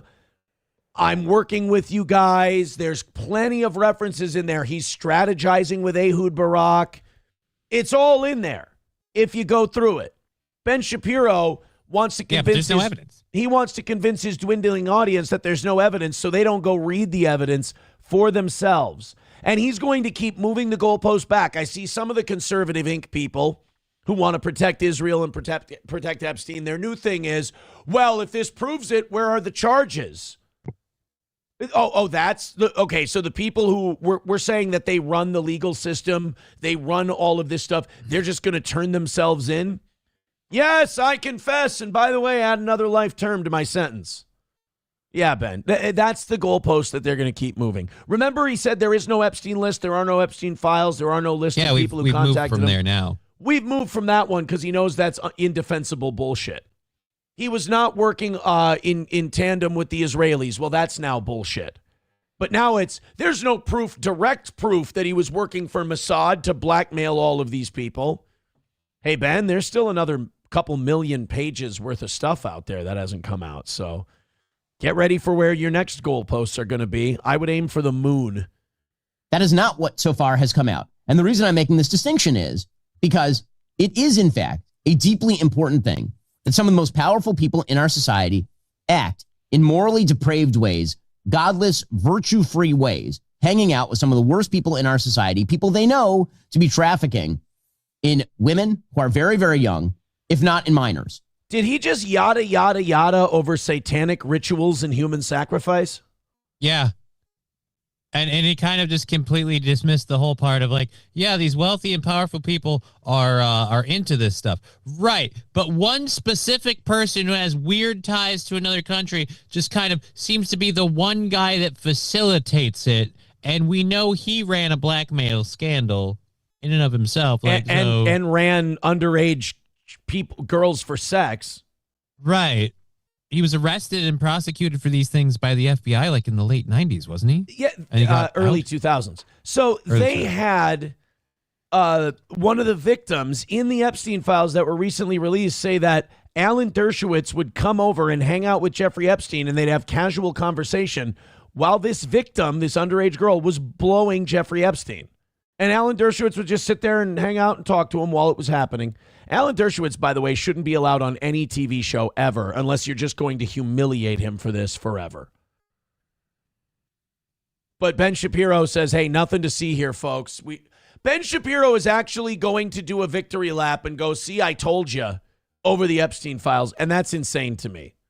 When it comes to Epstein and Ghislaine Maxwell, what was criminally indicted was the trafficking of underage girls for Epstein's own use. There have yet to be legally verifiable allegations that girls who are underage were trafficked to people who are not Jeffrey Epstein or by Ghislaine Maxwell to people not Jeffrey Epstein. Right, because you won't release the names on the list. You won't prosecute the crimes. Real convenient that nothing to see here because there's no crime. Because if there was a crime, we'd prosecute it. Like, no, you're not prosecuting it. That's I hope you guys can see the goalposts moving and the manipulation here and the weasel word shit that Ben Shapiro's doing. I mean, it's so much better for your soul if you're just honest and you say, yeah, the guy was garbage. I mean, the allusions to pizza 119 times in these files. Pizzagate was a real thing. Ben Shapiro's like, oh no, in the emails, they have to be saying directly that, hey, Jeffrey, can you traffic a bunch of underage girls to me? Nobody's going to do that ever. If that was the case, nobody would ever be arrested for any of this stuff.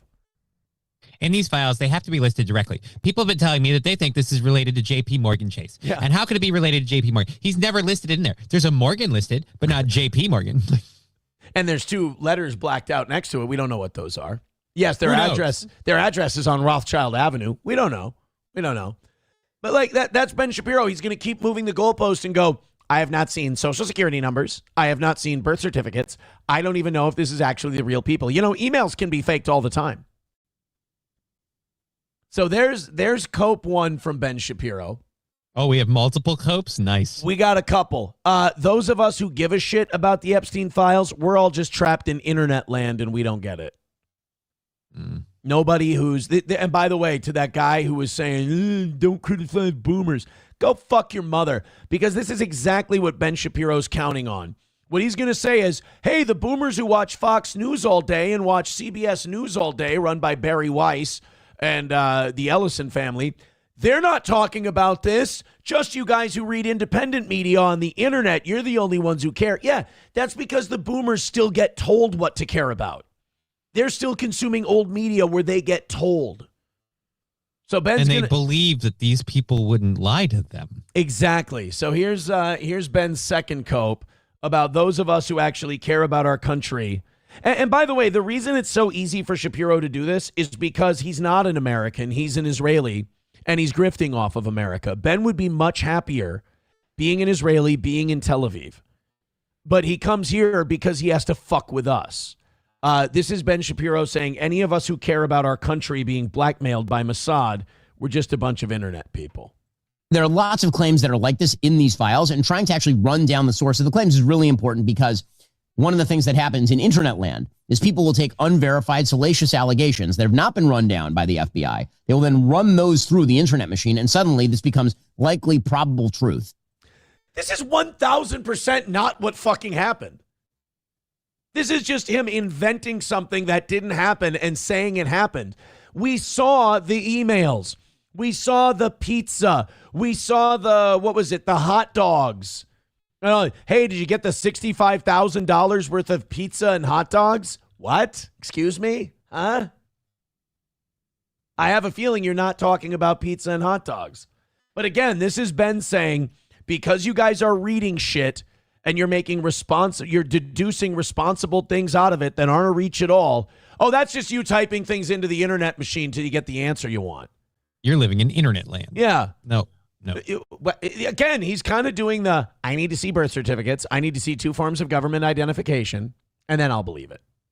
I need to see the video of them fornicating. What the is wrong with you, Ben? Ben Shapiro on the Epstein files is Tim Walz on Somali fraud.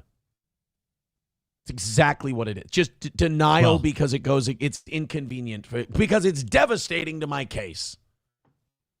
Well, you actually have to run down each specific allegation in the 3.5 million pages of data before you run with the it's definitely true, or it's verified, or this is the reason why policy X, Y, or Z happened. And there's just a call for evidence. Again, he's just setting the impossible standard for proof so he never has to admit what's going on. And you know what? But that's funny. He just said the papers have proven some of this stuff. So we're good, right? It's in the papers. I was thinking about this yesterday. The worst part about Ben Shapiro is that and again, this is the thing that disgusts me, and this is the thing that really makes me feel good about what I do, while at the same time being like, this is so unfair that we're not like the show of record on this, is because this motherfucker knows what the truth is, and he knows what he's saying is the opposite of the truth, and I guarantee he sleeps like a baby. Well, yeah, because the only people he's hurting are a whole bunch of goyim. Who cares about That's those? true. I mean, look, I wish he would. I wish all Jews would address that. Go on record and be accounted. You know, every time a white guy says something about black people, all white people have to stand up and be accounted for and discuss this racism. And whether or not they're okay with it. Yeah, Ben, why don't you address the very clear way that these Israelis, Mossad, and Epstein people were talking about the goyim and the way we basically work to provide them money? Would you like to discuss any of that? Because that sounds like real institutional Jewish racism and supremacy. But, you know, if you ask Ben in private, he's okay with it. And if the evidence shows... Get back to work, Matt Walsh. Well, he's okay with it because, again, the only time you can mention Jewish people is favorably, because if you don't, you're a horrible you're a horrible white supremacist and anti-Semitic asshole, and we got to stop you. Dave Chappelle once said, when it's black people, it's a gang. When it's Italian people, it's a mob. When it's Jews, it's a coincidence and should never be spoken of. What people want it to show. And I really believe that. I think there are a lot of people who want this evidence to show that, in fact, the Jeffrey Epstein pedophilic sex ring has been running all of global politics for years, because that is a comforting thought for a lot of people. No, it's not. You fucking sicko. You pervert. You sick fuck. You think I like knowing this shit? This shit horrifies me. I ask Sam Show, ask Papa Shab in the chat. They've been trying to get me hip to this for at least a year or two, and I've been resisting and fighting it. And I've been waiting, and I need more evidence. I need more evidence. And finally, I just put on a Crusader outfit. And I said, I can't fight it anymore. So no, Ben, I don't want this to be true. I would love for the Epstein files to come out and say, yeah, it turns out he was a crossing guard for an elementary school and never did anything to anyone. In fact, framed on the whole thing. Would love that. It doesn't say that. It talks about human sacrifice and satanic rituals. It talks about, from the mouths of the victims themselves, their own testimony, what was done to them. And by whom. And there's multiple people in the Epstein emails thanking Jeffrey for the girls that came over to the party. So he's like, there's no evidence that there were women trafficked to anyone but Jeffrey Epstein. That's just a lie. About the nature of how politics works. That actually there is a coterie of people who are very sophisticated, who are running everything in American public life. Yep, Jews. And those people are being linked by pedophilic sex orgies and all this kind of stuff. Again, Jews. That sounds like you're saying Jews. I got another one. Hold on. And you guessed it, a Jew. There's a large swath of people for whom this idea is appealing. The evidence is not there. Jews. If the evidence presents itself, we will be happy to cover it. No, you won't. You took a day off so you didn't have to cover this, and you came up with this horseshit lie in its place. This is the best you could do in covering this whole thing up? You little bastard, you attacked my stepson? Exactly.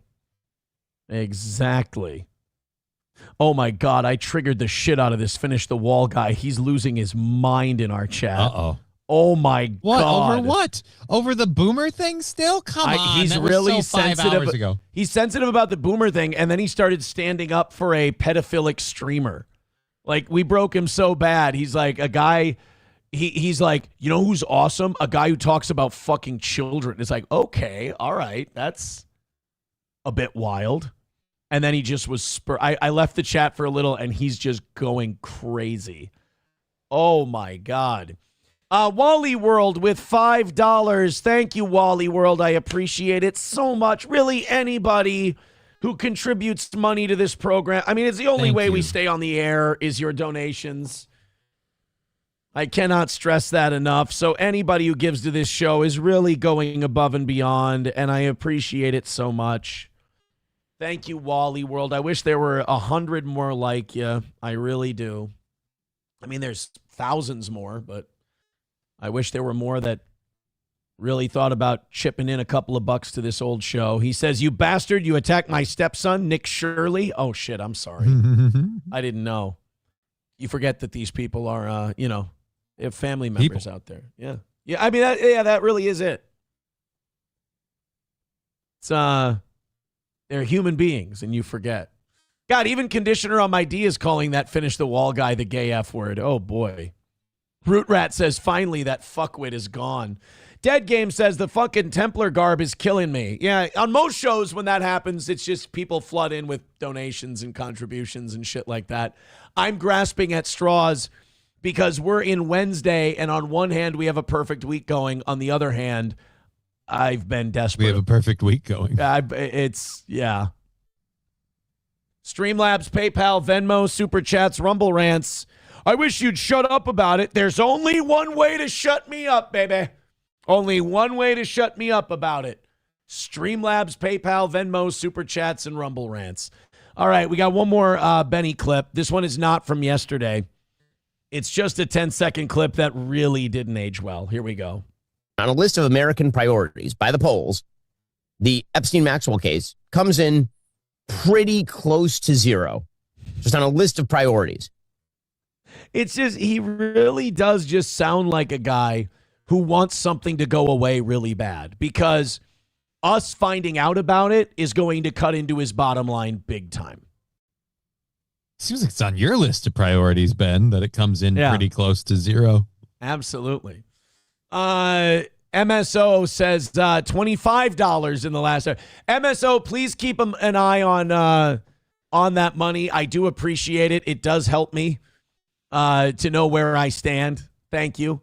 Approachable with $1 says, am I getting the definition wrong, or is it ironic that your chainmail headgear has the same triangle in the front as your hairline?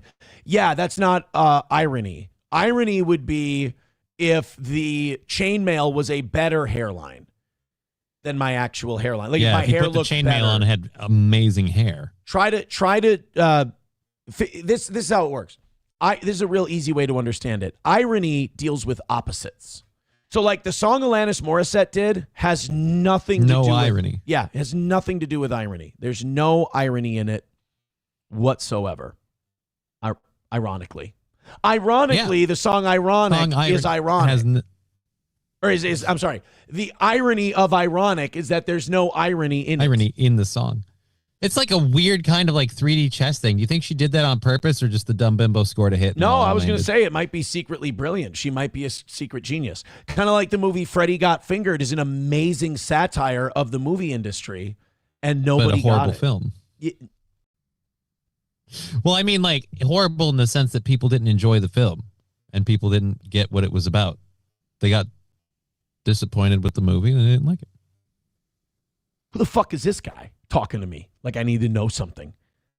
People didn't enjoy Freddie Got Fingered.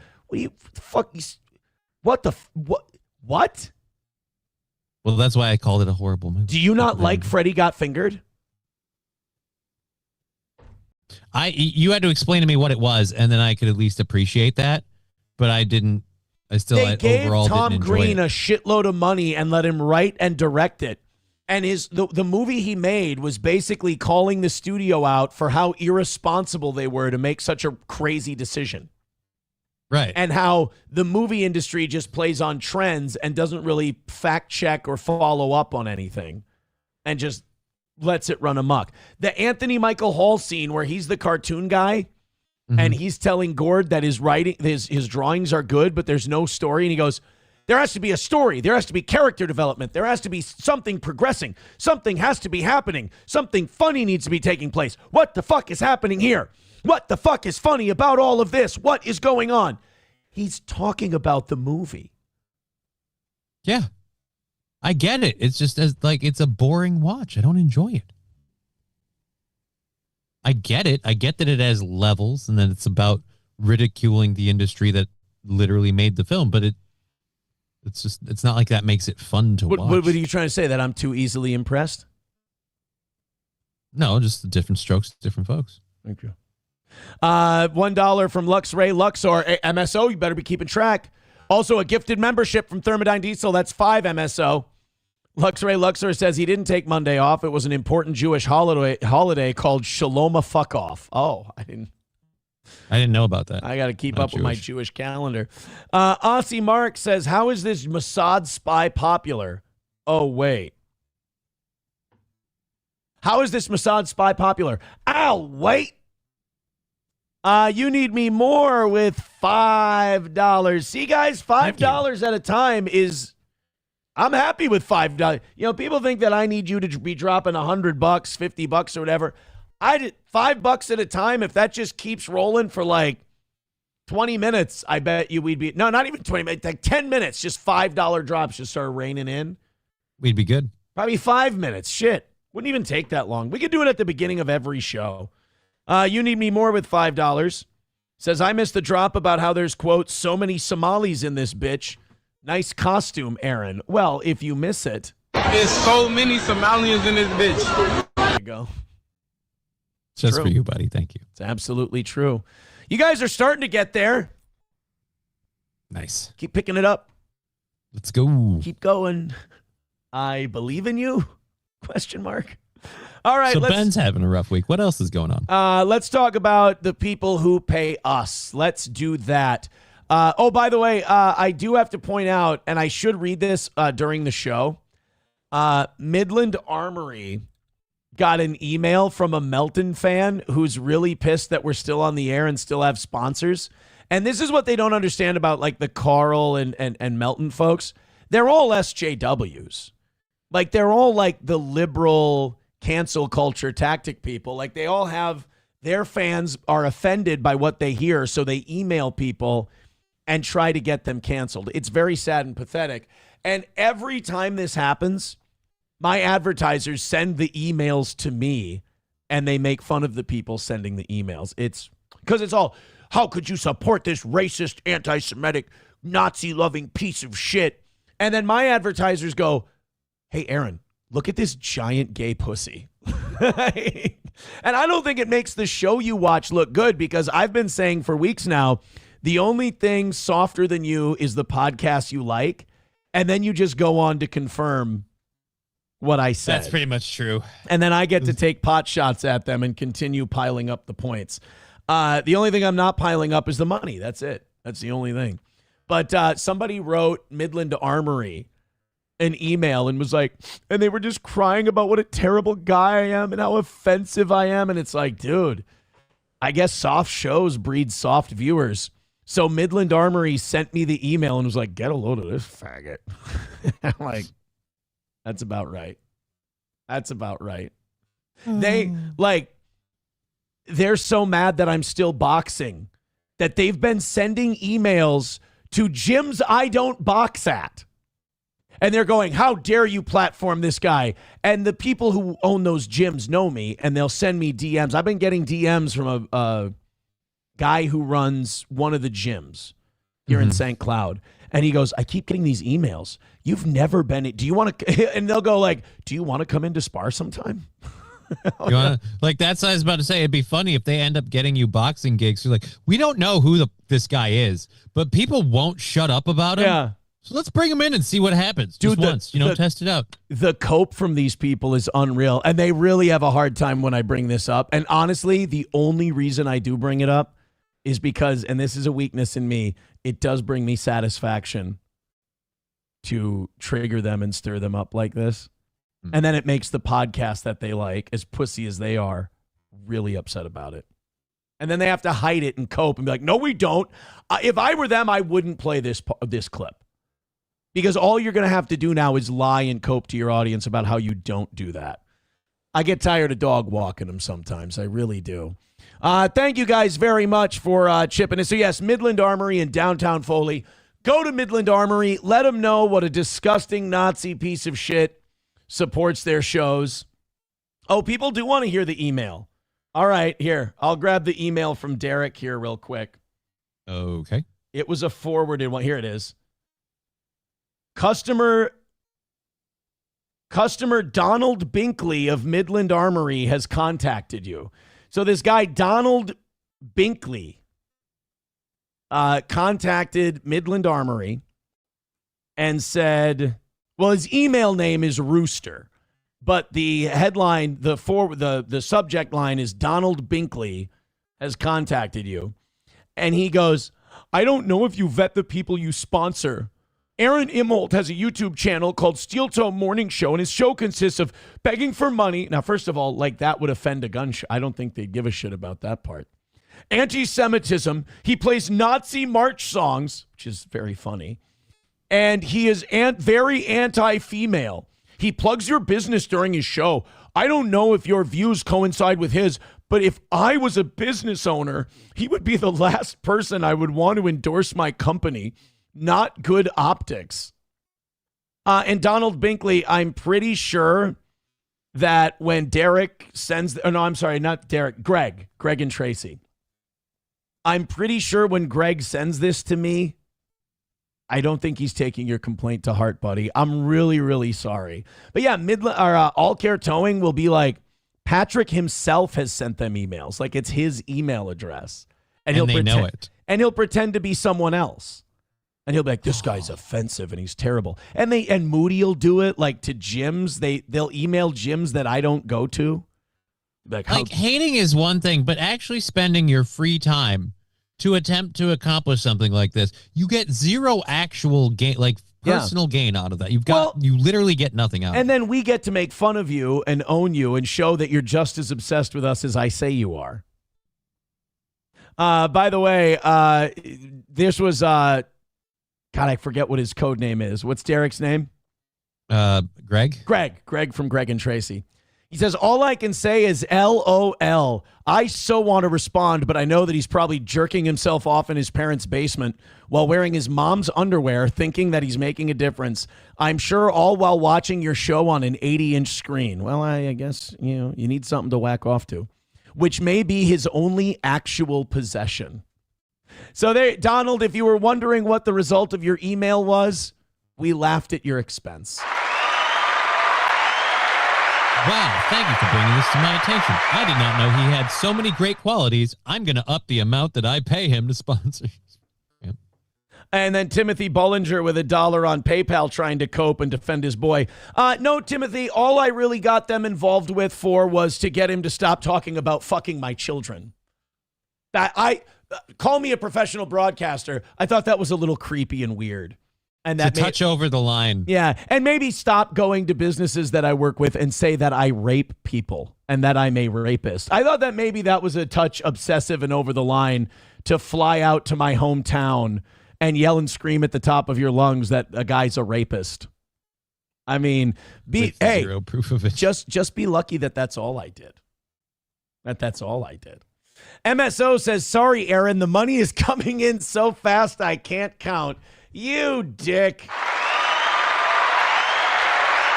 I'll say this. In a weird way, as much fun as I have exposing that and making them deal with it, and I know they're going to have to respond, they can't help themselves. They can't ignore it? That's my favorite part. If they ignore That's all they have to do. I'm going to tell you this right now. If they ignore it, I'll take the L on that. I was wrong. All right. But if they have to address this, can't live without Aaron. You got nothing without Aaron. Even when he makes you look like a bag of shit. Can't help it. All right, guys, let's continue on with the show and let's maybe make $2 or $3. What do you say? Also, Midland Armory, of course, downtown Foley. All Care Towing, 320-253-5203 in All Care Towing. Of course, when you go in the ditch, when you get in any kind of accident, when your car won't go, nobody's faster than All Care. Oh, speaking of owning people who stock steel toe and take it, get a little psychotic. Another own that went on was when Cheetos threw the stalker out of his bar and said, "We don't serve pedos." Brilliant, Cheetos. Nice work, baby. And by the way, couldn't sue over that one. There's way too much evidence online about it. Stoney's in downtown Rockville, Minnesota. Go there because they don't serve pedos.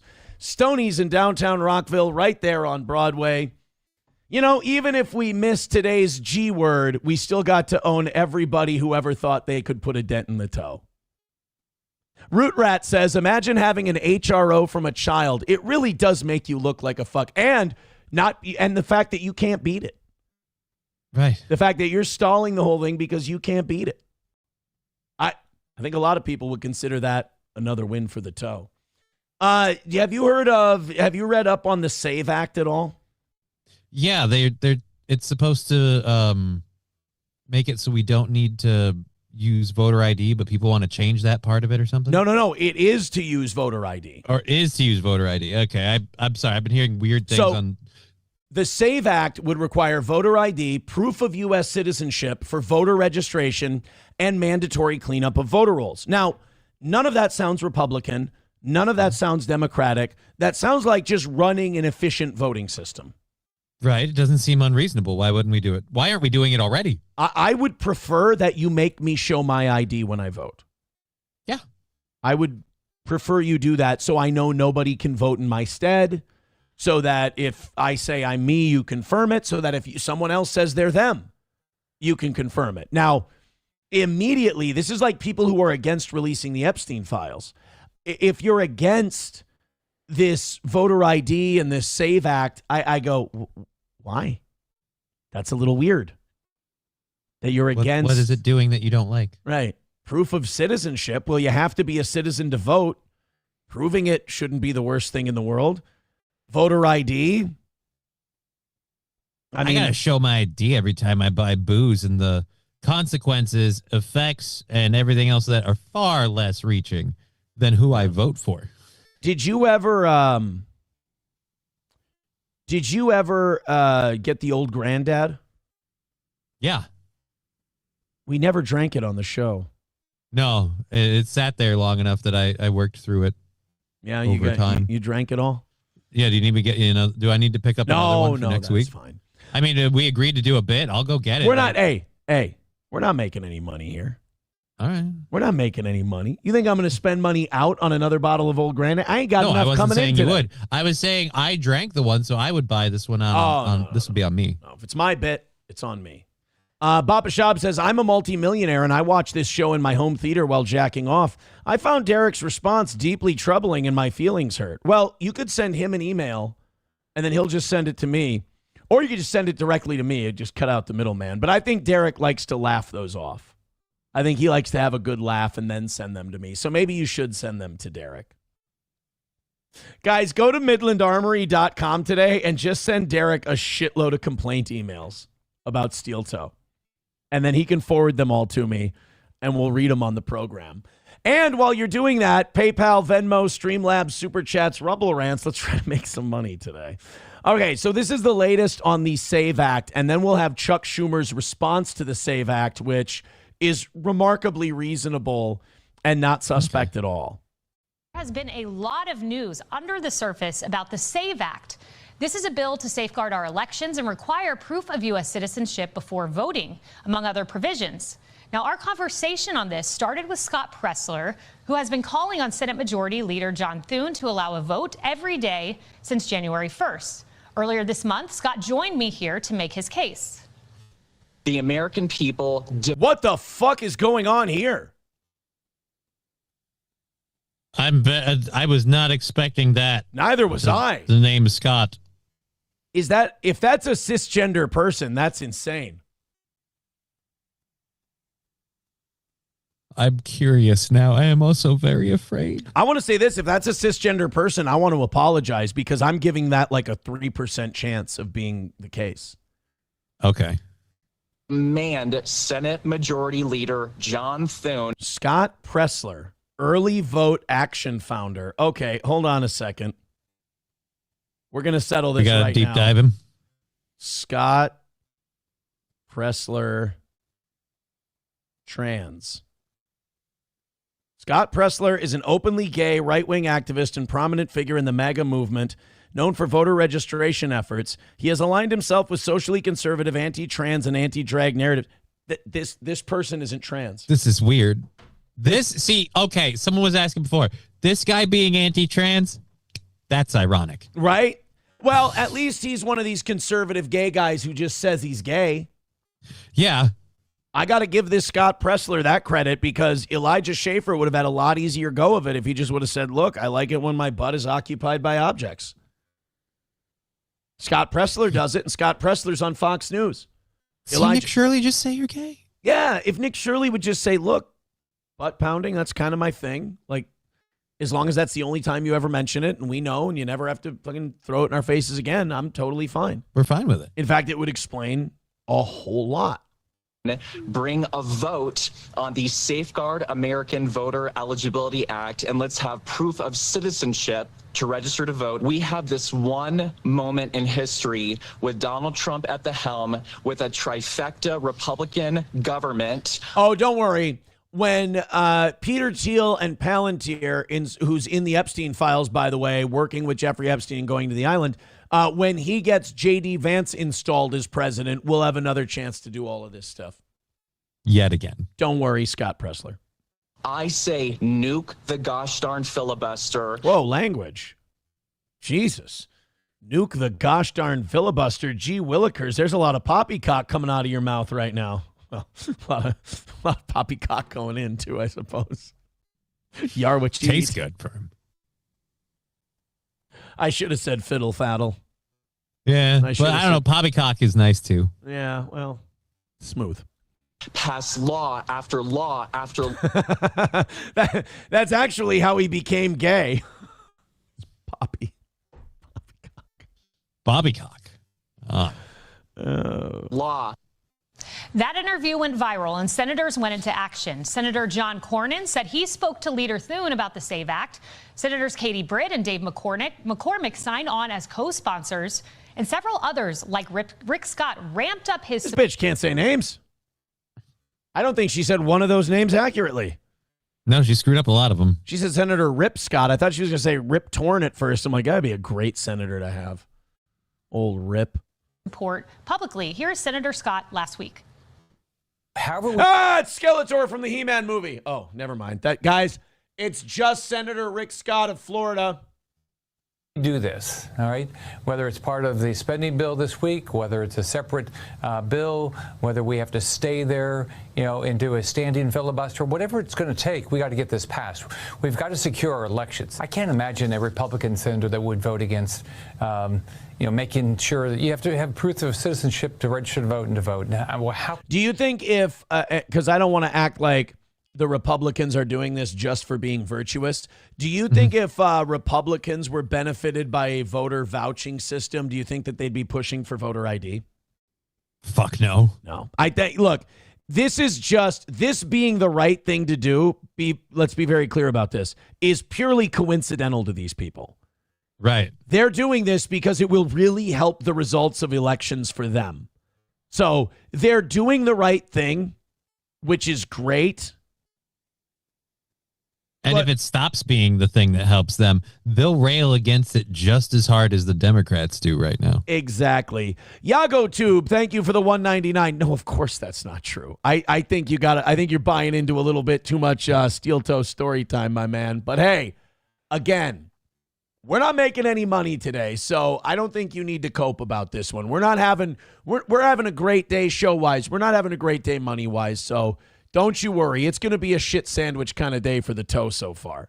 Could anybody? I don't know how a Democrat could be against this. Yeah. After that interview came an avalanche of support for the SAVE Act. You see it here. The tally now sits at... Boy, I see a lot of R's. Yeah. I'm looking for a D. 40. Someone get me a D.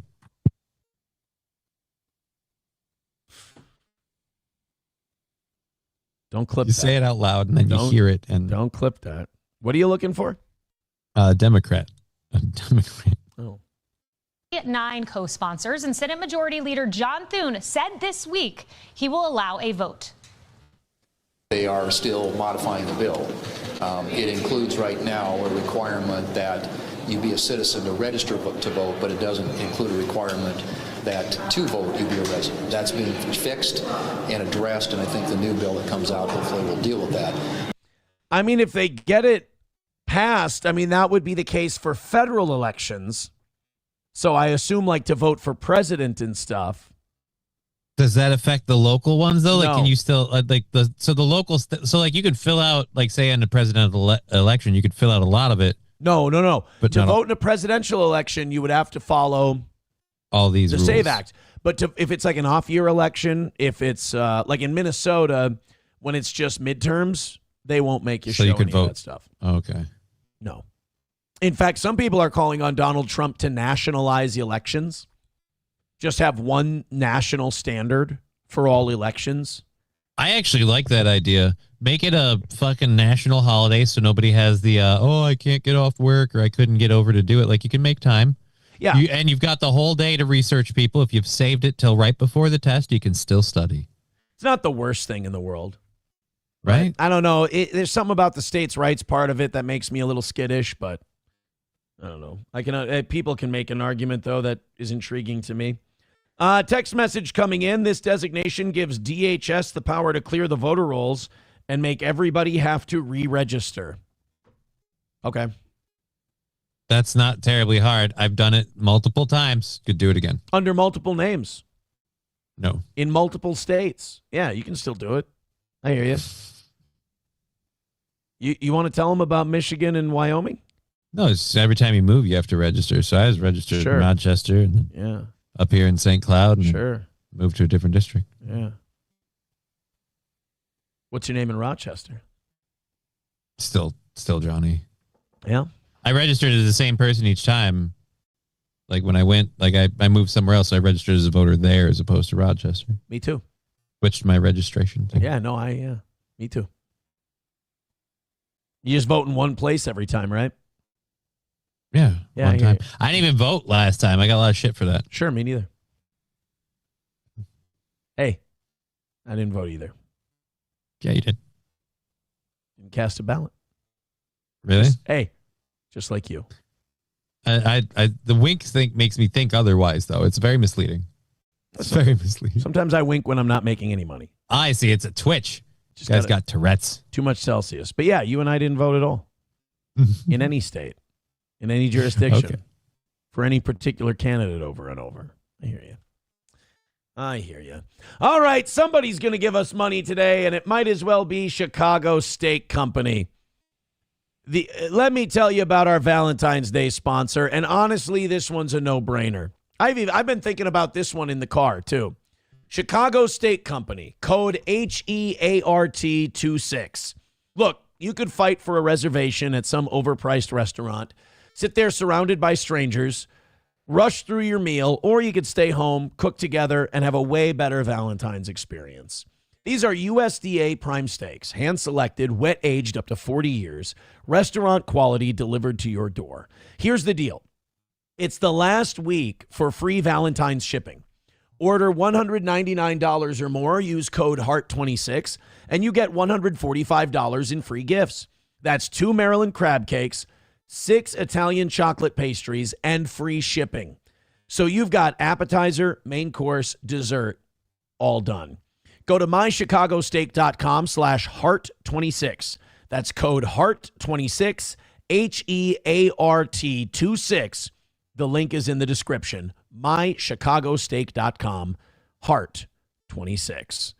Thank you, Chicago Steak, and thank you to anybody who's throwing money at the toe, because, of course, we can't do this show for free, and we don't want to do this show for free. That would be gay and lame, and we're capitalists, and we do this show for a living. So please go ahead and throw a couple bucks at us. I'm going to go into the Rumble chat right now, and I'm going to see what the coffers say, all right? All right. I'm going to see what we got in the Rumble chats, in the gifted memberships, and all of that stuff, because we're way behind today. We are not doing well. It's a perfect week, but we are heading for a massive loss, and I am not okay with it. I'm wearing a fucking Crusader outfit, and it's done nothing. I'm going to go into the chat now. I'm going to see what we got, and then I'll refresh the Venmo and the PayPal and everything else. I'll see where we're at, because we've done a great show with a bunch of stuff that can be clipped out that probably won't get watched on YouTube. And hopefully we can turn the tide around of today's show once I go into the Rumble chat. Are you ready? Okay. Yeah, I'm ready. Let's go. Let's do it. Let's check it out. Cheeseburger pie with $10. Hey, that's something. Could about 20 more, a little less than 20 more of you chip in that same thing? It would help a ton. Thank you to Cheeseburger Pie for the $10. Hey, MSO, I hope you're keeping track of that one. Remember, 20% off the Rumble ones, 30% off the YouTube ones. So that's $8 for the toe. Go ahead and keep going because while I can't say the number until 1025, it's not going well.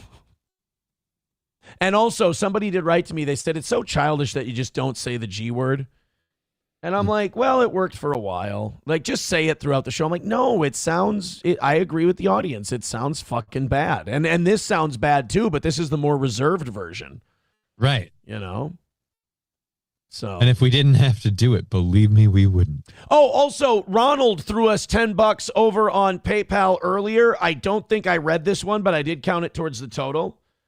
Okay. Oh, no, Master Sparky. Thank you very much. I appreciate that. I just doxed him. I apologize. All right, all of you guys, I'm not joking. Everybody throw in a little today. Just don't grab a coffee. Throw in $5 for Christ's sake. It's one thing. You have a perfect week going, but you have not gotten to that perfect week from a pretty spot. Give us an easy one. Just one easy one this week would be nice. Here's Chuck Schumer on the SAVE Act. So we heard what the SAVE Act was. We like it. Right. It sounds good. Nobody thinks that the Republicans are doing it because they're stand-up guys and really good dudes. They're doing it because we think it'll help them in elections. Well, let's go to the reasonable party. Let's go to the Democrats who will tell us the truth about this thing, which is, hey, even though this may hurt us, I think showing ID and confirming you're a citizen and who you are protects the sanctity of voting and your right to vote. Let's see what Chuck Schumer has to say. What do you say to Mike Lee's argument that the Senate rules allow the majority to require the minority to stage a talking filibuster to stop the SAVE Act? We've got to get this done, and we've got to get it done very quickly.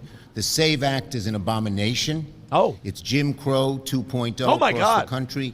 We are going to do everything we can to stop it. See, I didn't know that. I didn't know that it was Jim Crow 2.0, which, by the way, would be an awesome sports chant if Jim Crow, the name, hadn't been sullied by racism. Jim Crow 2.0. Jim Crow 2.0. Sounds like a great name for a show. Welcome to Jim Crow 2.0. Right? The Jim Crow 2.0 show. Too bad it's been sullied. Yeah, for those of you who don't know, the Jim Crow South was the post-war South where even though slavery wasn't legal, Southern states stripped so many rights from black people that they basically couldn't function in society. So they had to become sharecroppers or laborers on low wages, like slaves basically in name or in everything but name. That's the Jim Crow, segregation, stuff like that. That's the Jim Crow South.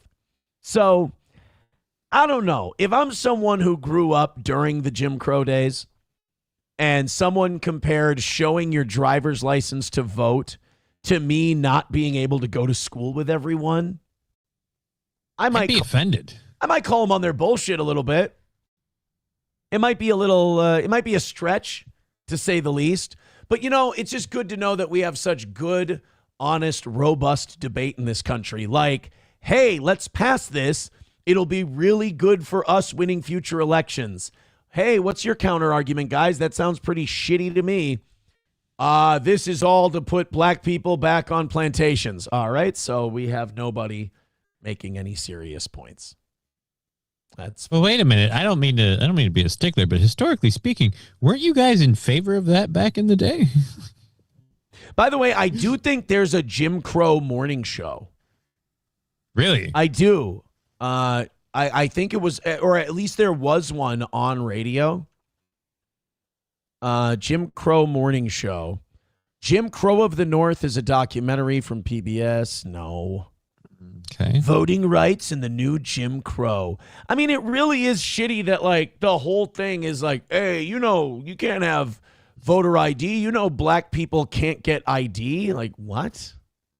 It really is the not the B bit where the guys there. Obviously, these voter laws have been instigated to prevent black people from voting because they are too stupid to get an ID, and a black person's really buying one. No, it's actually pretty easy. I've got one right here. No, you don't. You here it is. Black here, person. I've got it right here.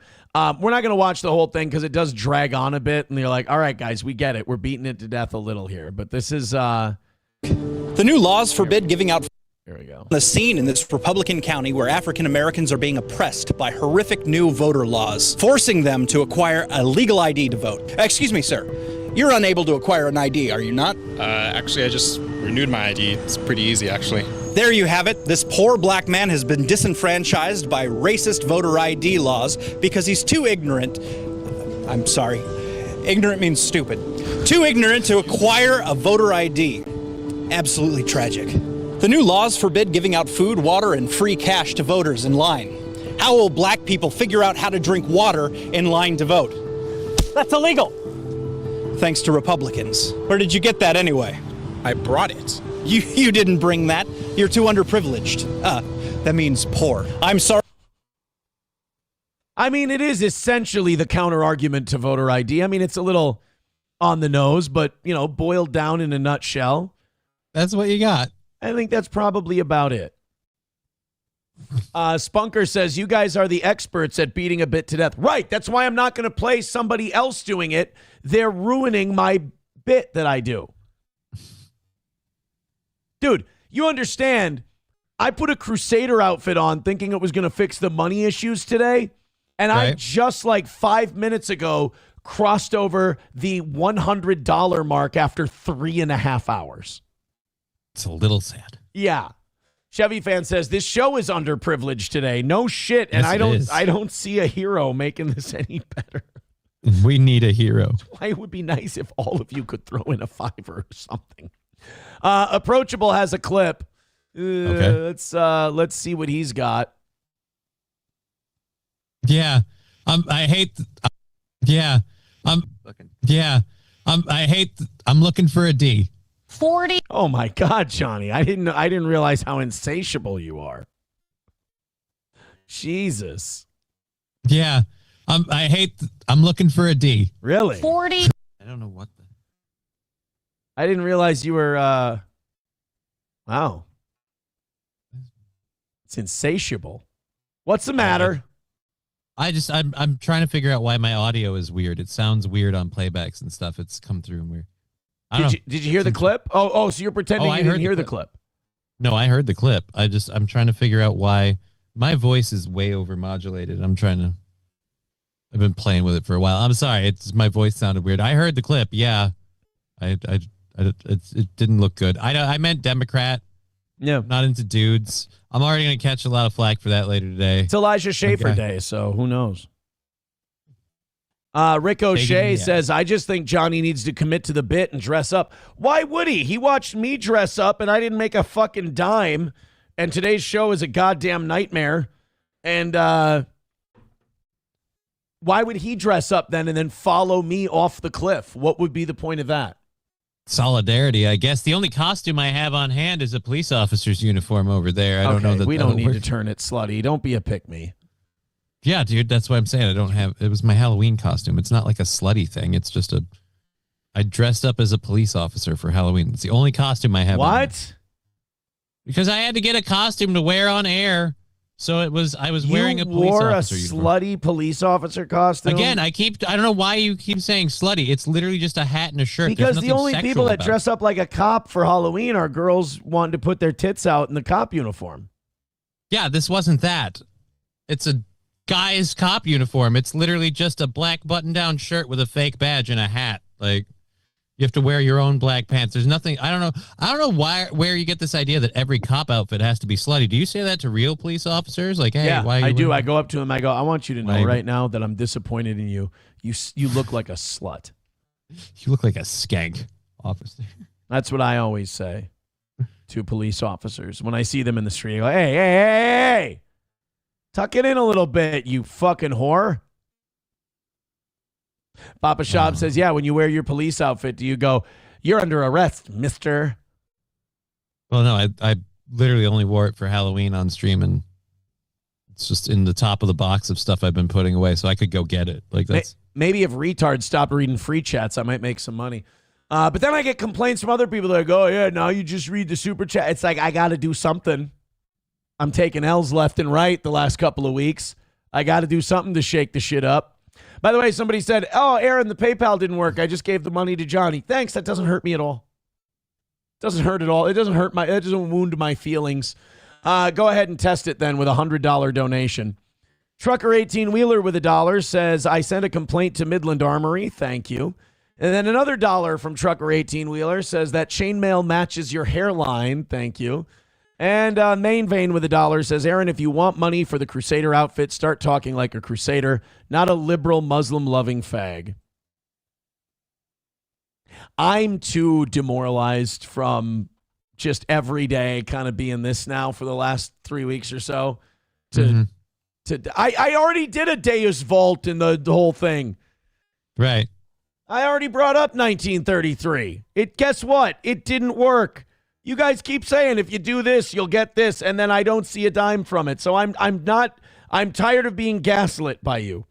$5 from Chevrolet JB says, ask Johnny about hose goal, Aaron. I think he means his. What's up with your goal?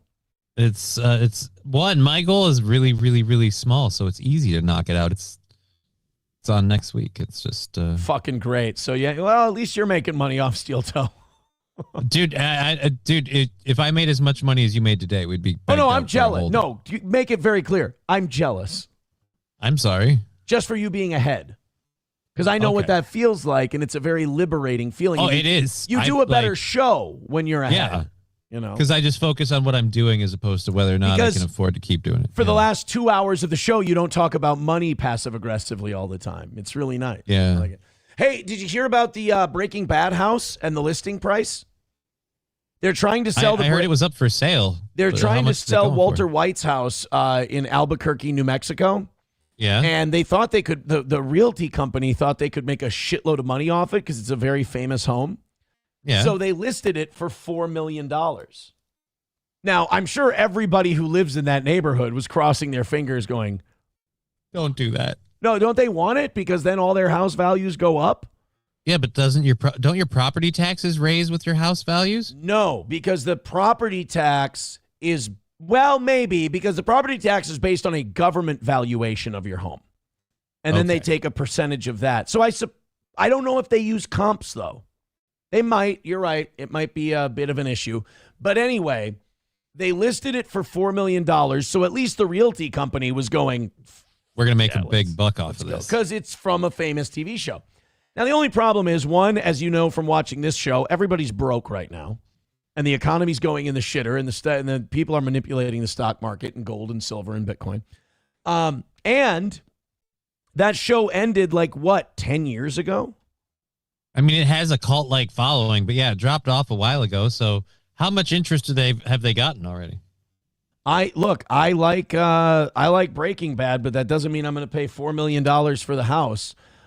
They've dropped the price now from $4 million to, what do you think is a good enticing drop in the price that might get people interested in the Breaking Bad house? Well, if it's worth $4 million.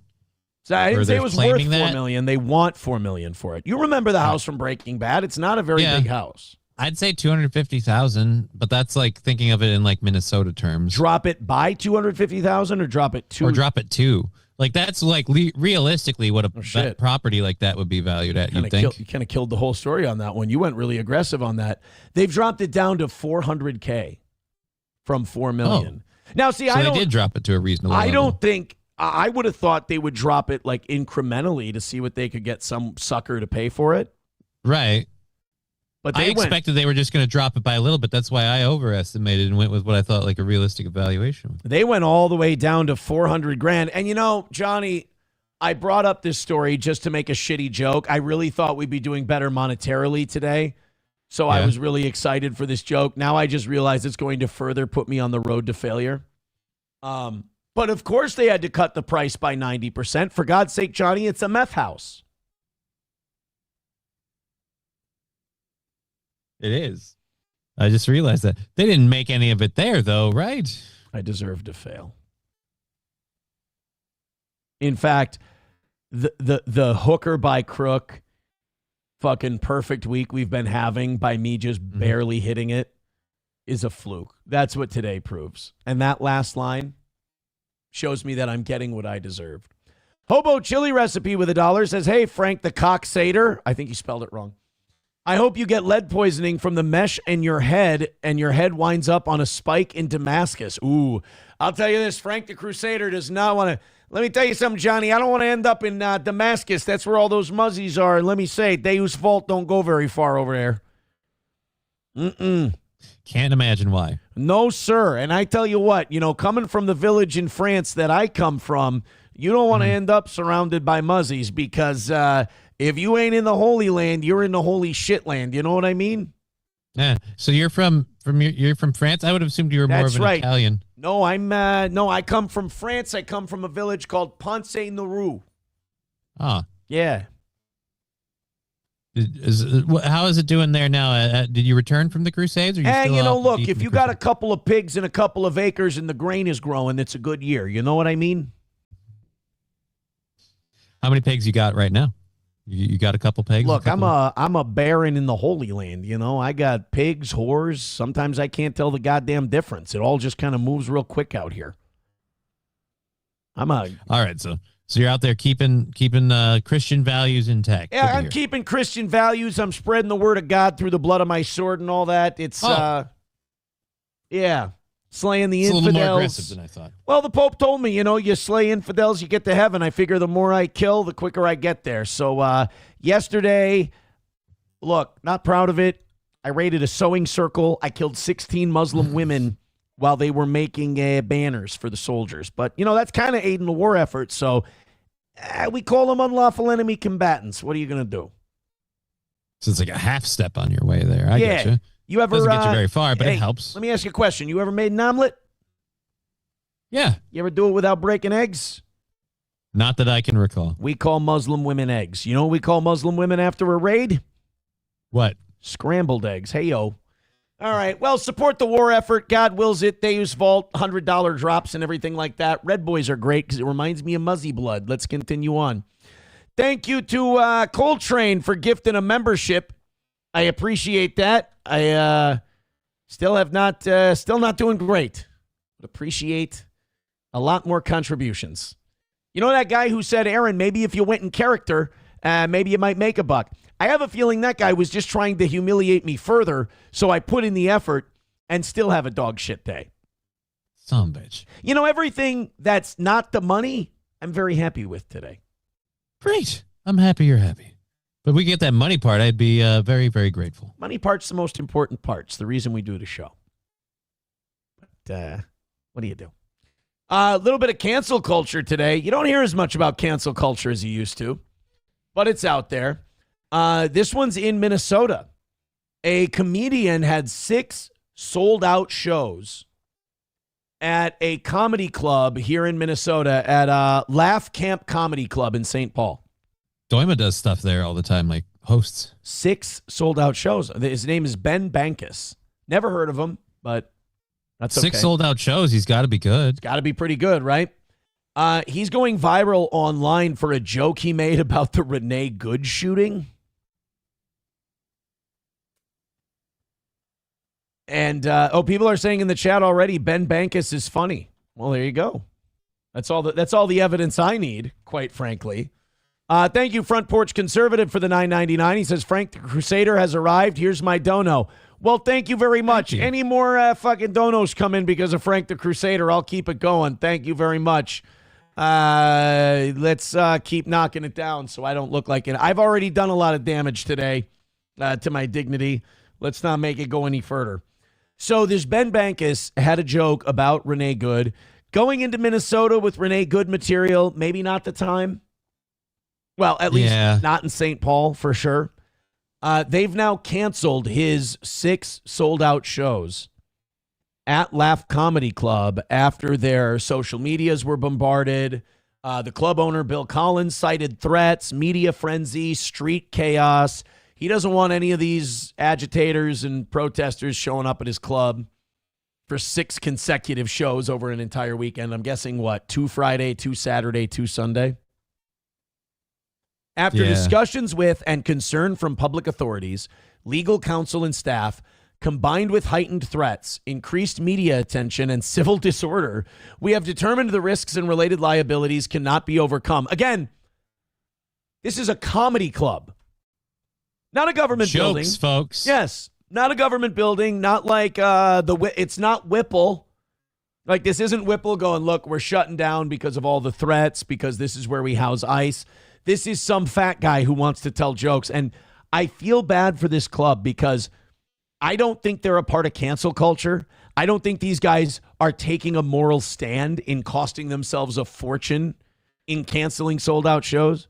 I think they know that they're going to get a lot of bad attention, a lot of shit, people storming the building because people are nuts. They just don't want to take the risk. Yeah. Do you want to see the joke in question? Yes, I'm dying to see the joke. If it got him canceled, it's got to be good. Apparently, this guy's got 3 minutes of Renee Good material. Now, I'm not here to be the comedy police, but Renee Good happened what? 3 weeks ago today? Yeah.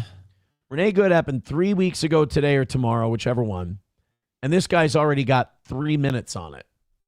I mean, usually if someone can get 3 minutes on something like that quick, it's not very polished. It's not very good. So let's grade this on a curve. This is Ben Bankus. He would have been in St. Paul this weekend for 6 sold-out shows. They canceled him because of this joke. This used to be a good country where you know there was groupies and stuff. Now they just have these ice ladies. The woman who got shot in the face by ice. I call her the ice lady. Or after a couple drinks, I call her ice lady. Okay. Not worth getting 6 paydays canceled, but okay. Look, it's building. This is still the setup. We're peppering right now. Okay. But she's dead, and it's a damn shame.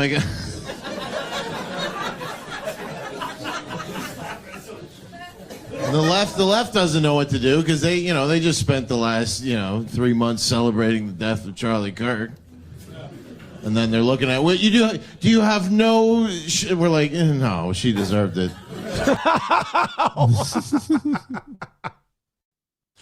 This is one of those things where it's like, okay, dude, as we fact check this joke, you're not wrong. But I hope you like screeching because you're going to hear a lot of screeching when you go to towns for a while. We're not celebrating it, though, right? We're not like there's no Republicans out there making videos being like, I'm glad that stupid bitch is dead.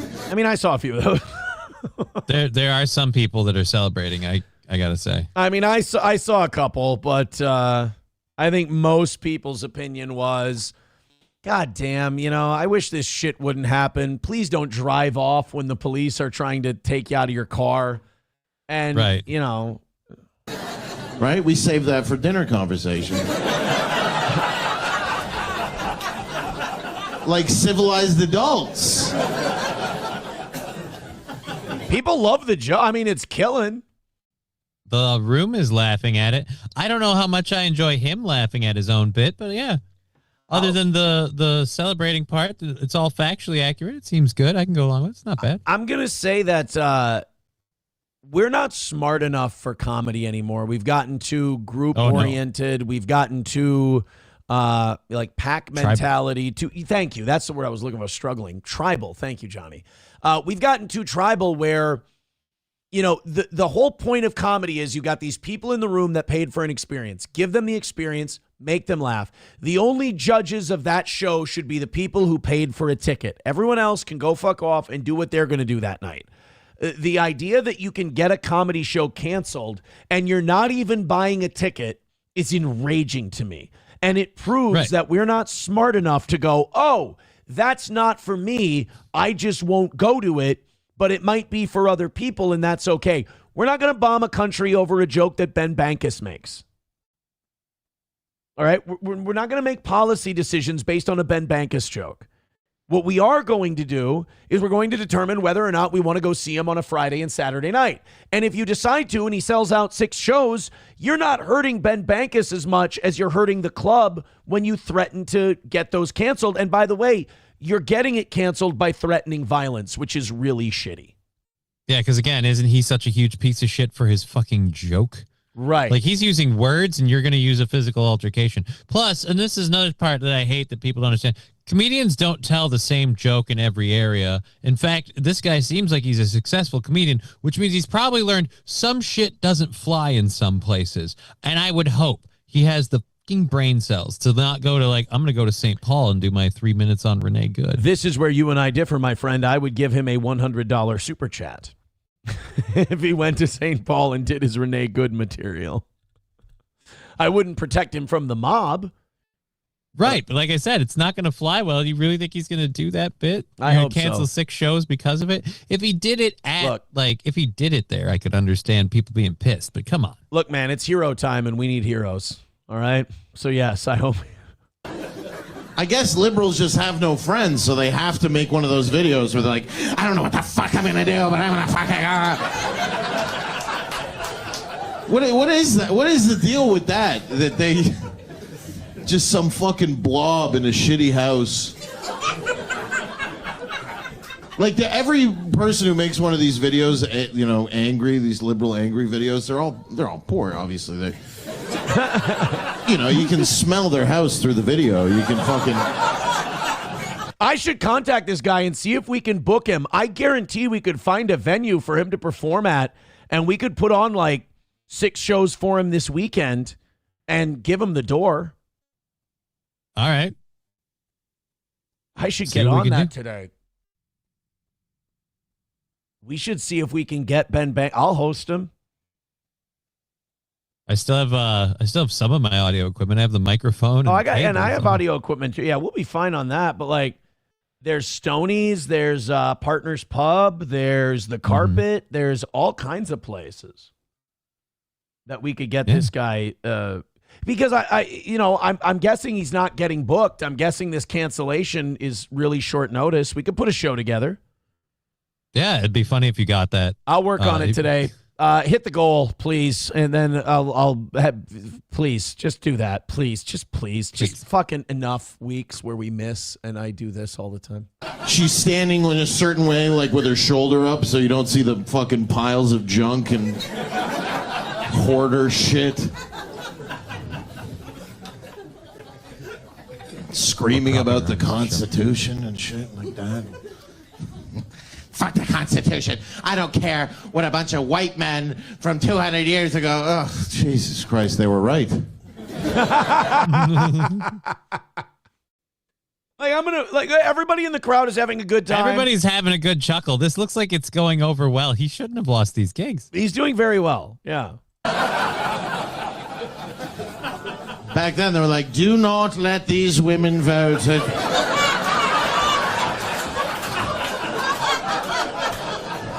If you care about freedom of speech, you better not let these bitches vote. And now we did, and they're fucking screaming in their cars after they go to Sonic. They go get a nice Sonic fucking sundae and sit in the car and make a crazy video trying to lose their job. She was an innocent woman trying to kill a police officer. What are we doing?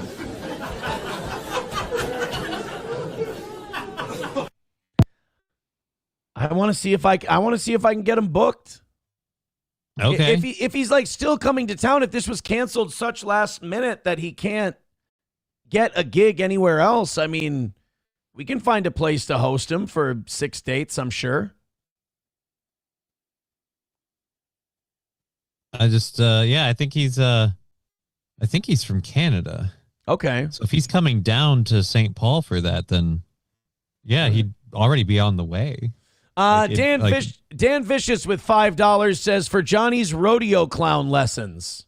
Thank you. That's nice. He's going to need them. He ain't going to make any money working here if we keep having days like this. Thank you very much to Coltrane with $5. Says, I told you Ben is very funny. I'd be in for a couple of tickets. Thank you. I appreciate that. Yeah, we're still not doing well, but we're doing, I don't know, like if we do a little better before 10:25, we might have a shot at it today. That's the best I can do for you. We're not doing great. It's not looking good, but you guys could come up with like 10 or 15 memberships before the 10:25, we might have a chance. Oh, Aaron, you're saying if we come up with 10 or 15 memberships, you'll be good? No. I'm saying if you come up with 10 or 15 memberships or the equivalent thereof on Rumble, we might have a chance at today. I'm just trying to get us in the game is what I'm trying to do. Thank you guys very much. Streamlabs, PayPal, Venmo, Super Chats, Rumble Rants. Please and thank you. We have made we're golden dick at this point. Thank you guys very much. Please dig down deep. Do what you can. This is now a telethon, essentially. This is a telethon. Dude, poor Patrick Mahomes' dad, Pat Mahomes, the former Twins pitcher. This poor guy he can't get a break, man. Probation violation because he drank booze. I don't know anybody who's on probation. Like, Minnesota's a shitty state. He lives in Texas, I think. And maybe in Texas, they're a little better with law and order there, and they actually monitor people for drugs and alcohol. But I know people who have been monitored for drugs and alcohol in Minnesota or have been on probation for drugs and alcohol. They don't fucking check anybody. Right. You keep hearing about like people you know of that have fallen off the wagon, or they're like, oh, and he he kind of crashed out and relapsed. And it's like, okay, so like that totally got him on the probation. Nope. Nobody did anything. They don't test here in Minnesota. Like if you look, I'm not encouraging anyone to like be on probation for drugs and alcohol. It's like Aaron said I could fucking do drugs and alcohol. It's totally fine. But I've never heard of anyone who gets like regularly tested. I hear of people who are on probation for their DUIs and shit, and they get tested once in a great while. And it's like some of the people are like, I know ahead of time when I'm going in to be checked out. And it's like months and quarters go by. And they don't test you. And it's like Minnesota is an absolute shit show. Like there's no law and order in Minnesota. All right. No, like, okay, I'm on probation, right? Yeah. I got a phone call that I got to make next week sometime. They're going to send me an email. And then that might be the last phone call I have to make. Because their whole stated thing is, we're going to check in with you. If you do all your stuff, we want to get you off this program as soon as possible. I'm like, okay. And even my lawyer told me, he's like, you'll probably have to check in once or twice and then you'll be done. I'll be like, Jesus, aren't I a fucking criminal? Like, don't we need to keep an eye on the guy? Maybe I don't know. Isn't it kind of weird that like I'm sitting there talking to like the people who are in charge of this, going, shouldn't you be treating me like a crook? Like, is this like, because my thing is this: if this is how you're going to treat it, then stop charging people, stop fucking people's lives up, and stop doing this shit. If you don't fucking care, and all of this is just so prosecutors can notch a win in their belt and try to monetize on it later. Yeah, I don't see what the point is. Right. I feel like we could let the whole thing go. I mean, you gave up a week of your life and your time, and these people can't regularly check in on you. Yeah, like fuck. Rekida's no drugs and alcohol for 5 years. They ain't fucking testing him. I guarantee it, because they don't test anybody. So like, I'm sorry if this sounds like I'm defending the guy. Why arrest him in the first place then? Why not just let him do his fucking cocaine then? Because you don't really, really good on paper. But it's like, why you don't care? So leave everybody alone. Lab Glass says in the chat, in my county, I was on probation for 6 years. I never got tested. So like, why is it against the law then? Because you clearly don't give a shit unless, just be honest. And why did they put you on probation if you're not doing anything? Right. Just be honest and say, we don't believe in this. We're just doing this for the cash. Like, okay, fair enough. It's a racket. I get it. But like, you would think if this person's this threat and they're a terrible guy like Lab Glass, oh, he's a drinker and he gets drunk and he drives cars, you would test him. If part of his probation is you cannot drink booze, you would test him regularly to make sure he's not drinking booze because that's a public safety risk. But they don't. Right. Labglass says it's all about the money. Yes, of course. It's kind of weird that, like, I'm the guy on probation, and I'm like, why aren't you doing more to protect the world from me? I really feel like you guys, if you had shit in hand, would really kind of keep me locked down more. Yeah.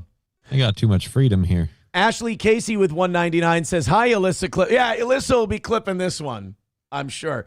But yeah, I mean, Reformed Rapscallion says, I was tested twice in 4 years on my probation. Isn't it wild? 4 years. So every 2 years you got tested. Ooh. Can't sober up before that one. How much of a lead time did they give you? Did any of these people like have a beer and going, the federales are on me, they're gonna get me for this one? No. Somebody too says they do test underage. LOL. Had a buddy who got a DUI in high school. They tested him regularly. Okay, but let me ask this question: how long ago was that? That's another thing. 09 Canyon says only need to test the people who seem likely to mess up. Waste of time and money otherwise. Well, then cut them loose. But thinking, why are you prosecuting the people who aren't going to mess up? It's a waste that of seems time like that would also be a waste of time and money. Yeah, it's a waste of time and money to monitor them. Well, then wasn't it a waste of money and time to prosecute them? Aren't you retarded? We don't need to monitor them. We're sure they're fine. Then why did you charge them with a crime? Yeah. So down in the South, Patrick Mahomes Sr. got busted for a violation of his probation for his DWI sentence after drinking alcohol. Got another mugshot. Here it is. There's old Pat Mahomes. It's pushing 60. He's allowed to look like shit. He looks all right for 60. The district attorney confirmed to us Mahomes Sr. was jailed for a probation violation, with the probation violation report stating he had a high alcohol reading on his Scram alcohol ankle monitor. Oh, so he's got one of those. Like somehow it's testing your blood through your skin or some shit? He's got one of those, or sweat or something like that. His alcohol monitor on January 1st, so he did some drinking for New Year's. Come on, let Pat. it go. It's a celebration. Come on, Pat. What are you doing, Did you do buddy? any driving? Come on, you're Twins royalty, pal. What are you doing? I think, was Pat Mahomes on the 91 World Series team? Pat Mahomes, Twins. No. Oh, no. He left in 90? No, Pat Mahomes' rookie year was 1992. Oh, so he was 2 years too late. No, 1 year too late. The very next season, old Pat Mahomes missed out on a World Series ring. Son of a bitch. Poor Mahomes. All right, Johnny, it's 10 o'clock. I'm going to cut you loose. All right. You don't need to see this next half hour. All right. Well, I had a great time, man. I hope it all goes well. It was a fun show today. I really enjoyed today's show. Thank you very much for coming on. Thank you for having me. But, yeah, you don't want to watch this next half hour. It's going to get gross. Thank you. I'll pray for you. Thank you. I love it when people pray for me. I always enjoy prayers. Thank you very much. Appreciate it. Well, guys, we're a ways away. 10 memberships or so, and I think we'll be back in the game. Funniest thing would be if in these 5 or 10 minutes after Johnny leaves, you guys just go ape shit with contributions. If not, let's all, I'm not going to be the whiny bitch, grabbing onto the railing of the Titanic. I'm going to be the band. I'm going to pay the thing. I'm not supposed to be here says, who do cripples pray to? Hey, let's find that out. I'm Catholic. I should know this. Who is the patron saint of cripples? That would be Saint Giles is the primary patron saint for the physically disabled, and it puts in quotes because I said it, cripples, known for his 7th century life as a hermit in France. He was injured by a stray arrow while protecting a hind, which led to his patronage. His feast day is September 1st.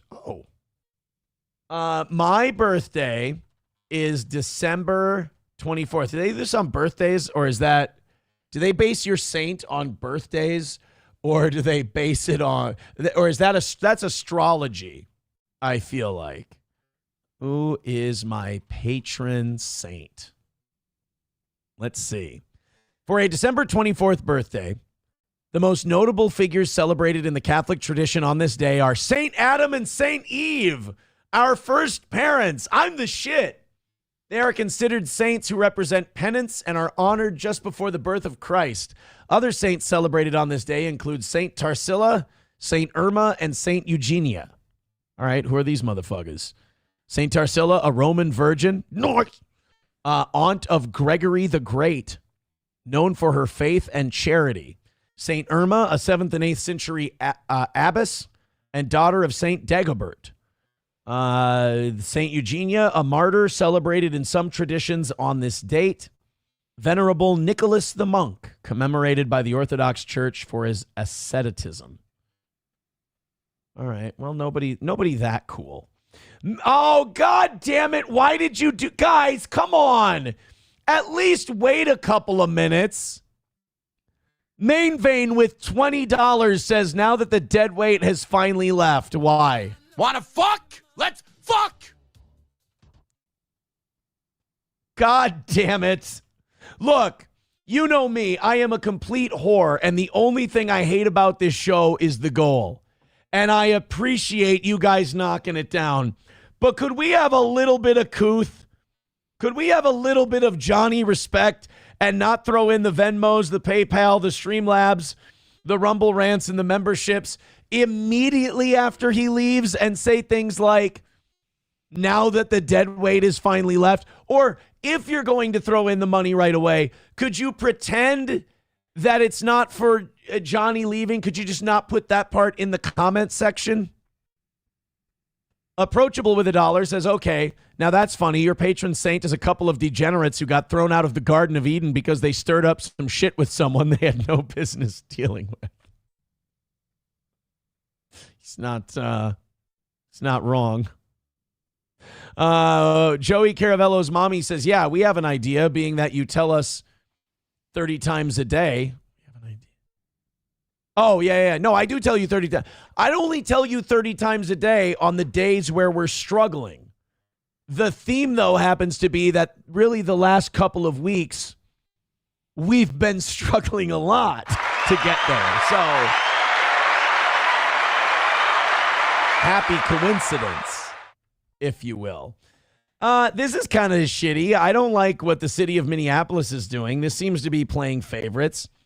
The city of Minneapolis is apparently holding up 2 restaurants' liquor licenses at 2 hotels. And it's, you know what? I'm going to let you guys guess this one. You're pretty well informed because you watched this show. Why on earth would the Minneapolis City Council delay liquor licenses for 2 hotels? Now, there's going to be your instinct. Your guess is going to be based on an instinct, but then you're going to go, no, that's too obvious and that's really shitty. I'm going to ignore that instinct. Aaron's trying to trick me, and I'm going to go with another guess. Don't do that. Trust your instincts because they're probably right. Why is the Minneapolis City Council, who is supposed to do a thing where as long as you follow all the rules of your liquor license, they'll renew it. As long as you don't violate the rules. They're holding up 2 hotels' liquor license, and the reason is Fauci's pangolin already got it. Papa Shop says, you think I'm well informed because I watch this show? Let me believe what I need to. Fauci's pangolin says, ice. Yeah, it's ice. It's because the hotels hosted ICE agents, federal agents. So they're going to delay their... Now, I don't think they can legally deny these businesses liquor license if they haven't violated their licenses so far. So that's the good news. But what they're doing to the Canopy by Hilton and the Depot Renaissance Hotel is that they're fucking with them. They're delaying the hearings. They're delaying all of the paperwork. They're basically dragging them through the mud. They're slowing down the whole thing. It's really, really shitty. So I guess they can do that. I hope that cities can't just deny your liquor license for no reason. I hope they can't just go like, we want some other fucking business in here and we don't like the guy who runs the place. Let's deny their license. That would be such a grandiose abuse of power that it would be. I would hope that people of any political stripe would be against that, because if they can do it to those liquor store owners or those hotels, they can do it to you. Lucky Leon with $5 says, make Johnny protest ICE in person. It's for the greater good. I'm not going to make Johnny do anything he doesn't want to do. He doesn't get paid enough to go and face down an angry mob in a wheelchair, for God's sake. We do have a PayPal. I do want to check it out. And I'm really hoping it just puts us right over the top and puts us right there in victory formation. But I'm also worried that it's going to be $1, and I'm really getting my hopes up too much. So I'm going to go ahead and check this. We're going to see what it is, and I'm going to try not to get my hopes up. Ready? Hey, $5 from Von Kaiser. But he says, here's to Johnny's departure. Guys, we don't need to make it about Johnny's departure. Again, how about Aaron? Great show. We love the program. Here's $5. And also, guys, I would say 5 more gifted memberships, and we've got ourselves a fighting chance today in about 20 minutes. Thank you. Papa Shab says, where the fuck do you think you live? A free country? You're right. That was retarded. That's on me. That's on me. By the way, you guys did hit the high 670s today. Not quite 700, but I'm never ashamed of the sixes. That's you guys are still looking pretty good there, and I appreciate it. All right, let's keep those 5s and 10s. I mean, that 20 from Main Vein looks really sweet right now. You guys want to do whatever you want to do, I'm here for it, baby. Streamlabs, PayPal, Venmo, Super Chats, and Rumble Rants. I like hanging out with you guys in the chat. We got a bunch more stories we can talk about. I mean, shit. I'm never against going overtime if we get close either, because I need a perfect week more than I need dignity. So I will sacrifice one for the other. But I say let's just get it knocked out ahead of time. I mean, shit, I think the toe deserves it, if you ask me. So Streamlabs, PayPal, Venmo, Super Chats, and Rumble Rants. Let's go. Let's do it. Let's call it a win. $2 from Veldrain. He says, who is this Johnny you speak of? He's a guy that we have on the show every once in a while. Oh, my God. Mark Robinson with $20 over on YouTube. Thank you very much. Want to fuck? Let's fuck. Thank you so much. Okay, I think we're just about at that spot where at 1025 I can believe in a victory, not get it, but try really hard for it. So if you think that part of the show is funny, diamond hands and hold. If you want to see Steel Toe feel like we really have a shot at a W today, keep those 5s and 10s going. I appreciate it. Papa Shab says, how is the goal not being met issue not correlated with Johnny's poor performance? Because we've had troubles with this going back to April and Corey and Oz and everything. It's always been an issue. It's just something we've learned to work with and something the audience has learned to enjoy. Joey Caravello's mommy says, if you really enjoy the show, don't give him money because he will stay longer and you will get more content. You know what? You're right. I just talked myself into a corner. Because if I say, fuck you, now I'm not doing that, then they'll go, fuck you, I'm not giving you any money. But if I say, hey, if you guys get reasonably close, I'll stick around, then they're going to be like, well, why wouldn't I want more show if I love this program? Fuck. Pouchy's Pangolin with $1 says, this show isn't even real. Got a point. He's got a point. Let's continue on. This was a funny little billboard. It's just a stupid little story we've got out of San Francisco. I mean, it's a dumb thing that enrages some people, so we'll take a look. A billboard in San Francisco leading up to the Super Bowl. Whoever put this billboard up decided to give out their NFL awards. And one of the awards that the NFL gives out is a Defensive Player of the Year award. Let's see who they picked to put on the billboard. Remember, this is in San Francisco. Millions of eyes on our region. Many wonder if federal officers will be looking to make arrests here. ABC 7 Eyewitness News reporter Suzanne Fawn tells us how communities are preparing just in case. A new digital billboard at Fisherman's Wharf in San Francisco is evoking mixed reactions. It made me sick to my stomach. It's an ad that shows support for ICE. I have to say, I appreciate the troll.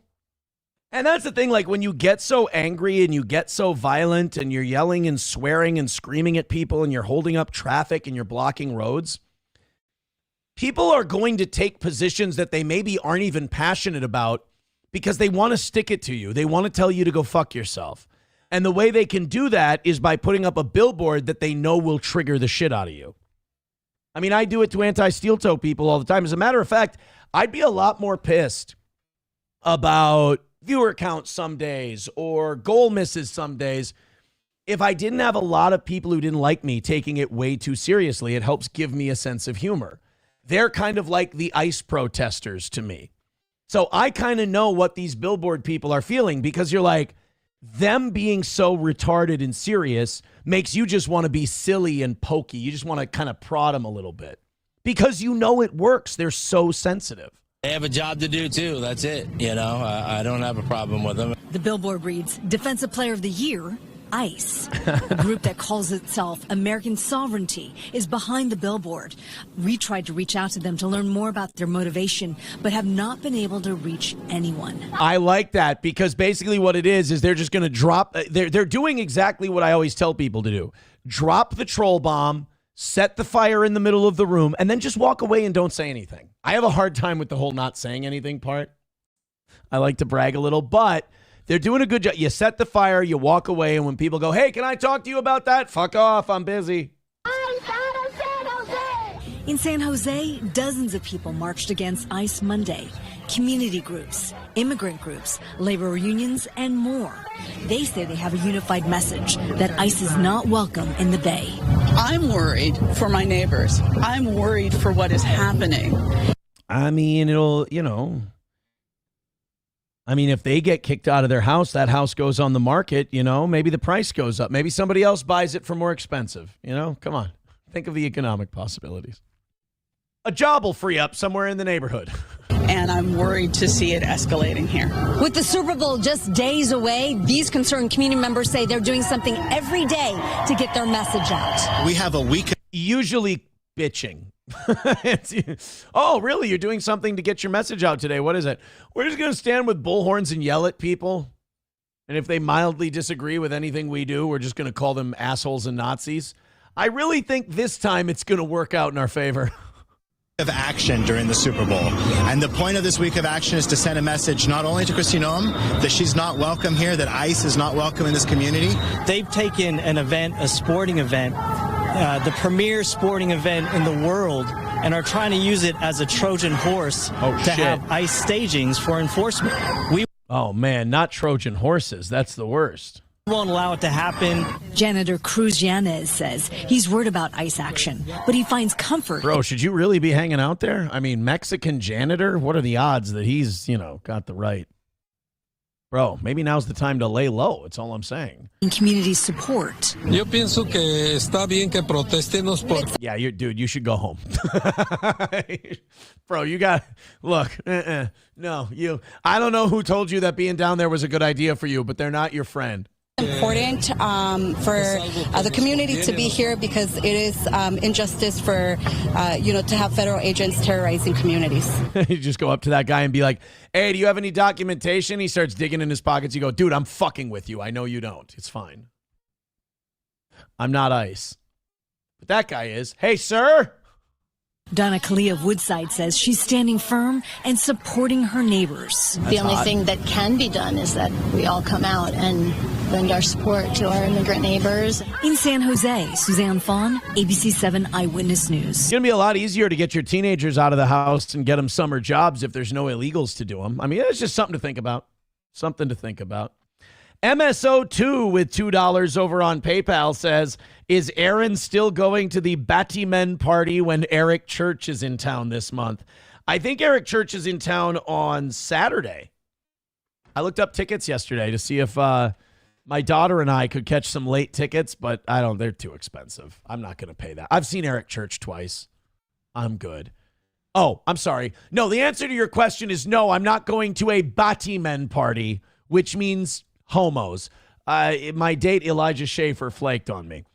Balls Deep with another $2 says, just cuz. Thank you very much. Appreciate that.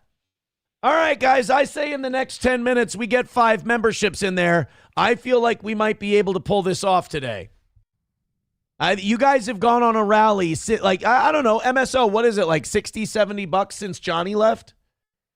MSO says, Aaron, just so you know, MSO 2 is not me. Well, I know, just like Gallagher 2 wasn't the original Gallagher. I understand. MSO wasn't doing that because, like, Aaron, I just want you to know for your own good. MSO just didn't want anyone thinking he gave me any money. He's like, look, I'm not. The fuck are you talking about? Go ahead and hit like, hit subscribe, and hit follow. But, honestly, if you want to throw us a red boy, we can just call this thing done for the day. That'll work, too. I like those. Maybe that's my problem. I'm thinking too small here. I'm like, hey, I'm trying to think of everybody's pocketbook. And I'm like, guys, let's not, make it hurt too much. Like a $5. If you're feeling a little rich, that Main Vein and Mark Robinson 20, that's pretty good. Yeah, I'm being too nice. You guys want to drop a red boy in there, we're almost done for today. What do you say? I bet you that doesn't work. I'm gonna go with that's like a Hail Mary pass, if you will. But yeah, Streamlabs, PayPal, Venmo, Super Chats, and Rumble Rants. We're in a much more tenable position than we were in when Johnny left. I hope that's just a coincidence. Let's see if we can make it the rest of the way. Ilhan Omar's attacker. Now, a lot of you guys still think that this was faked, that this was phony, that this was a staged deal. I disagree. I really just don't think, number one, it wasn't that big of a deal. Nobody's really talking about it anymore except retards like me. And also, what does Ilhan Omar really have to distract anyone from?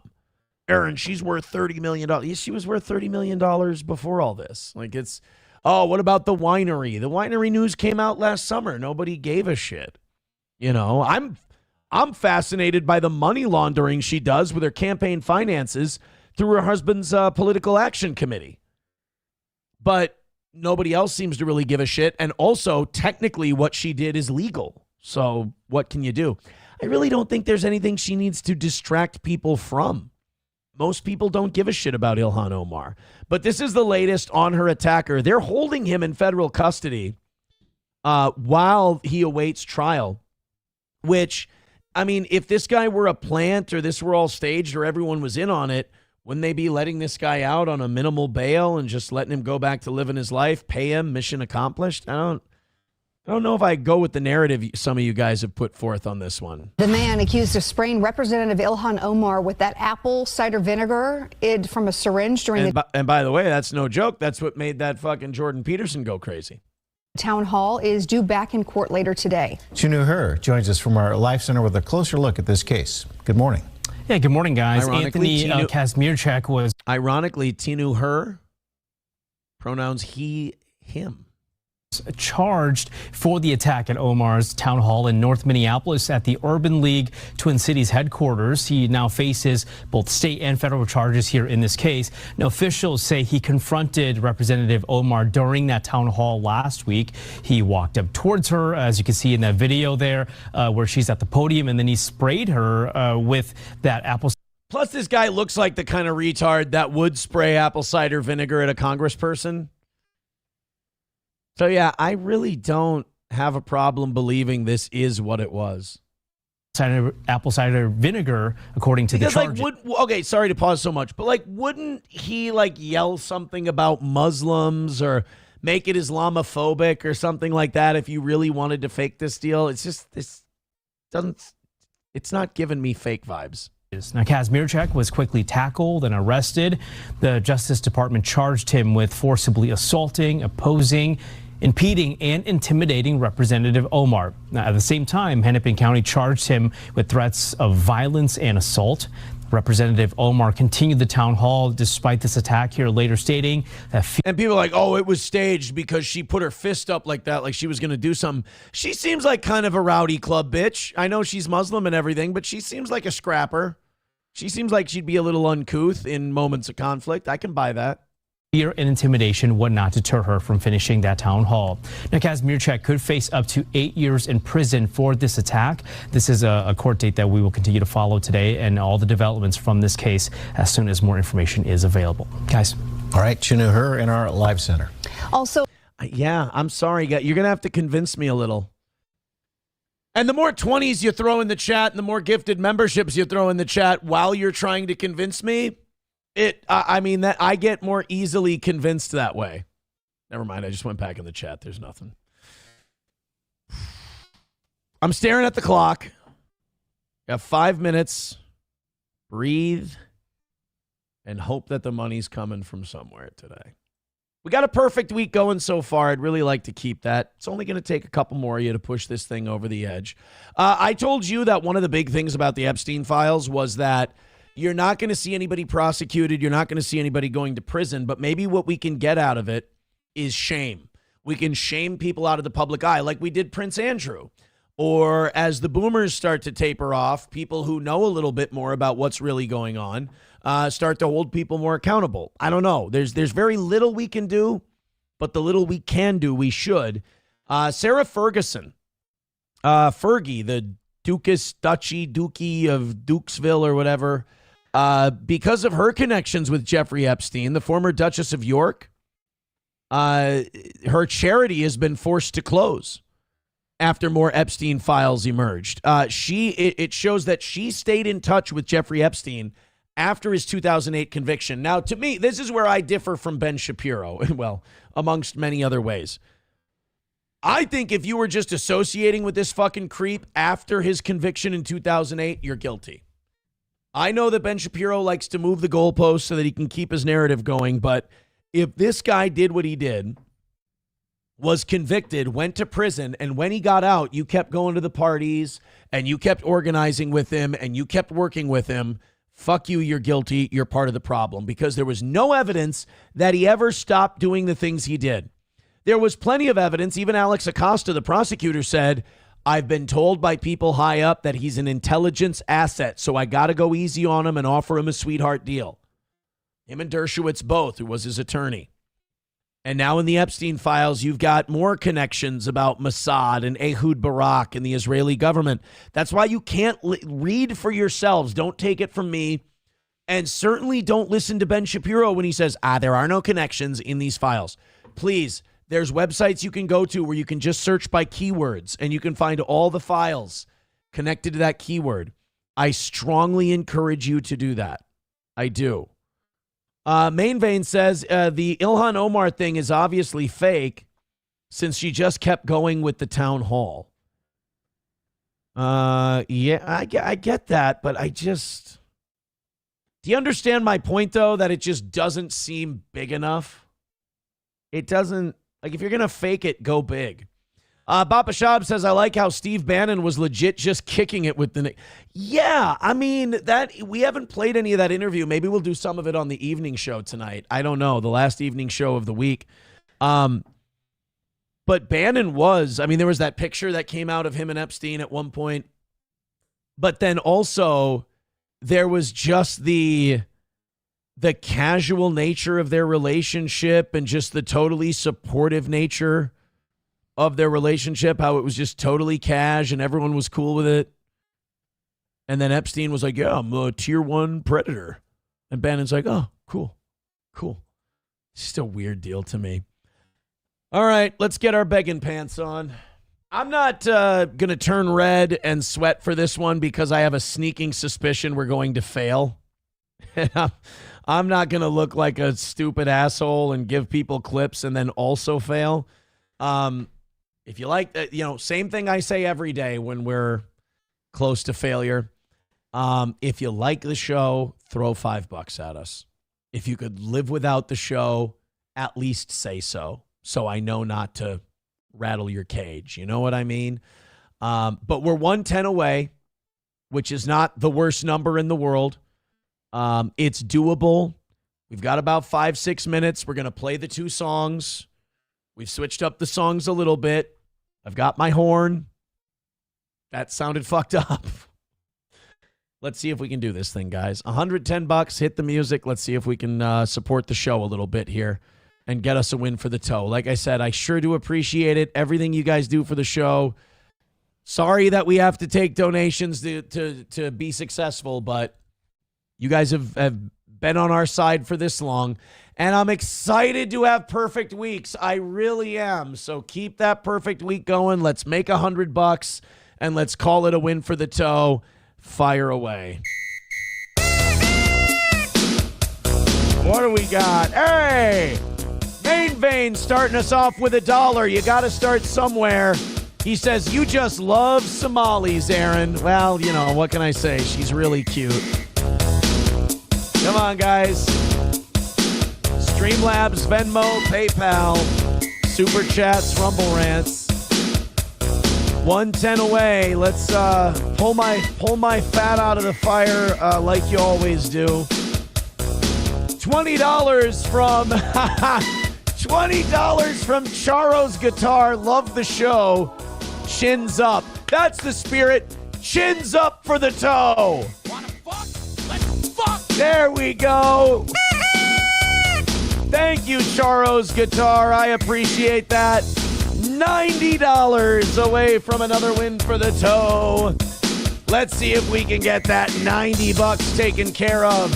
Vince Griswold with $2. Thank you very much. All right, we got a little bit of a start here. Let's put a fracture in this goal. Let's split it down the middle. Let's get it down to 45 by the end of this song and give ourselves a running start here. $90 away from calling this thing a win for the toe. Gifted memberships. 20s make that thing drop really, really quick. Drop it like a black girl's ass at a nightclub. Drop it like the beat drop. Again, Streamlabs, PayPal, Venmo, Super Chats, and Rumble Rants. $90 away. Now we're down to double digits. That starts to get a little more manageable. Can we hit? I sure hope we can. 2 minutes left in this song. Well, it was a great $20 start. I appreciate that. Silly me for thinking that was going to hold up. All right, 90 away, guys. Please and thank you. I appreciate it. The entire chat has actually died. Don't worry. It's not just the Rumble Rants. It's the entire chat in general. I like today's show. I'm proud of today's product. Hit like, hit subscribe, hit follow. Maybe you like the product too and you're thinking about throwing $5 or $10 in. Maybe you're thinking of throwing a hundo and ending this misery once and for all. I love all of your ideas, I have to tell you. Wow. Papa Shab says, homeless guy pestering you outside of a gas station, but it's the entire show. Again, you guys are in charge of that. I'm not in charge of that part. You're in charge of that part. Sam Show says, you're proud even of the parts where Johnny is on? Jesus. Hey, you guys haven't knocked it out since Johnny left, so I can't even blame this one on Johnny. Bill Grant says, Templars didn't wear glasses. Costume fail. Well, here, I'll fail with the glasses off then. Like I said, we're not going to sweat and turn red for this one because it sounds like we're failing. Oh, man, I thought we were going to be back on that perfect week train again this week after 2 stumbles, but I guess you got to give the steel toe haters something to live for. $90 away from today. Streamlabs, PayPal, Venmo, Super Chats, and Rumble Rants. Well, there's song number 1. Unleash the Nuclear Option, our second song. We got about 3 minutes left. I would really like just $90 to feel like I accomplished something today, and we did a good job for you. I know we did, but let's see if you can't find a $5 in there.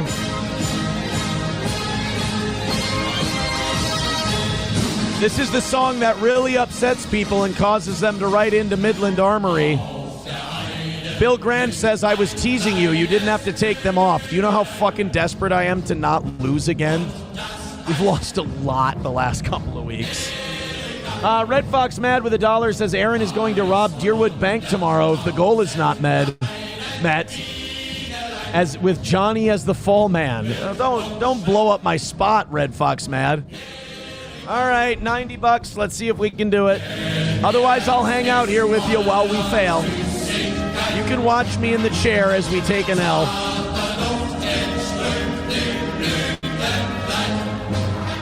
We put a good one together for you today, but we can't win them all. Streamlabs, PayPal. I'll be here till the end, though. PayPal, Streamlabs, Venmo, Super Chats, Rumble Rants. $90 L so far. Just get the L down under $50 if we could.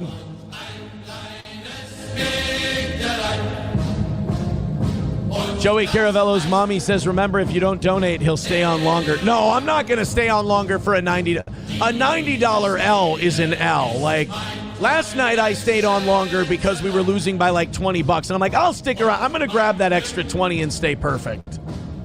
But right now we got less than 2 minutes left. We're $90 away and nobody really seems to care. So I think we're going to take an L today, and a bad one too. Root Rat says, I really think Johnny was good today, but I didn't watch when he was on. Thank you. Yeah, nothing happening. No rally. I'll put the glasses back on. Streamlabs, PayPal, Venmo, Super Chats, Rumble Rants. Hey, guys, really would appreciate it. I hate losing. I hate not winning. I hate thinking the show's not doing great.